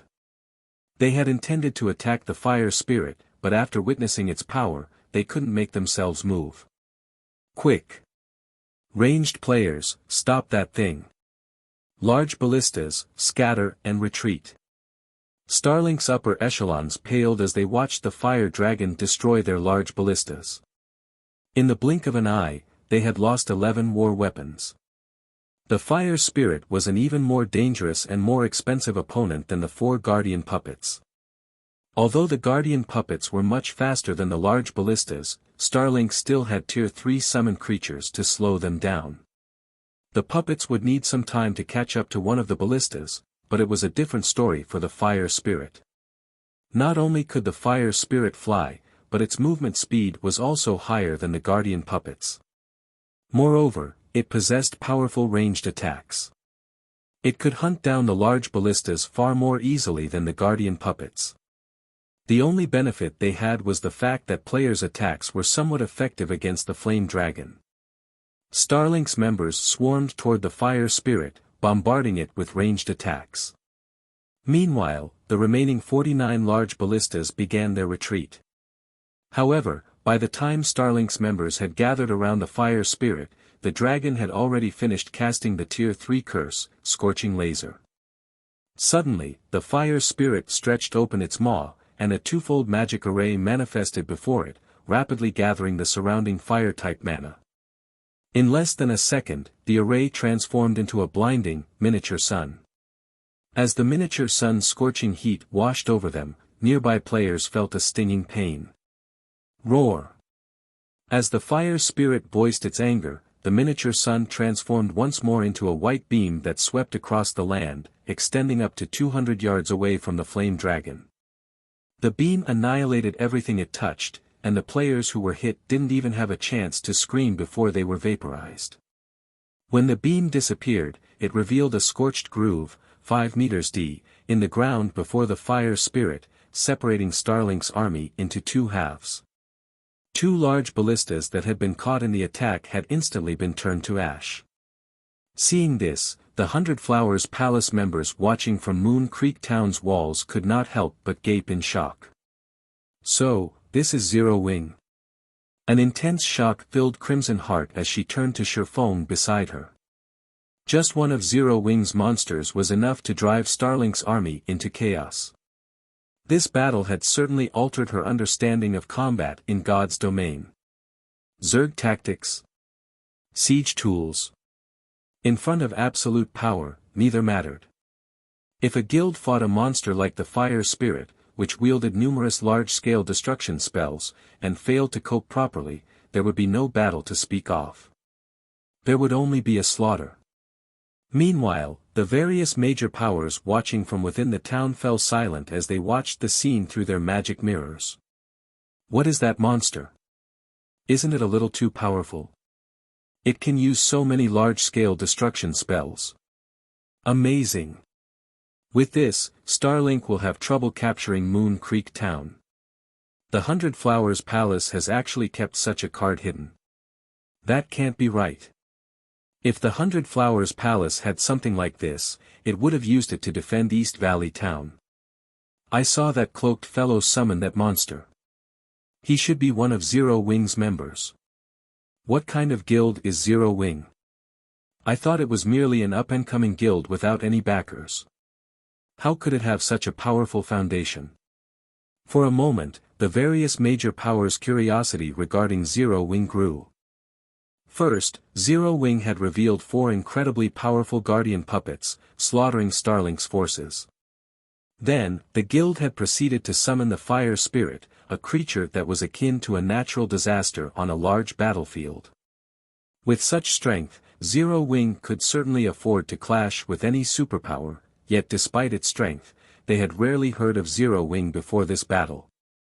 All they truly knew was that Zero Wing was a relatively new guild that could rival first-rate guilds. However, this information was laughably incorrect. If a guild with such frightening combat power was only considered on par with first-rate guilds, what would that make their actual first-rate guilds? At this point, the victor of the battle over Moon Creek Town was obvious. Starlink was utterly powerless to stop the Fire Spirit and Guardian puppets from destroying its large ballistas. If the superpower continued this fight, it would only suffer greater losses. Zero Wing. Lu Xingluo's expression darkened when he read his subordinate status report.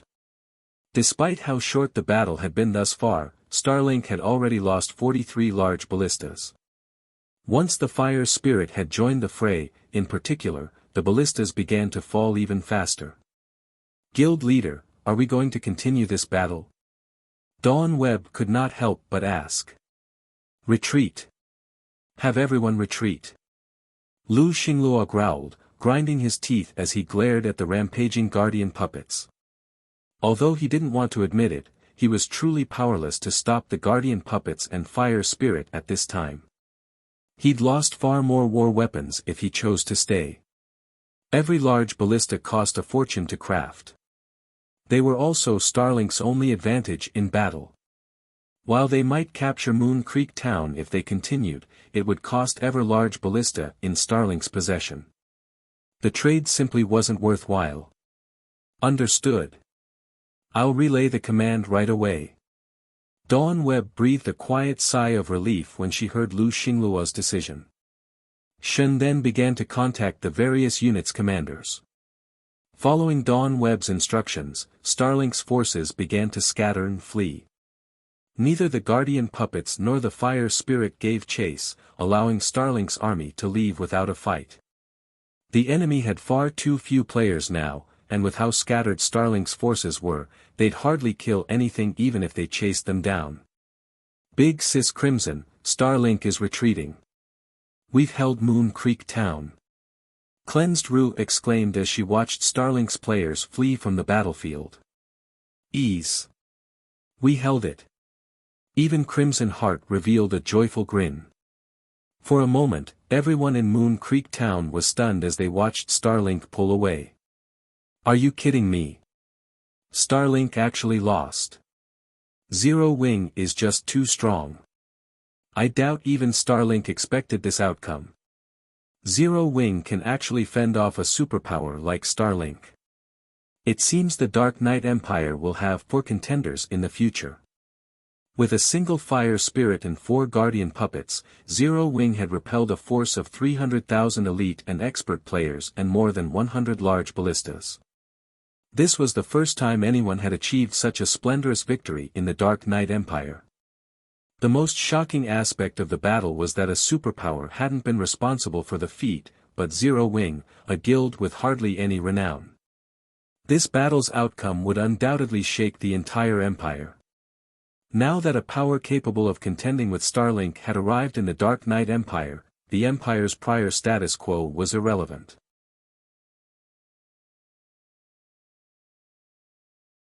Chapter 2050, Empire Upheaval. Dark Knight Empire, Dark Knight City. A large number of players visited the Dark Knight Empire's imperial capital every day. The city was constantly active and lively, both day and night. It was a city that never slept. Currently, however, a deathly silence reigned over the meeting room in Unyielding Soul's residence. What did you say? Starlink lost? Unyielding Heart, geared in a suit of black armor, was stunned when he heard his subordinates report. Not even Unyielding Soul was guaranteed to defend Moon Creek Town against 300,000 elites and 100+ large ballistas, yet Starlink had suffered defeat. No matter how he looked at it, the situation was ridiculous. Emicham. According to the latest report from Moon Creek Town, Starlink has pulled out of the Silent Canyon. The guild lost roughly 7,000 players in the battle, in addition to 50+ large ballistas. The losses are pretty severe, the Tier 2 assassin said, nodding. We have also collected some footage of the battle. All of the details are in the video. Unyielding Soul had known for some time about Starlink's plan to capture Moon Creek Town and had, subsequently, dispatched quite a few players to the town. This gave the guild access to information on the battle over the town. Everything, from the Guardian Puppet's destruction of Starlink's defensive magic array to the Fire Spirit's massacre of the guild's forces, had been recorded. With this, Unyielding Soul's upper echelons had an in-depth view of the battle. Amazing! With such combat power, it's no wonder why Starlink retreated. Zero Wing should not be underestimated. Heart, haven't you had a few dealings with the guild before? See if you can rope Zero Wing into an alliance. We'll offer 3% of our shares in exchange for 10% of Zero Wings. A share exchange? The proposal the guild's upper echelons suggested slightly surprised Unyielding Heart. He had never thought that they would willingly offer the guild's shares to another entity that wasn't a superpower. This was the first time he had encountered such a situation. A share exchange was also an exchange of guild interests, but when Unyielding Heart considered the Fire Spirit and 4 Guardian Puppets Zero Wing had revealed, he agreed that the guild was worth the price. Long Soul and Hunting Blade could not help their rueful sighs.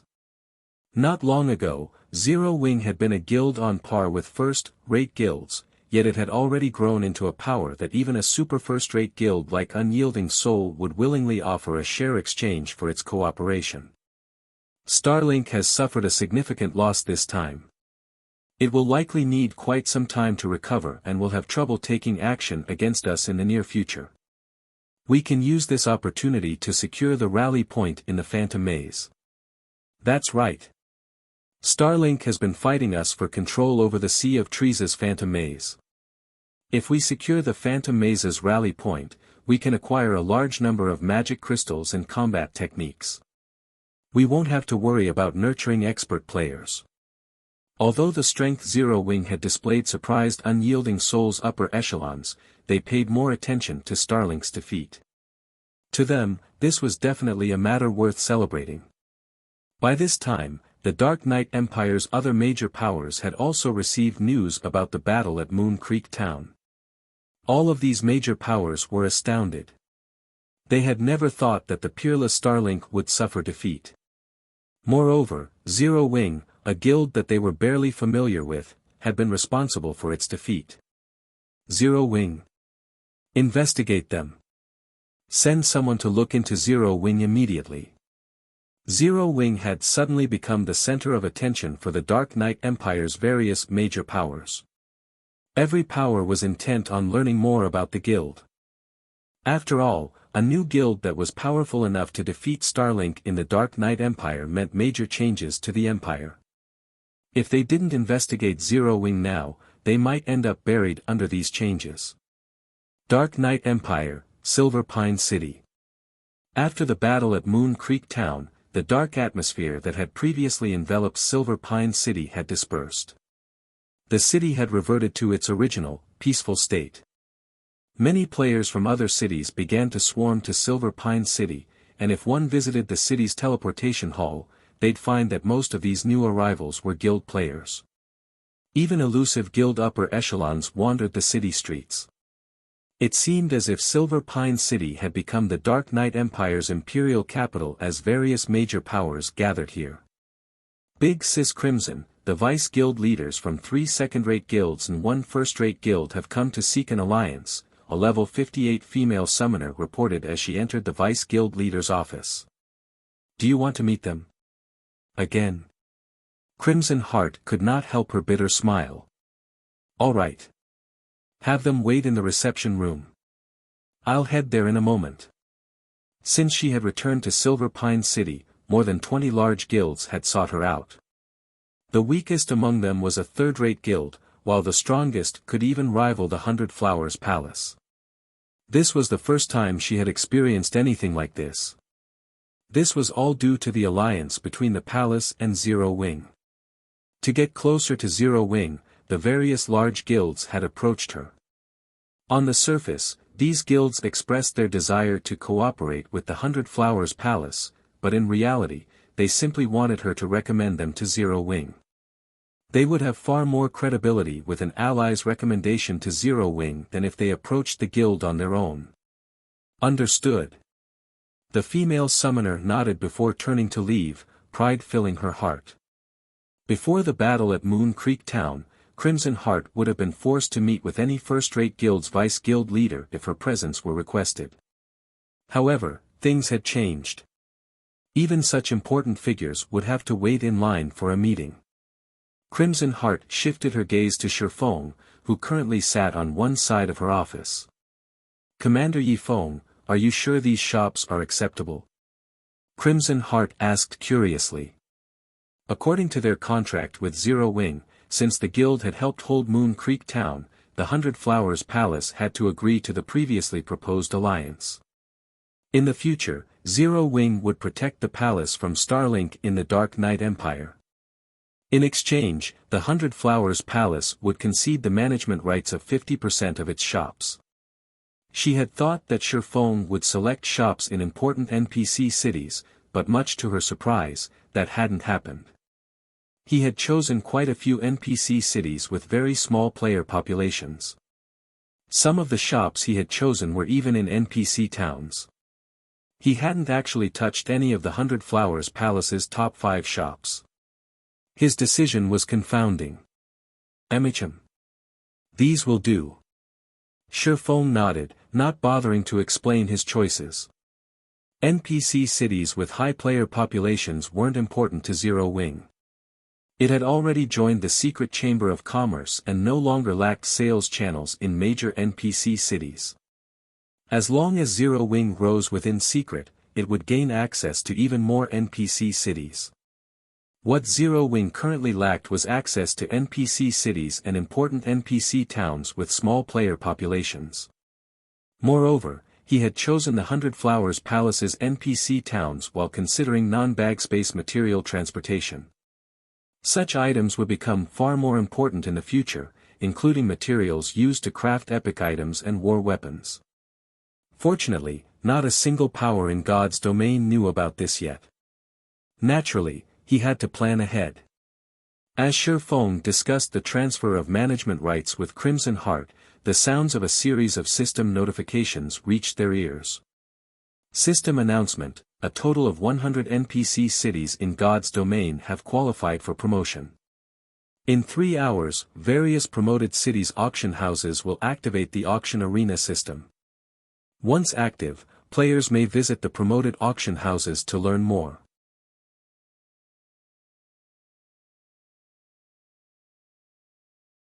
Chapter 2051, Struggle for Hegemony. The system announcement drove God's Domain's players into an uproar. They all wanted to learn more about this auction arena system, and the various major powers promptly launched investigations into the matter. To these players, a new game function meant a new opportunity. The power behind this new function was even more important. It was no exaggeration to say that this event could overturn the current status quo in God's domain. Naturally, the various major powers would place great importance on this auction arena system. It's activating already. Shi Feng could not help but frown when he saw the system announcement. He knew that the auction arena system's activation wouldn't be far off after White River City had been promoted, but he hadn't expected it this soon. Although the auction arena system wouldn't bring about as much of a change as a system update, its influence was staggering. The system was related to management rights in NPC cities, which would finally give players a substantial level of control in NPC cities and allow them to manipulate the city's economy. With control of an NPC city's economy, rival powers would have a far more difficult time spreading their influence throughout the city. Moreover, one could secure an extraordinary amount of income from the auction house after securing control of it. The higher a city's player population was, the more profits one could earn from the auction house they controlled. Hence, the auction arena's activation would shake God's domain to its very core, signaling a new era. This would also intensify the competition between the various major powers in the game. This competition between the game's powers would reach new heights. Not only would the dark forces participate in the struggle, but the various adventurer teams would join as well. A power did not need to be a guild to take control of a city's auction house, and the auction house's manager didn't need to protect anything. Even a solo player could manage the auction house and earn a massive amount of profits. With such a tempting treasure trove before them, who wouldn't jump at the opportunity? Before today, the various major powers had controlled themselves when competing to protect their foundations from harm, but the auction arena would push them to desperation. Some large guilds, which had been afraid of provoking superpowers, would jump into the competition with these giants without hesitation. The true struggle for dominance in God's domain was about to begin. After Shi Feng settled the management rights transfer for the 100 Flowers Palace's shops, he teleported back to White River City using a return scroll. He did not bother to waste any more time in Silver Pine City. Star Moon Kingdom, White River City. As Shi Feng stepped out of the magic array, he noticed even more players in White River City than before. Despite the teleportation hall's several new floors, the building was still crowded. The number of merchant and lifestyle players, in particular, had significantly increased. However, guild players still made up the majority of White River City's visitors. Sure enough, they've come to investigate, Shi Feng thought to himself as he watched the cloaked players move about the hall. With the help of omniscient eyes, he clearly saw the guild emblems these players hid under their black cloaks. Many of these players were from guilds outside of Star Moon Kingdom. There were even some players from superpowers and dark guilds in the teleportation hall. So far, only 100 NPC cities had been promoted and activated the auction arena system. On average, not even every kingdom and empire had an NPC city with an active auction arena. Fortunately, White River City was one of the 100 NPC cities, which had attracted many major powers, all of them wanting to learn more about the auction arena. Shi Feng walked to one of the advanced restaurants in the teleportation hall. Melancholic Smile and 30-plus merchant players already waited for him in one of the restaurant's VIP rooms. Guild leader, I've brought all of the 2-star merchant members you requested, Melancholic Smile quietly reported as Shi Feng entered the room. Good. From now on, I want them to memorize the materials on this list. I also want you to use this Thunder Axe crystal to teleport them to Thunder Axe City. Have everyone purchase the materials from the NPC merchants there. Buy as much as you can, Shi Feng said as he passed a list of materials and the Thunder Axe crystal to Melancholic Smile. The auction arena's competition tested more than players' combat standards. It also tested players' resources. Players were allowed to use their resources to increase their strength in the competition. Unlocking equipment was a basic example of this. In the auction arena, players had limited choices when it came to their equipment. Equipment past fine gold rank would be temporarily frozen at fine gold rank. To remove the seal and improve one's equipment rank, players had to pay resources. This was why one's victory hinged on the resources they possessed. A power would only be able to secure control over more NPC cities with enough resources and experts. However, the auction arena didn't accept just any resources, it only accepted epic materials, which was why the various major powers had such an advantage in the auction arena. Normally, one only had a chance of acquiring epic materials when raiding 50-man hard mode dungeons or greater, but they were guaranteed to drop in 100 and 200-man team dungeons. Ordinary large guilds could easily raid 50-man team dungeons, but 100-man hard mode team dungeons was more of a challenge. Only their main force would likely succeed. In comparison, the various major powers had multiple teams that could raid 100-man hard mode team dungeons. Superpowers easily surpassed ordinary large guilds when collecting resources. There was no doubt that Zero Wing's combat power in the fields was extraordinary, but when it came to raiding 100-man team dungeons, it was no match for superpowers. However, Zero Wing wasn't exactly doomed. After all, there was more than one way to acquire epic materials. Trading with special NPC merchants was another method, although doing so required a lot of time. Moreover, players had to become 2-star merchants to trade with these NPCs. Fortunately, these special NPC merchants were common in a super large-scale neutral city like Thunder Axe City. It was one of the best places to collect epic materials through trade. Initially, Shifeng had planned to accumulate epic materials from Thunder Axe City's NPCs slowly through his 2-star smithy. Collecting epic materials through the smithy would be far easier than sending merchant players to trade with NPC merchants, but now that the auction arena system had activated sooner than he had expected, he had no choice but to use every available method to acquire the necessary resources. Shifeng also instructed Melancholic Smile to send some of her subordinates to collect epic materials from the various major cities. Although the various major powers would never sell these items, there was a chance that an expert player was lucky enough to come across some. Settling the matters regarding Thunder Axe City and the epic material collection, Shifeng contacted Aqua Rose, instructing her and the others to focus on raiding 100-man team dungeons. He then returned to his special forging room in the Candlelight trading firm and retrieved the Ancient God's secret key. He hadn't bothered to use the Ancient God's secret key because he hadn't spent time raising his combat power past his current limit. If he used the key recklessly, he'd only waste a golden opportunity. Not even God's domain's various superpowers would get many of these chances. However, he had increased his strength as much as possible, and there wasn't a lot of time left before the secret key expired.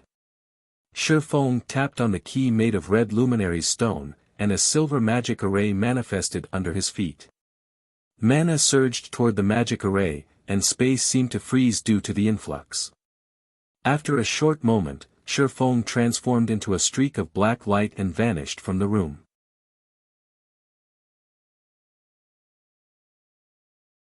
Chapter 2052, Road After Tier 2. After Shifeng activated the Ancient God's secret key, he found himself moving through a tunnel of time and space. Various images, visions of God's domain's history, zipped past him. Some images showed the rise of a kingdom, others depicted a war between empires, and some showed heroes as they triumphed. After quite some time, a massive black hole appeared before Shifeng. Countless arcs of pitch-black electricity snaked in and out of this black hole. Even though Shifeng was still far from the black hole, he could sense how powerful the arcs of electricity were. He suspected that these black electric arcs would even turn a Tier 5 being to ash in an instant. As Shifeng fell into the black hole and encountered the black electricity, the magic barrier around his body protected him from harm. In the end, he entered the black hole in one piece. By the time Shifeng recovered from his daze, he stood inside an ancient, dilapidated palace. System, you have discovered the ancient god's maze. System, while inside the ancient god's maze, communication with the outside world is prohibited. Time flows within the maze as it does in the real world. You will automatically be transported out of the ancient god's maze in the event of your death. So, this is the trial ground. The system notification didn't particularly surprise Shifeng. After all, he currently stood in a place the ancient gods had left behind. Severed communication and the altered flow of time were normal. He was far more interested in the maze's environment. Aside from the tightly shut stone doors, there were no paths leading further into. However, this palace's mana density was incredibly high.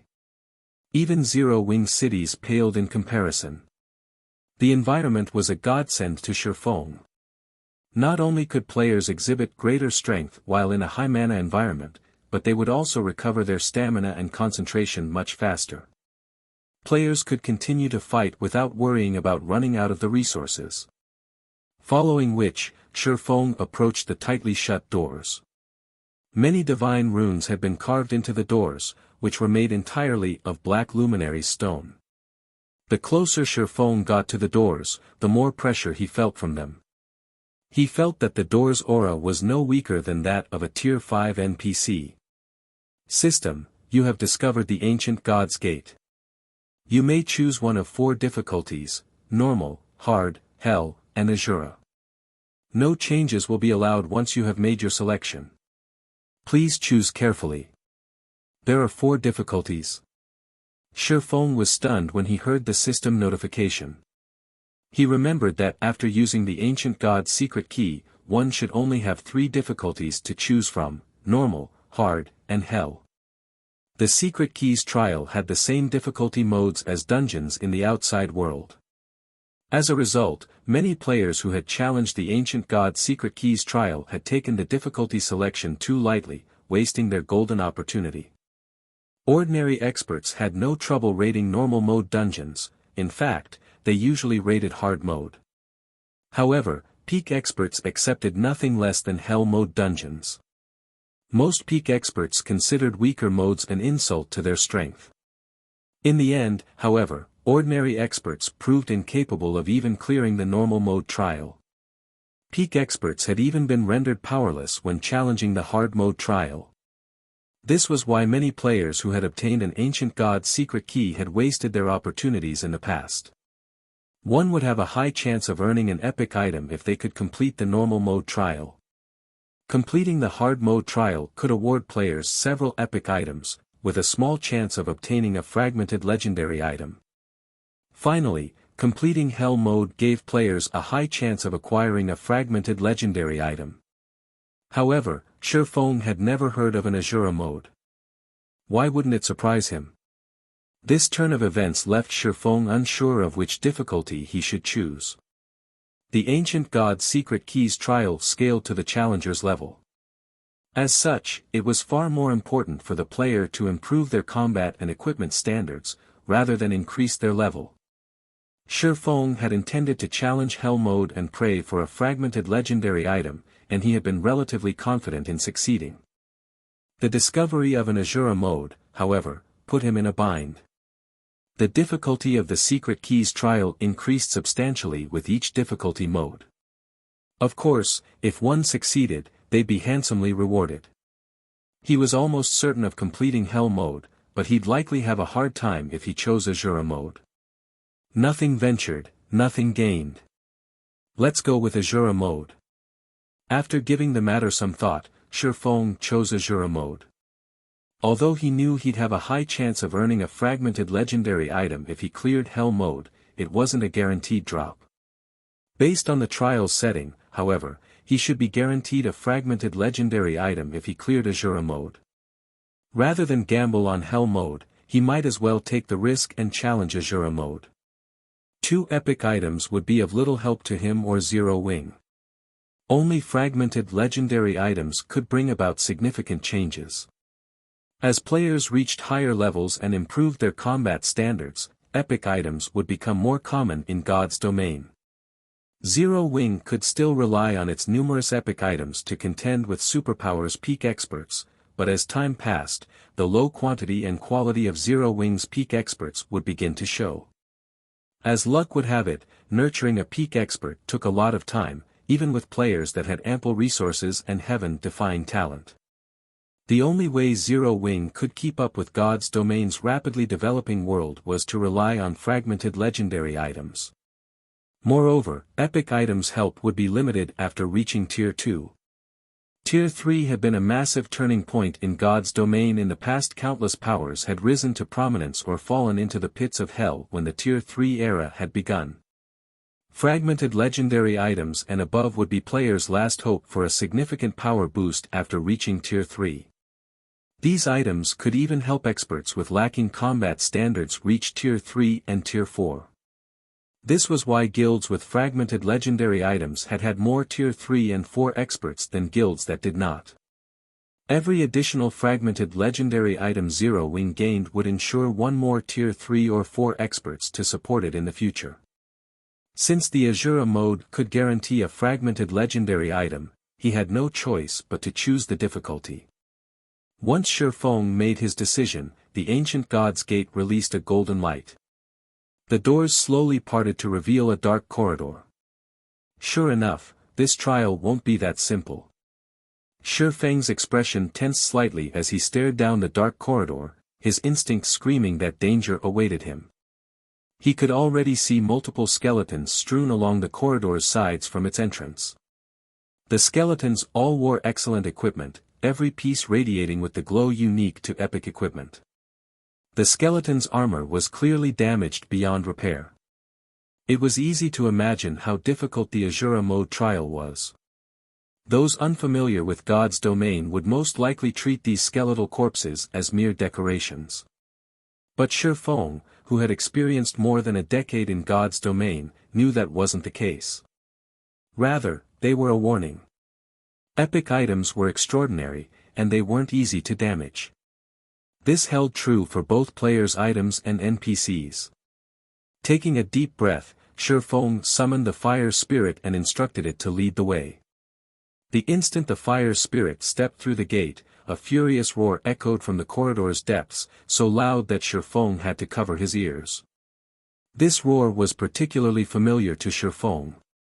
A dragon's roar.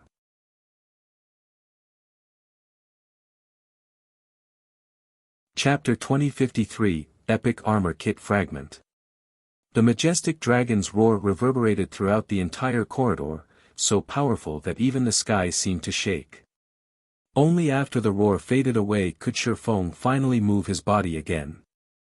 However, after the roar ended, both Shifeng and the fire spirit received a debuff called Dragon's Might, which reduced their reaction speed by 20%, movement speed by 30%, and physique by 15%. They also couldn't receive any buffs from skills and spells. So, this is Azura mode? Shifeng was astonished as he looked at the debuff he and the fire spirit had received. The reduction in physique and speed was only secondary. The crucial point was the inability to receive buffs. This meant that even berserk skills were useless.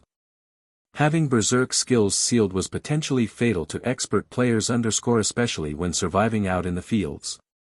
Berserk skills could be used during crucial moments to save one's life or deal with a problem that could not be dealt with normally. Berserk skills could even be used to achieve reversals. Without the ability to use berserk skills, all these possibilities would be gone. If one came across unexpected danger, they would undoubtedly die. Not daring to be careless, Shifeng immediately used the Bible of Darkness to summon a level 85, Tier 3 demon. Although the demon was also suppressed by Dragon's Might and its overall combat power was inferior to the fire spirits, having the demon was still better than not having it. During crucial moments, he could use it as a meat shield. Following which, Shifeng had the Tier 3 Tomahawk Demon lead the way, with the Fire Spirit following closely behind it. As for himself, he maintained a 50-yard distance from the Fire Spirit. At this distance, even if the Tomahawk Demon and Fire Spirit got caught in a trap, he would be safe.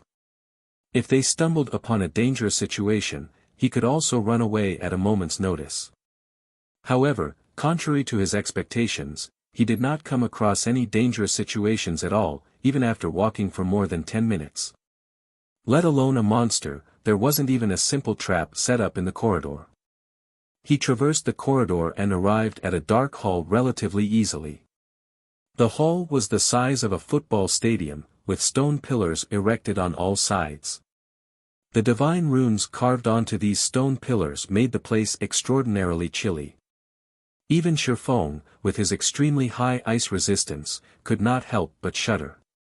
Fortunately, the cold only had a slight impact on his movements, he did not lose any HP. Meanwhile, as soon as the tomahawk demon and the fire spirit arrived at the center of the hall, the divine runes on the surrounding stone pillars suddenly shone. Both the demon and the fire spirit disintegrated, the elemental mana used to make up their bodies reverting to its original form. Afterward, the entire hall lit up brightly as blade-wielding soldiers emerged from the ground one after another. These soldiers were giants made from various types of elemental mana. Elemental Guard, Elemental Creature, Great Lord, Level 72. HP 320000/32000000. Among these elemental giants, one held a staff. Mana belonging to the four major elements gathered passively around this giant. All of the ambient mana responded to every single action this giant made as if this giant was the elemental overlord of this entire hall. Elemental Prayer, Realm Lord, Elemental Creature, Grand Lord, Level 73. HP 650000/65000000. As these elemental creatures appeared, a translucent pillar made out of magic crystal rose from the center of the hall. Sealed inside this translucent pillar was a dazzling, crystalline bottle that radiated a shudder-inducing aura. A bloodline? A trace of surprise flashed across Shifeng's eyes when he saw the crystal bottle inside the magic crystal pillar. Although he had been confident that the Azura mode trial's reward would be something excellent, he never imagined that it would be this excellent. At his standard, epic items no longer posed a temptation. Only top-tier epic items could move him now. However, a bloodline was far more valuable than any epic item. The value of even the most ordinary bloodline rivaled that of a fragmented legendary item. A bloodline might provide expert players more help than a fragmented legendary item. Despite that, the first item he came across in the Azura mode Ancient God's Maze was already a bloodline. How could he not be surprised by this situation? However, Shifeng calmed himself very quickly. The bloodline was indeed valuable, but it would mean something only if he actually obtained it. The monsters standing before him were extraordinary. Moreover, since summoned creatures could not be used inside this hall, he would have to rely entirely on himself to deal with these monsters. However, with just a rough glance, he already spotted more than 200 Great Lord-ranked elemental guards. The elemental prayer standing at the center of the hall was even a realm lord, an existence whose combat power far surpassed that of monsters of the same rank and level. Against such a force, even a level 70, 100-man expert team would not be a match. In a situation where berserk skills and summon creatures could not be used, even Shifeng would have no choice but to turn tail and run when coming across the elemental prayer. It wasn't because his combat power was inadequate. After all, his current weapons and equipment were already beyond extraordinary. He could easily contend against a Grand Lord of the same level. The problem was that the elemental prayer had too much HP. Before he could whittle down the elemental prayer would have long since killed him. Let's give it a try. Looking at the bloodline stored within the central pillar, Shifeng still decided to attempt the trial. Unlike other trials, the Ancient God's Secret Keys trials allowed players to head to other locations to search for treasures, even if they could not pass a particular hurdle. Each location would have varying difficulties. Only if players died would their time in the trial come to an end. However, it would be such a pity to simply abandon the bloodline and search the other locations. After all, not every location would contain treasures rivaling fragmented legendary items. Other locations in this Azura mode trial might contain only epic items. Following which, Shifeng moved to a corner of the hall and started luring the elemental guards over, one after another. He planned to clear out the elemental guards first before dealing with the elemental prayer. If he tried fighting the elemental prayer and the elemental guards together, he would definitely die a very swift death. Faced with the 4-meter-tall elemental guards, an ordinary Tier 2 expert would have long since run away. However, the elemental guards posed no trouble for Shifeng, as his strength already rivaled that of great lords of the same level. The elemental guard that discovered Shifeng charged at him without hesitation, the great sword in its hands transforming into numerous phantoms as the blade slashed down on Shifeng's head. Tier 3 skill, Shadow Entanglement. Each phantom carried 120% of the elemental guard's strength, and all 7 phantoms struck down at Shifeng from different directions.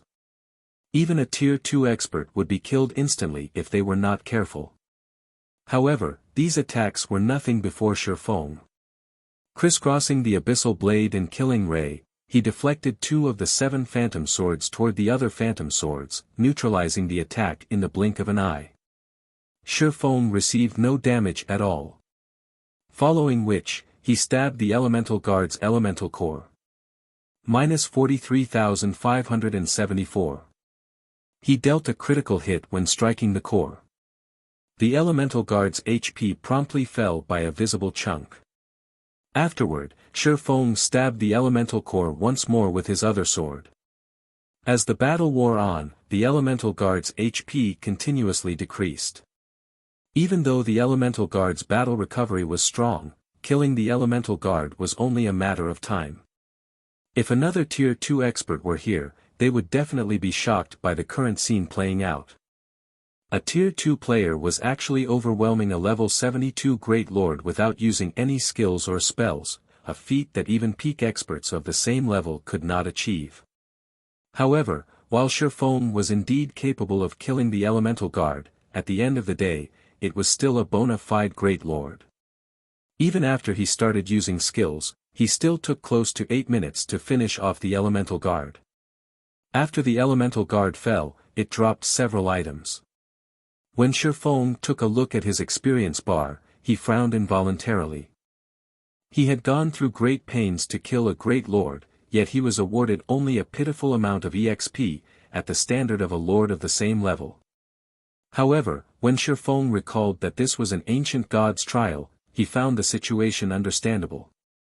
Great lord-ranked monsters were relatively rare in the outside world. Now, however, there was a bunch of great lords before him. If every one of these great lords gave normal amounts of EXP, then his leveling speed would be absurd. Afterward, Shifeng collected the loot on the ground. Just as he was about to lure another elemental guard, he suddenly took note of one of the items he was holding. An epic armor kit fragment. You're tuning into the Han Lee's Wuxia Chronicles YouTube channel. We're so grateful for your support, and don't forget to subscribe to join us on this incredible journey through captivating stories. Your generosity through donations truly makes a world of difference, as it's the primary source of revenue that allows me to expand and enhance this channel for you. Thank you from the bottom of my heart for being a part of this adventure.